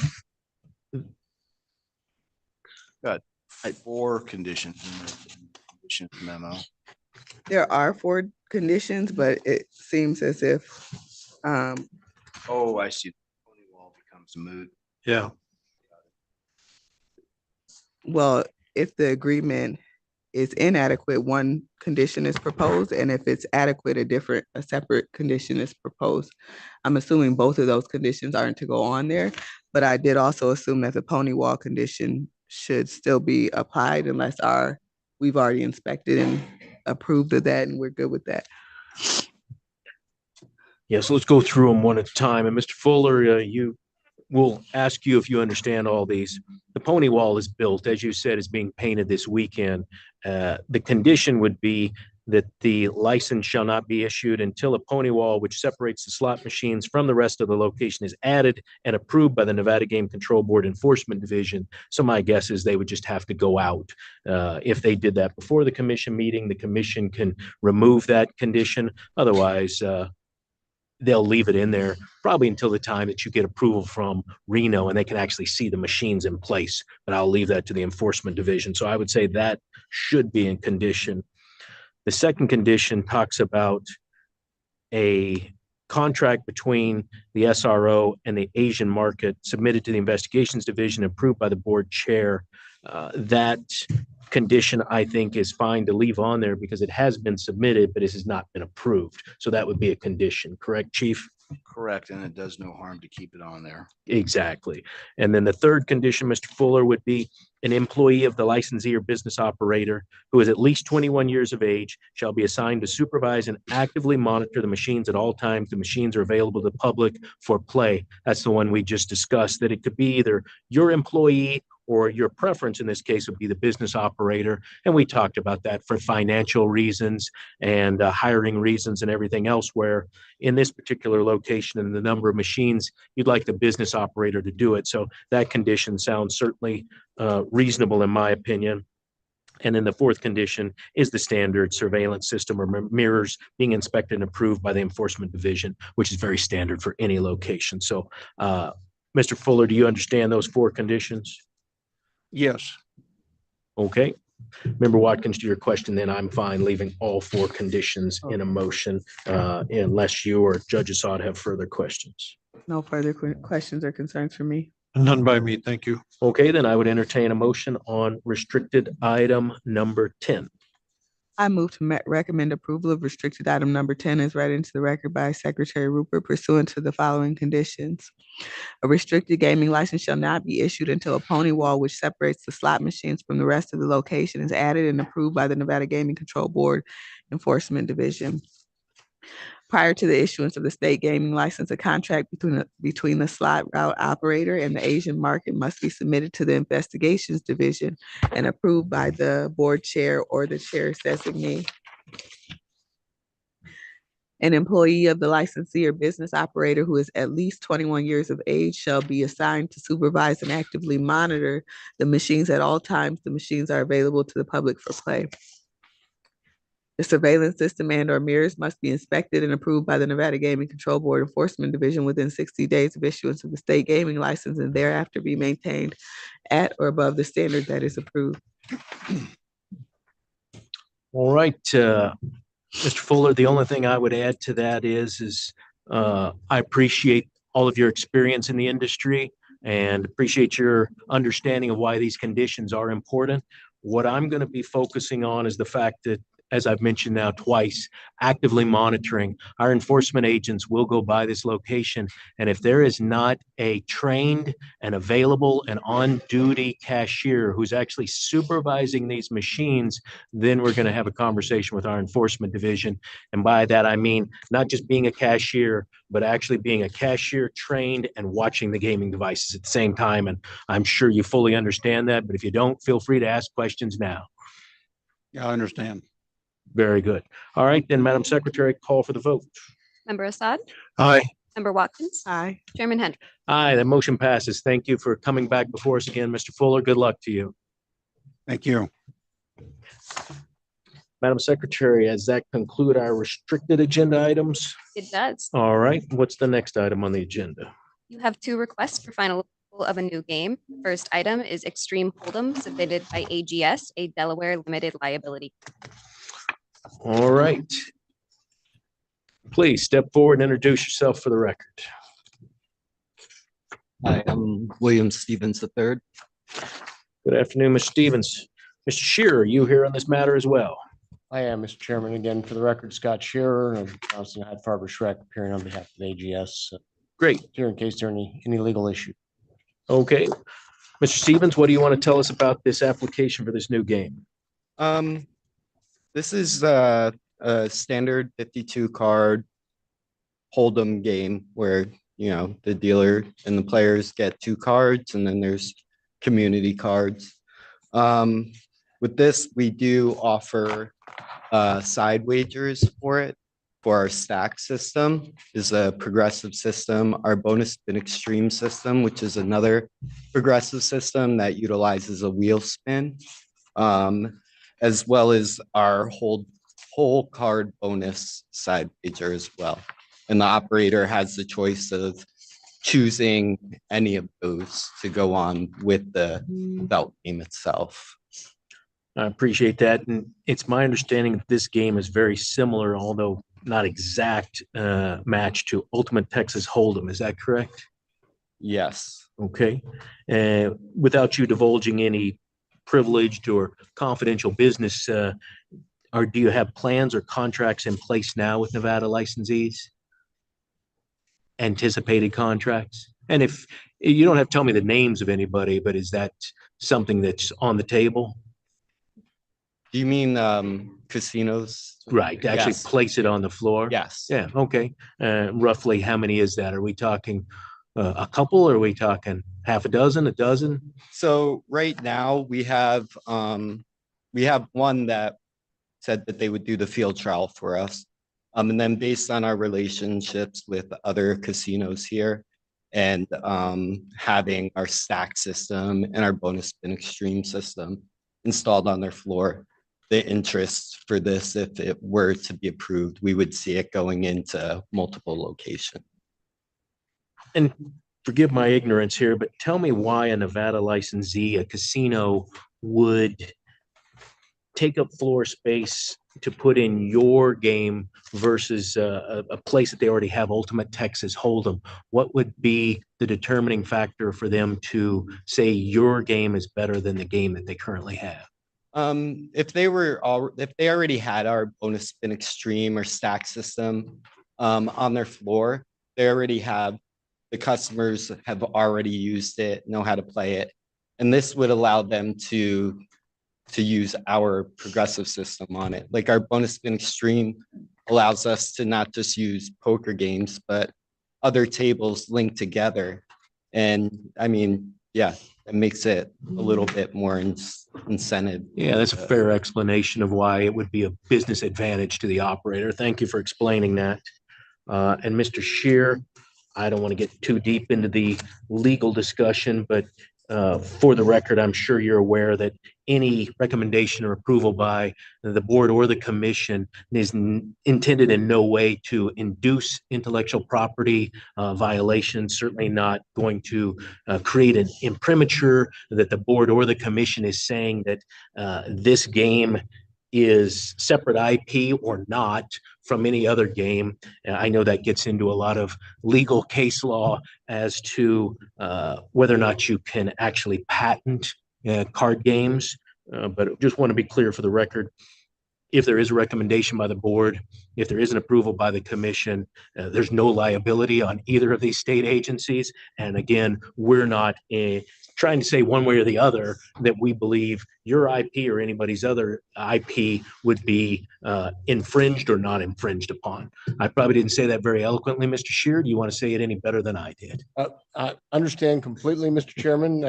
I would say that there are a number of games that are in the public domain, and anyone is free then to use those games and create their own variation of those games in the public domain. I will say this, when it comes to gaming regulation, you do it very well, best in the world here in Nevada. But the board has always, at least as long as I've been involved with it, taken the position there's things they do extremely well and things that they should defer to others on. And I think whether there is or is not IP is something that should be deferred to the appropriate courts and authorities to determine whether there's IP. And I understand completely that approval of this game does not mean that you are saying in any way that that anyone has particular IP in this game. Yeah, very well said. And again, that's the point, is we're not saying that it is infringing, and we certainly do not want this decision, recommendation, or approval by the commission to in any way look like we're saying that we're encouraging or inducing anybody to infringe. Again, not saying that you are. That's all left up to, as Mr. Shear said, the courts to figure out. And I completely agree with you, Mr. Shear. That's not what we do. We're approving this game. It'll be up to the industry and the business to decide whether or not it's approved. And if somebody says that they think there's an infringement of their IP, that will be up to the courts to decide. Questions from board members?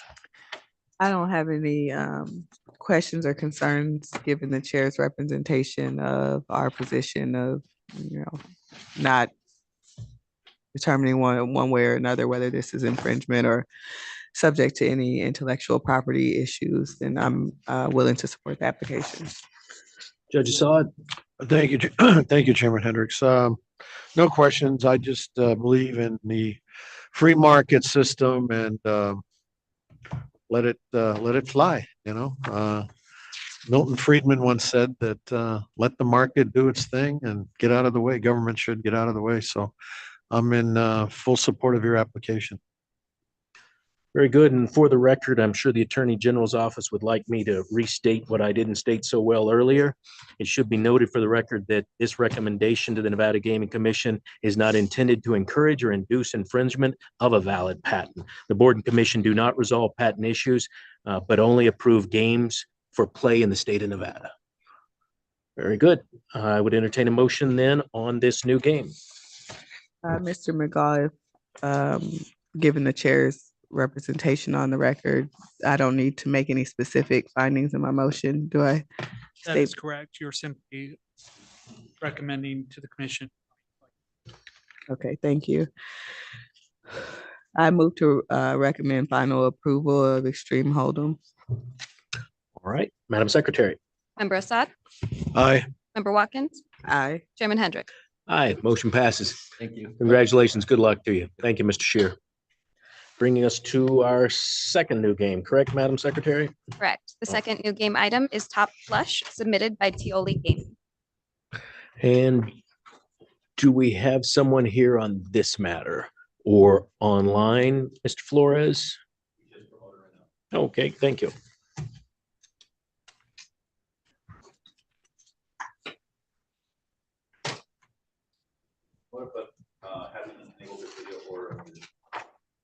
Okay. Mr. Fichon, if you can hear us, please enable your audio and video on your streaming device. Okay. There Hello. we go. We can hear you and see you. Please introduce yourself for the record. My name is Todd Fichon. I'm the owner of Tioli Gaming. Very good. Tell us a little bit about this application that you filed for this game.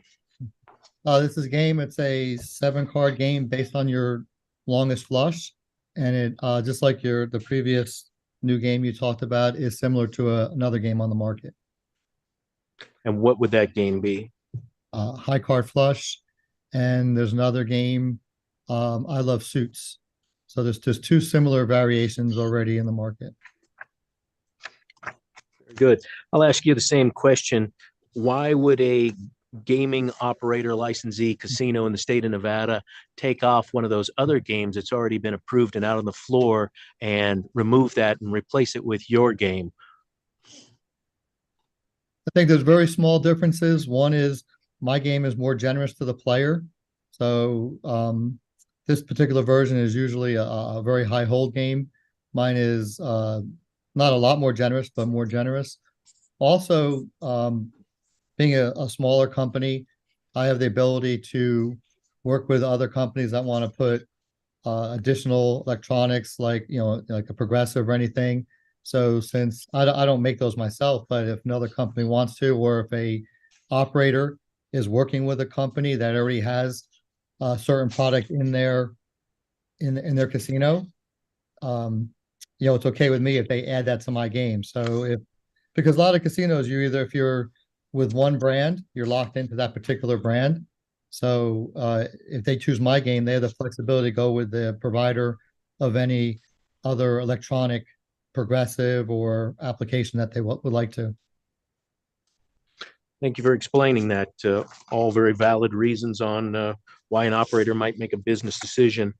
I've gone through your application and read all the mathematics and the approval from the gaming laboratory and didn't have any concern with it. So I would have no problem supporting your application. You probably just heard the last new game, and I will state again for the record and mention to you that the Nevada Game Control Board's recommendation, as well as any possible approval by the Nevada Gaming Commission, does not in any way intend to encourage or induce infringement of a valid patent. The board and commission do not resolve patent issues, but rather only approve games for play in the state of Nevada. So again, our recommendation, the commission's approval, which may or may not happen later this month, is in no way intended to induce an infringement, nor does induce an infringement, and there's no liability ensuing to the state of Nevada through its game control board or the gaming commission if there ends up being a court action regarding a patent dispute. That's fully between you and the patent owner, and we would not be involved in it. Do you understand that? Understand and agree. Okay, very good. Questions from board members? No questions or concerns for me, given the chair's representation about the disclaimer as to intellectual property issues. I'll support the application. Judge Assad. Thank you. Thank you, Chairman Hendricks. From my reading of the report, there's very little difference between top flush and high card flush. So the latter has already been floor tested. I have no problem having you compete in the open market. So I'm in support of your application. Very good. Then I would entertain a motion on this new game. I move to recommend final approval of Top Flush. Madam Secretary. Member Assad? Aye. Member Watkins? Aye. Chairman Hendrick? Aye, the motion passes. Congratulations and good luck to you. Thank you. Thank you for your time and consideration. Thank you. Have a good day. Thank you. Madam Secretary, what is next on our agenda? Next are our casino player dispute appeals, but the reporter is requesting a 5-minute break. It sounds like a good idea. We will take, let's make it a 10-minute break. We'll come back at 3 o'clock.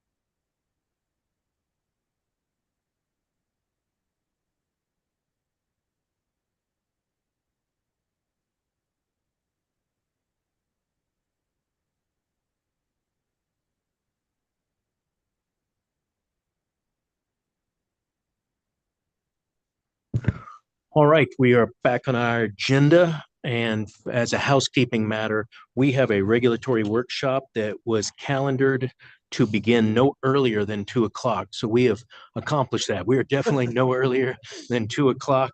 We have a few other items on our agenda, and then we'll probably take a very quick recess to reset and then do the reg workshop, I'm guessing, in 15 or 20 minutes or so. So, Madam Secretary, what is left on our afternoon agenda?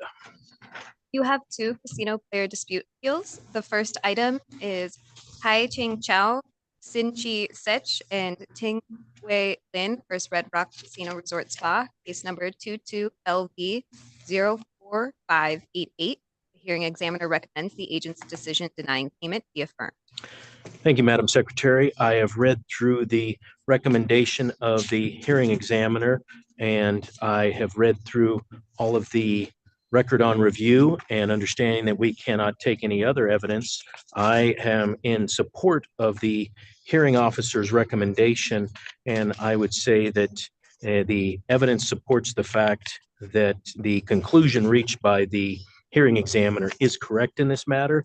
I would also say that for purposes of this particular item, I think that it's important that all of our licensees make sure that their paperwork is in order. And without going into details about this particular item, whenever we have licensees that are allowing discounts or set-offs or promotions, that they need to follow all of their rules and regulations, because our auditors will come through and be sure that those requirements were met. And I think that was done here. There was clearly some confusion early on between this visit or not, but I believe the burden was upon the petitioner to prove by a preponderance of evidence that the hearing officer's decision and recommendation to this board was not adequate. And I disagree. I think that the hearing examiner's opinion and recommendation to the Game Control Board was adequate. Member Watkins, did you have questions or comments regarding the recommendation by the hearing examiner?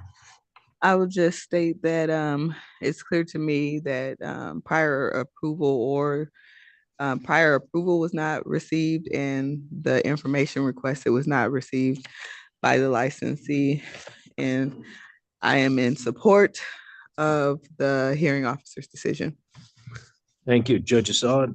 Yes, thank you, Chairman Hendricks. For me, it comes down to contracts 101. There was simply no meeting of the minds. The petitioners believed one thing, but they did not have acquiescence and completion of the contract with the resort.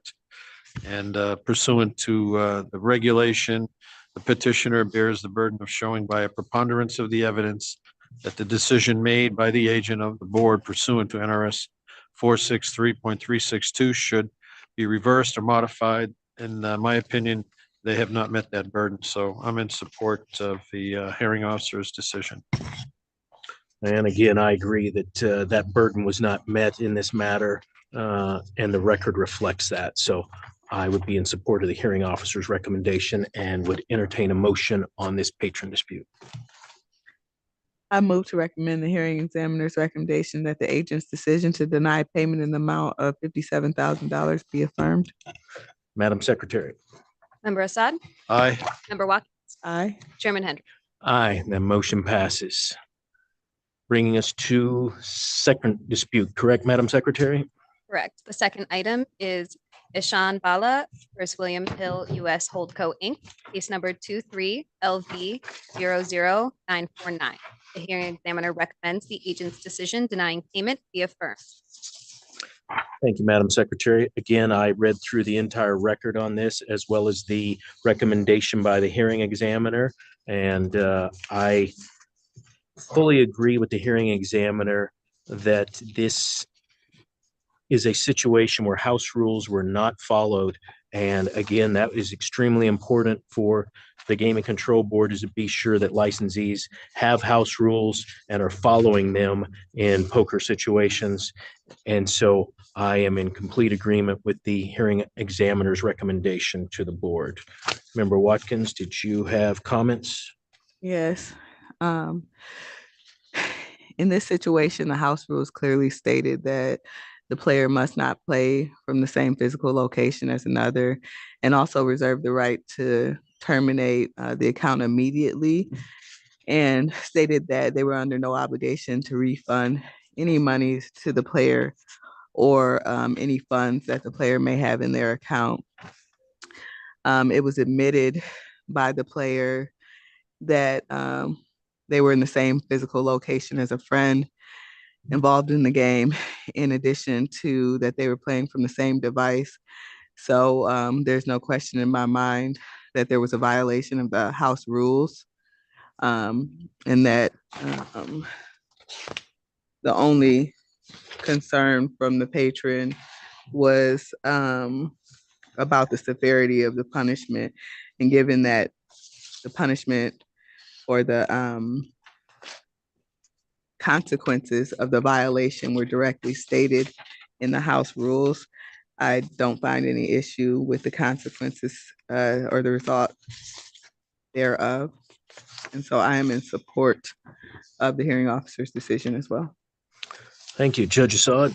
Yes, thank you, Chairman. I concur with Dr. Watkins. The rule clearly states it's listed as Exhibit R1 on page 8, dealing with collusion and suspicious play. Collusion or suspicious play occurs when two or more players attempt to gain an unfair advantage in any way or by using any means which includes, but is not limited to, sharing knowledge of their cards or other information, and unless stated otherwise by the company, by agreeing to split a prize pool. So here clearly these two players were colluding together, which is a clear violation of the house rules. I'm in support of the hearing officer's decision.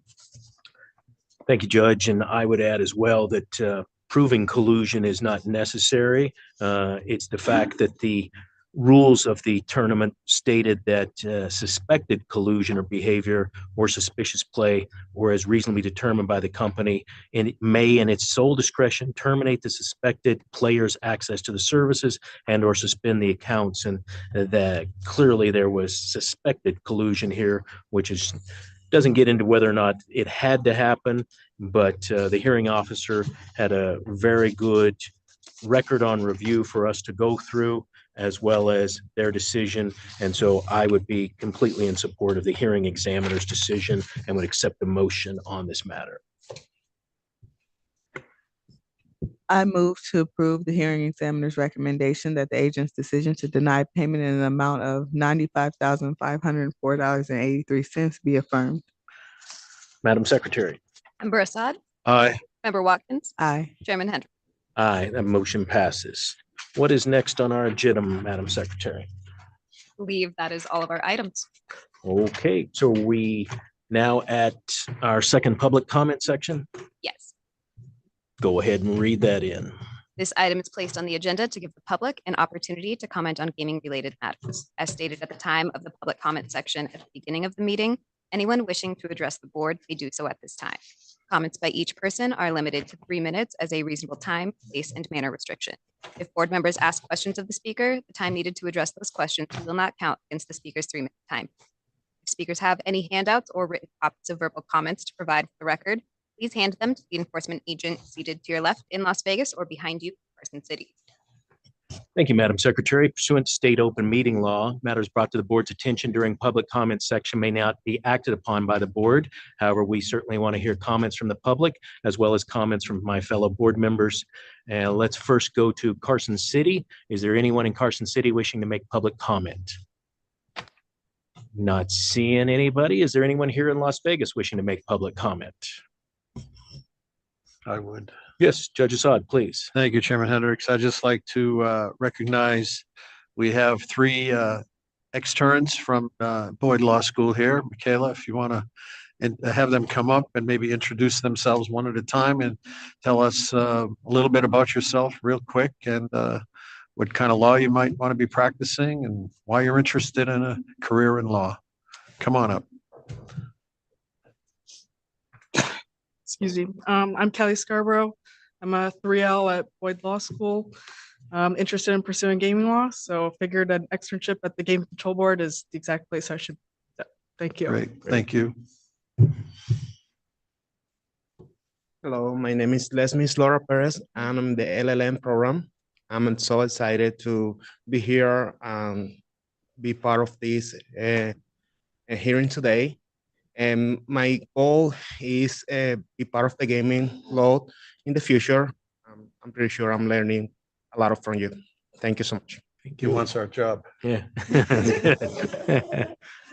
Good afternoon. Good afternoon, members of the board. My name is Mario Marola. I'm a third-year student at the Boyd School of Law. It's my pleasure to be externing here, and just looking forward to getting to know getting all the knowledge I possibly can, all the experiences I can, and looking forward to pursuing a career in gaming law here in Las Vegas after graduation. Mario, do you know Dr. Watkins? Yes, I do. Oh, you might want to. I am one of her students on Thursday nights. Pleasure to see you again, Dr. Watkins. Very good. Pleasure having you all here. Hope you learn a lot during this semester. Anything else, Judge? No, that'll do it. Thank you. Okay. I'd like to take a moment to comment on the number of issues we've had recently that we've encountered involving contract law. And I want to recognize someone amongst us who is a published author, an expert in the field of contract law, Chief Deputy Attorney General Darlene Caruso, along with her co-authors, David DeWolf and Keller Allen, currently have out the third edition of the Contract Law and Practice in the Washington Practice series. Although the book is focused on Washington law and practice, much of contract law, of course, is uniform throughout the country.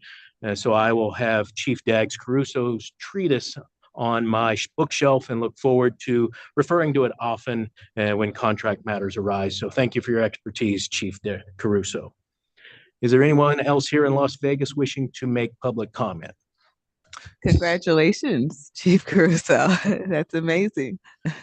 Very good. All right, then. So we will close our public comment section. And as stated earlier, we're scheduled for a public regulatory workshop.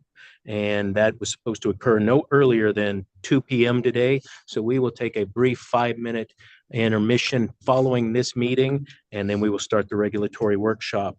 Anything else, Madam Secretary? That's all. All right, then we will conclude this meeting of the Nevada Game Control Board for the month of February 2024, and we will be adjourned for the day. Thank you all for being here or attending via the streaming service. We are adjourned.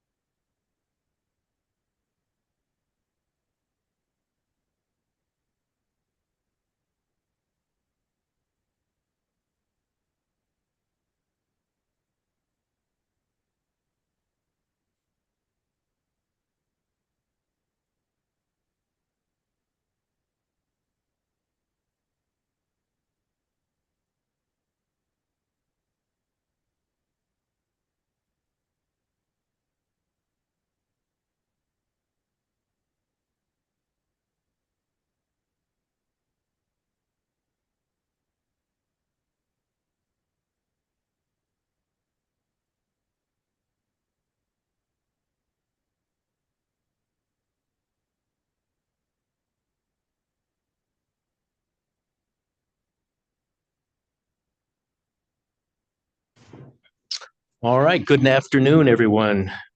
This is the time and place for a workshop before the Nevada Gaming Control Board for possible action regarding proposed amendments to Nevada Gaming Regulation 6 and Nevada Administrative Code, Chapter 368A, regarding without limitation Nevada's live entertainment tax. Madam Secretary, has this workshop been posted in accordance with the Nevada open meeting law? Yes, it has. All right, let's first proceed with public comment, Madam Secretary. This item is placed on the agenda to give the public an opportunity to comment on gaming-related matters. Anyone wishing to address the board may do so at this time. Comments by each person are limited to 3 minutes as a reasonable time, place, and manner restriction. If board members ask questions of the speaker, time needed to address those questions will not count against the speaker's 3-minute time. If speakers have any handouts or written copies of verbal comments to provide for the record, please hand them to the enforcement agent seated to your left in Las Vegas or behind you in Carson City. Thank you, Madam Secretary. Matters brought to the board's attention during this public workshop will not be acted upon by the board. We can only take comment today from the public as well as from members of the board, and we will not act upon those, but of course we welcome any comments that anyone has. If you want to make comments regarding the specific regulations that we're going to speak about today, you'll have more time to do that. You will not be subjected to the 3-minute time rule. Let's start with, is there anyone in Carson City wishing to make public comment? Mr. Linksavath, Chief Linksavath, would you like to make public comment? That's a no. Very good. Anyone here in Las Vegas wishing to make public comment other than in time during the actual item on the agenda? Seeing none, then we will close the public comment section. Madam Secretary, has the regulations received any comments that have been posted? We have not received any. Okay, then. For the record, we need to note pursuant to Nevada Administrative Code, there is a sign-in sheet. So anyone here or in Carson City in attendance, we would encourage you to sign in. That's regarding whether you want to speak or not speak. It's just good for the record for the LCB to have a list of anyone who is in attendance at our workshop today. Mr. McGaw, Senior Deputy Edward McGaw, is there anything we need to add in terms of housekeeping before you begin? Mr. Chair, no, I believe you covered everything. Okay, very good. Then please go ahead and describe to us what our potential regulation revisions we have on before us today. Thank you very much. Good afternoon, Chair Hendrick, Dr. Watkins, Judge Assad, and Secretary Rupert. For the record, I am Ed McGaw with the Nevada Attorney General's Office, and I'm here today to present the proposed amendments to NGC Regulation 6.090 and 6.100, as well as the changes to Chapter 368A of the Nevada Administrative Code. All of these amendments relate to the administration of the live entertainment tax. I will be presenting a description of the changes and the process for adoption. With me here today are the chiefs of the board's audit division and tax and license divisions. They are here to provide an explanation as to the reasons for the changes. Prior to getting into specifics of the amendments, I felt it would be helpful to provide an overview of the process for adoption for the commission. If approved today, the NGC regulation changes will be referred to the Nevada Gaming Commission for adoption. If those changes are approved by the commission, they will become effective upon approval. Because the proposed amendments to NEC Chapter 368A fall under the Nevada Administrative Code, they will take a much different route. If the NAC amendments are approved today, that draft will then be sent to the commission for its adoption as its own draft. The commission will then send that draft to the Legislative Council Bureau for review. At this stage, the LCB will assign a draft number to the regulations. Once reviewed and approved by the LCB, the draft will be sent back to the commission. LCB reviews tend to take quite a bit of time. This could be months. I've seen where it's kept in there for a year. So hopefully, depending on their workload. So that version may take a while to get adopted. The commission will then, once it receives the draft back from LCB, it will schedule a public hearing on the proposed amendments, at which time the public will be allowed to comment and make suggested changes. The commission then will consider those changes and decide whether or not to move forward with the draft or to make those substantive changes. If it makes substantive changes, those changes will then have to be referred back to the LCB and the process would renew itself. If the commission, at the same time, the commission's agendizes a public hearing, it will put on its agenda an adoption hearing. At that hearing, if assuming the draft remains the same as the LSCB approved draft, the commission then would consider whether or not to adopt it. Once they vote to adopt the draft, those amendments or the draft then gets sent back up to LCB, and then it is scheduled for the legislative commission. The legislative commission will then consider those amendments and just will vote on whether to adopt those amendments. If once the LCB or legislative commission approves those amendments, then they will become effective. So until they adopt them, they will not become effective. This process again could take months to a year, depending on LCB's workload. Despite these different paths, there's nothing to prevent the board and commission from going forward on the adoption of the changes to the NGC regulations prior to the NAC changes becoming effective. At this time, I will briefly walk through the proposed changes, starting with the NGC amendments. Well, overall, these changes are designed to remove the requirements that licensees include procedures in their internal control system that address compliance with the live entertainment tax. Instead, they will be replaced with the board chair establishing guidelines, checklists, and other criteria that licensees must follow. These requirements would be specified in NGC Regulation 6.090 and 6.100, or at least the establishment that the chair would establish those guidelines, checklists, and other criteria. That requirement would be put in the regulations, the NGC regulations. From what I understand, this would make the board commensurate with what the Department of Taxation already does in their enforcement of the live entertainment tax. The proposed changes to NAC Chapter 368, I'm sorry, my throat's getting dry. NAC Chapter 368A would repeal NAC 368A.510, which is the section that has the requirement the internal control system address LET items. And then it would add a new section, which would then specifically state that the chair has the authority to implement and enforce the guidelines, checklist, and other criteria, that licensees that provide live entertainment must comply with those requirements, and that the chair has the power to waive those requirements in certain circumstances. With that, I conclude my affirmative presentation. I will now turn the podium over to Chief Fremont to provide the why these changes are needed and why they're appropriate. Thank you, Senior Deputy McGaw. Good afternoon, Chief Fremont. Thank you, Chair Hendrick, Dr. Watkins, and Judge Assad. For the record, I'm Thomasina Fremont, Chief of the Audit Division. We appreciate this opportunity to provide some background regarding the proposed changes to the administration of the live entertainment tax. The live entertainment tax began as the cabaret tax decades ago, administered by the Gaming Control Board. The board developed strong minimum internal control standards to ensure that the audit division could perform proper audits in accordance with generally accepted auditing standards. As entertainment expanded beyond the cabarets, the tax became known as the casino entertainment tax, but was still limited to casino entertainment. Eventually, in 2004, the legislature decided to expand this tax to capture entertainment outside of the casino industry. The tax became known as the live entertainment tax, and the administration of this tax was bifurcated between the Nevada Gaming Control Board and the Department of Taxation. At that time, there were many elements that went into the calculation of taxable revenue in the casinos, such as food and beverage, merchandise, as well as admissions.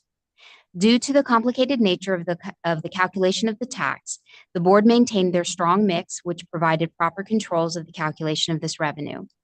In 2015, the legislature simplified the live entertainment tax. Food, beverage, and merchandise were no longer subject to the tax unless they were part of a required purchase to gain admissions to the venue. So this just left us with admissions. This streamlined calculation is more in line with the venues that are administered by the Department of Taxation. Therefore, to provide parity with how the Department of Taxation administers this tax, the Audit Division recommends repealing the live entertainment mix, replacing them with new LET guidelines. These guidelines will provide minimum requirements for the recordation of live entertainment revenue. Once the new guidelines are effective, internal audit and the CPAs will no longer be required to perform any work regarding live entertainment revenue, and the audit division will no longer perform full compliance audits of this revenue, but instead will be performing a simple revenue audit. Lastly, we also recommend an amendment to the NAC, which will remove the requirement for licensees to submit internal control systems related to live entertainment. We expect that this will provide much relief to the industry when it comes to the entertainment tax, while providing the same level of oversight as provided by the Department of Taxation. Thank you, and I'm happy to answer any questions you may have. Thank you, Chief Fremont. Is Chief Linksvath going to present as well? No, I'm just here to answer questions. Okay, good. Then I guess my first question to both of you is, if you had to explain this to a fifth grader, what are we accomplishing here today? I could take that. Essentially, we're trying to reduce procedures for the industry, whether it be group 1, 2, or restricted if they have LET. That's what we want to do. If it was magic and we can just have everything happen today, all we would do is just change the NAC. But because that has to go through the LCB, we have to change our regs right now to in the meantime, so that we can do what we want to do, which is to reduce the procedures. Yeah, thank you for that. And that's what I was trying to get at, Chief, is I've read through this and I'm aware of the genesis of how this came about. And this may not make front page news, but I would lay odds that those employees in the tax departments of gaming licensees will be very happy to see this get approved. Right now, we're treating gaming licensees in a situation where they have to do more than they would have to do if they were not a gaming licensee. And we have some that have venues inside and outside of the gaming property. And it just seems to me, for tax purposes, if we can get the exact right tax and we can collect the right amount of tax, we should do it in as few moves as possible. So I commend all of you for making that happen and making the licensees' lives happier. And at the same time, we still collect the accurate and total amount of tax due to the taxpayer. So thank you all. Questions from board members? I don't have any particular questions. I'm definitely in support of this, given the complexity of the live entertainment taxes and the things I've heard, or the horror stories I've heard in the past. I think this will make things a lot easier. And as a board member responsible for audit and tax and license, I thank you both for all of the work that you have put into this and your diligence. Thank you. Judge. Thank you, Chairman Hendricks. I would first like to, well, let me start with, it may not make front page news, but it should make second or third page news.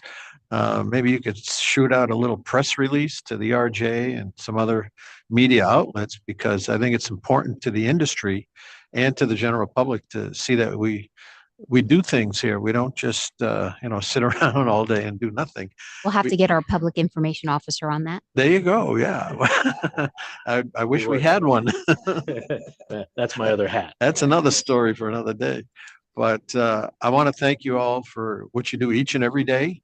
And your unsung heroes. What you do goes pretty much unnoticed, behind the scenes stuff, but it's critical. It's crucial to the revenue that we generate, the tax revenue for the state, for education, for the roads, and every other thing that we supply here.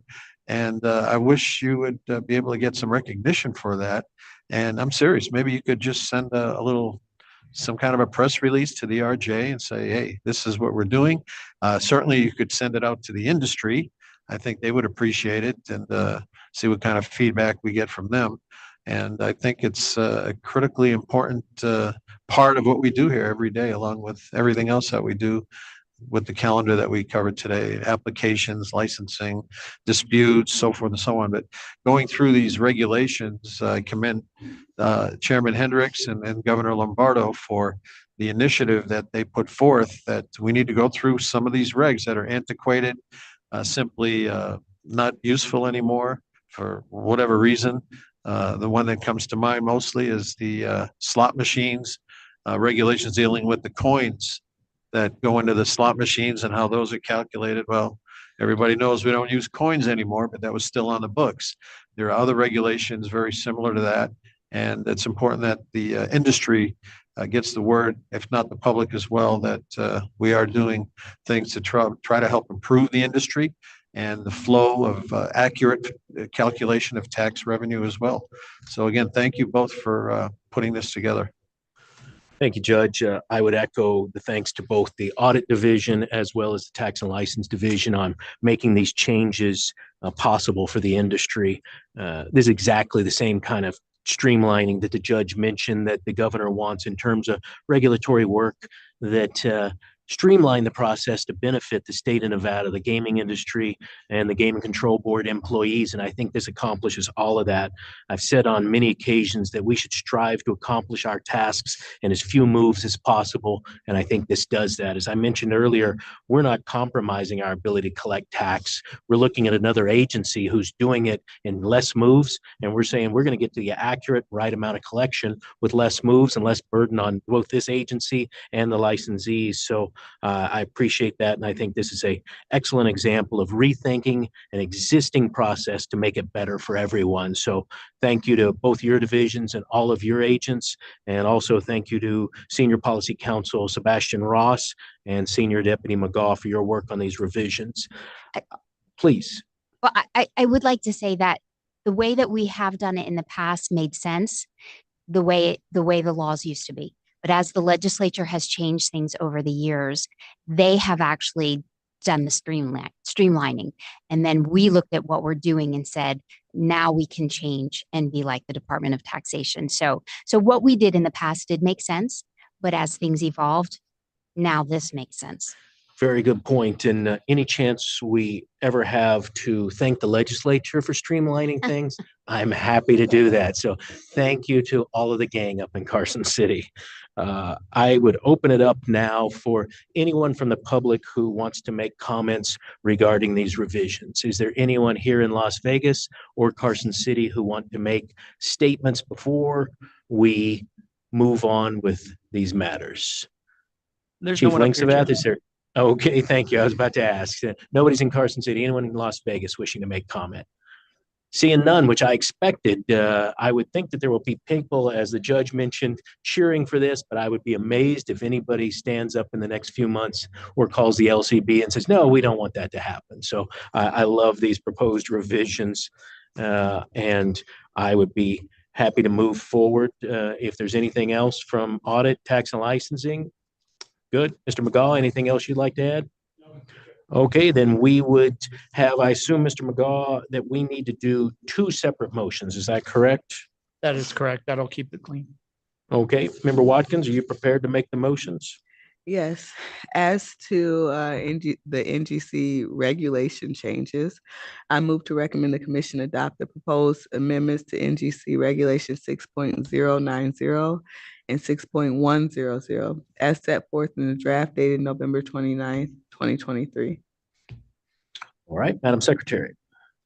Member Assad? Aye. Member Watkins? Aye. Chairman Hendrick? Aye, that motion passes.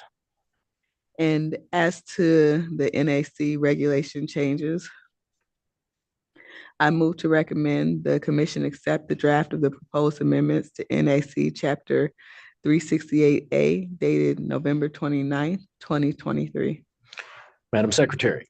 Member Assad? Aye. Member Watkins? Aye. Chairman Hendrick? Aye, that motion passes as well. So both of those recommendations will be submitted to the commission.